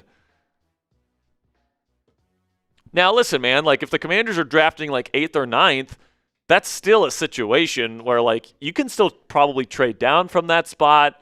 You can still, get a decent haul for that pick. There will be teams trying to trade up at that point into the top 10. So, like, the idea that the Commanders, like, can't trade down anymore, like, that's not true. Obviously, you're not going to get quite as much as if you had a top 5 pick and somebody was trading up for a quarterback, but, you can probably still get some decent draft capital back from trading down in the top 10. Now, if you are able to get another win against the Eagles or the Cowboys in the final 3 games, then you probably take yourself out of the top 10. And that would stink for sure, but.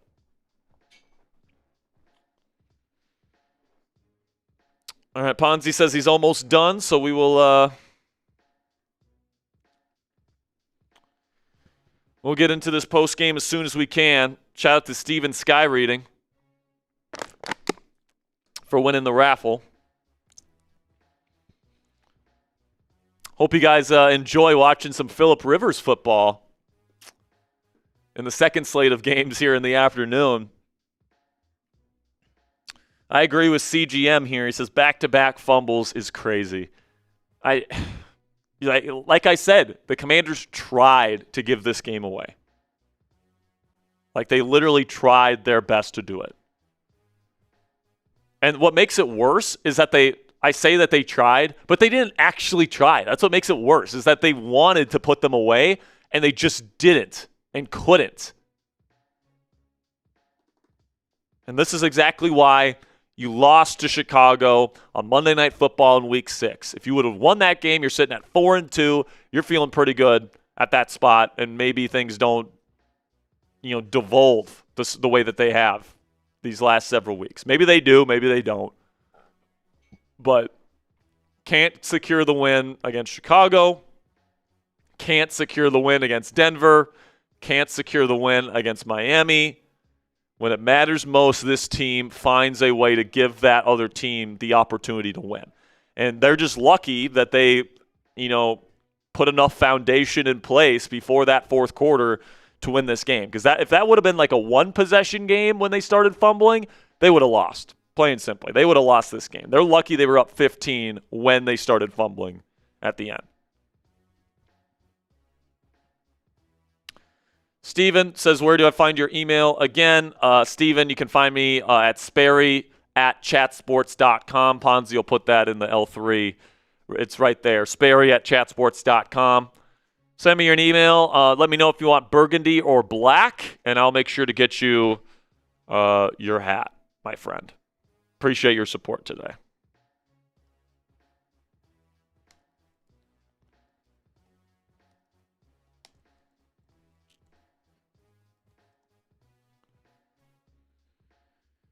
All right.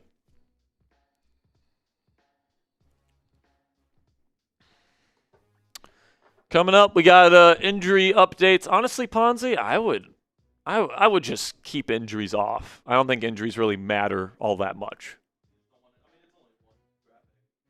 Yeah, I'm good. We'll cover injuries tomorrow on the show.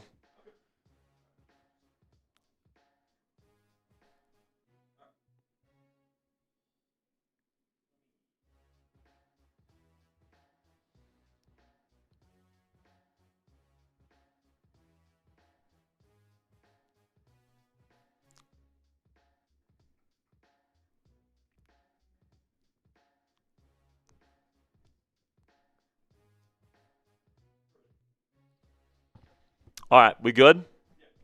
All right, man. Let's get into our post-game show. Finally, the Commanders get a win. Let's talk about it right now here on the Commanders Report.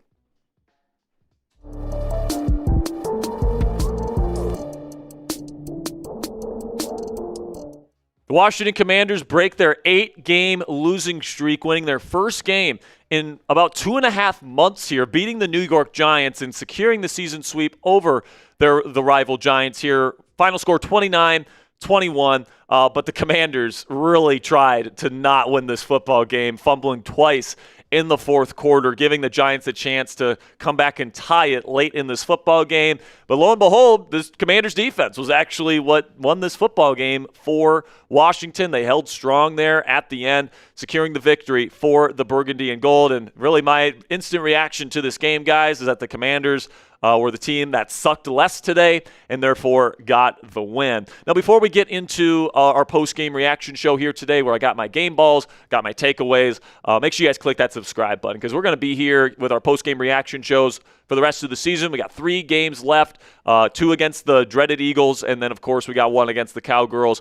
So it's nice to have, division games and, division, bragging rights on the line here to finish this season. Hopefully the Commanders can play spoiler to at least one of these division rivals towards the end of the season. And now we've already locked up a season sweep over one of our rivals, so that's nice to have. But we're going to have extensive coverage for you guys. We're going to have injury updates, a number of injuries for the Commanders today. We're not going to talk about those on today's show. We will cover them in tomorrow's video. So if you want updates on Laramie Tunsil and everybody else that left today's game with an injury, make sure you guys click that subscribe button for the very latest tomorrow. But let's talk about this game, man. The Commanders really took control early. They got, a field goal to start, then they piled on with a touchdown, then they had the ball inside the 25 again with a chance to go up 3 scores. They end up having to settle for a field goal because of a bad throw from Marcus Mariota. Then the Giants kind of looked like they were going to be in position there to, finish the half strong, and then all of a sudden they go 3 and out, punt the ball to Jalen Lane, who returns it for a touchdown. Then in the second half, I thought the Commanders' defense held strong for most of it, but they give up a quick touchdown in the third quarter, give up another one after the fumble in the fourth quarter. But, this team had a 15-point lead in the fourth quarter, and then Marcus Mariota and then Jeremy McNichols, when they were trying to kill clock, fumbled the ball and gave the ball to the Giants with great field position, not once, but twice, and allowed the Giants to have the ball inside the 2-minute warning with a chance to tie this game and send it into overtime. I thought Marcus Mariota played okay. He had less than 20 pass attempts. I thought Ja'Cory Krosky-Merritt was great today, and that's who's going to get our first game ball today. Bill Krosky-Merritt was the MVP of today's ball game, and he was fantastic, man. He looked like a true number 1 running back out there, fighting for extra yardage, moving the pile forward, finding those holes, getting those explosive runs. Bill Krosky-Merritt was absolutely fantastic today, and whatever he averaged today, I'm sure he averaged close to 6 yards a carry. That was the engine of this Commanders offense today, and he was one of the biggest reasons why you won. And I also have to give some love to the entire offensive line. I mean, this has been a group that last week against Minnesota, the run game I thought was the best element of this offense, and today that continued to be the case. So it seems like this offensive line and Bill Krosky-Merritt starting to get into a little bit of a rhythm here down the stretch. And I think, as much as I like Chris Rodriguez Jr., I think Bill is the guy that you have to give most of the carries to down the stretch because you really got to evaluate whether he's going to be your number 1 running back next year or not. So give him a lot of these carries in the weeks to come. I think that's probably the best way to go about it if you are the Washington Commanders. Also, big-time shout-out to Antonio Hamilton Sr., man. Multiple PBUs today. He was good in coverage for the most part.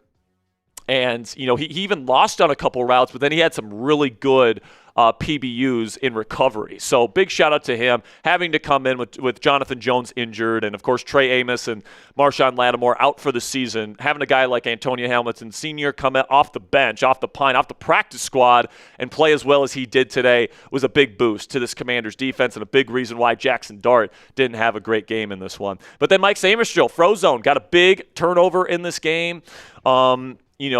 They were driving down the field there, and they end up getting a big interception there before the end of the first half. And Samerstill, great eyes there, great trigger, cutting that, in-breaking route to get the interception. And really good return as well. I thought Samerstill played one of his better games of the season this week. It was one of his worst games of the season last week against Minnesota. This week it was a lot better in my opinion, so he deserves a shout-out. And then Terry McLaurin. I mean, it's just so nice to have him back, guys. Having that crazy Spider-Man catch that he had where he kind of caught it like this on the sideline on a third down was huge, keeping that drive alive. And then he had the 51-yard touchdown, beautifully run route, and then a great run after, great spin move to get into the end zone. It's just so nice to have Terry McLaurin back, and I think he gets the game ball here because that 51-yard touchdown, as it ended up being, it was a huge play in this ball game to help secure the victory for the Burgundy and Gold. So who's your MVP of today's game? Who was your MVP? Was it Bill Krosky-Merritt? Was it Mike Samerstill? Was it Antonio Hamilton Sr.? Terry McLaurin? Somebody else? Let me know what you guys think down there in the comment section. This will be the pinned comment on today's show. So in just a second here, I'll let you guys know where you guys can get a great deal on a great piece of Commanders apparel here. But before I get into our sponsor read here today, go down there. Let me know who your MVP is for today's win here in Week 15. With that, let's have a word from our sponsor today, where you guys can go chatsports.com/Daniels. Go to our website here for 35% off a Jaden Daniels Commanders jersey just in time for Christmas here with our code PRESENT. Of course, Christmas is right around the corner, and if you have been procrastinating with your gift giving, if you got a Commanders fan in your life that you think would absolutely love a Jaden Daniels jersey, I think this is a jersey that they could wear for the rest of their lives, because I think Jaden is probably going to be the next quarterback, hopefully, to hoist the Lombardi Trophy for this franchise. So if you guys want to go to chatsports.com/Daniels, you guys can use code PRESENT for 35% off a Jaden Daniels jersey today. So my first takeaway for this game is congrats on sucking less, Commanders. The Giants were so bad in this football game, guys. Turnovers, not executing on, they had the ball at the 1 yard line, fourth down and goal, or first down and goal, and they got held up. All right. They're just lucky the Commanders gave them 2 more opportunities to get back into the game. This Giants team is not a good football team. There's a reason why they're in contention for the number 1 overall pick in next year's NFL draft. And the fact that you had this game locked up, you had the ball with the clock running with 5 minutes left to go, up 15, and the fact that they had the ball on the other side of the 2-minute warning with a chance to tie it is an absolute farce. And that goes into my second takeaway here, which is that it was just an inexcusable second half of the fourth quarter for the Washington Commanders. And listen, man, I'm just talking about the offense here. The defense actually played okay. Outside of the long touchdown they gave up to Wan'Dale Robinson, for the most part, they were pretty stout. And they were the reason why the Commanders were able to put this game away before the Giants could come back. But on offense, are you freaking kidding me? We're passing the ball not once but twice with 5 minutes left to go with Marcus Mariota, and he can't even protect the football. All right, and then Jeremy McNichols, he comes in for the injured Bill Krosky-Merritt at the end of the game, and he can't even have 2 hands on the football to secure that thing when that's the absolute last thing that you can do. It was almost like Dan Quinn told these guys, give them the ball game, and then the defense went out there and was like, no, we're not going to give up this game. It was just an inexcusable fourth quarter, and it's been a theme of this Washington Commanders team all season long. It happened in Chicago. A fumble led to a loss against the Bears. And that was the beginning of the end here in Washington. You couldn't finish the job against Denver, couldn't finish the job against Miami. And, fourth quarter play has been a big reason why that 8-game losing streak happened here in Washington. It's a big reason why the Giants even had a chance at the end of this game. Now, before we get to the rest of our takeaways here, make sure you guys click that thumbs up icon to celebrate this Week 15 victory. Excuse me. It's about damn time we get a victory here in Washington. And it's nice to know at least that this team will not finish with 12 straight losses in truly embarrassing fashion. It's nice to get a win here against a divisional opponent. It's nice to get a win in a season sweep over a division rival. Then we get to my third takeaway here, which is to get the ball to Bill Moore, man. I mean, they've been running it a lot with Chris Rodriguez Jr. He was not able to go today, unfortunately, with injury. And, Jeremy McNichols, I think he showed his true colors there in the fourth quarter. But Bill today averaged over 5 yards a carry. That is an unbelievable stat line right there, almost 100 yards rushing.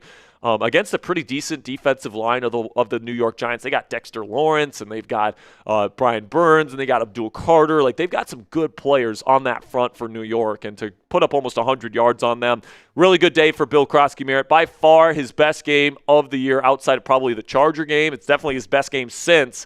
And with 3 games left to go, I think a big part of the evaluation process on the offensive side of the ball is to see what you got in Jacory Krosky-Merritt. Put more on his plate, see what he can handle as an NFL running back, because he's really talented, guys. I think he's got a shot to be this team's number one running back in future years. And I think you got to give him the chance to earn that job in the final 3 weeks of the year. But, big shout out to the defense. I thought, after a really terrible performance last week against J.J. McCarthy and the Vikings, they came back. Now, obviously, Jackson Dart wasn't great today. The Giants' offense as a whole stinks. They're without some of their best offensive skill position players. And it wasn't all great on defense either. There was examples of really bad play on the defense as well, as we've seen from this Commanders' defense all season long. But when they really needed to step up and make a play, particularly in the fourth quarter, at the end of the first half, you came up with those big plays and made enough plays to win this game. And Jackson Dart, it wasn't a great performance. Just over 50% completion percentage. I think his yardage and his quarterback rating were certainly boosted with what the opportunities were at the end of the game. But definitely wasn't a great performance. Tyrone Tracy had a decent game today, 4.7 yards per carry is pretty good. So run defense wasn't spectacular. Don't think it was like an, oh my gosh, the Commanders defense is back kind of performance here. But, 21 points is not a bad performance for a defense on an NFL Sunday. So they get a bit of a shout out, especially because they were the reason why in the fourth quarter this team was able to get the job done.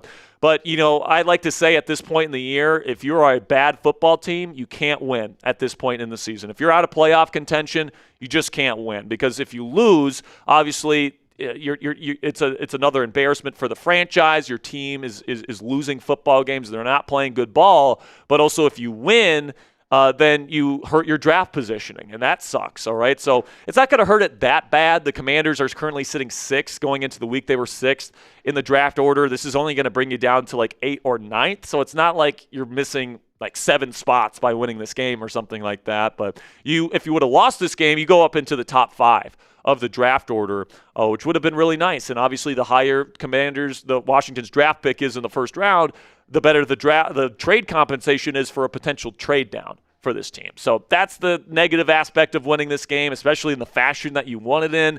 It was an ugly game for the Commanders, paired with the fact that your draft positioning goes down.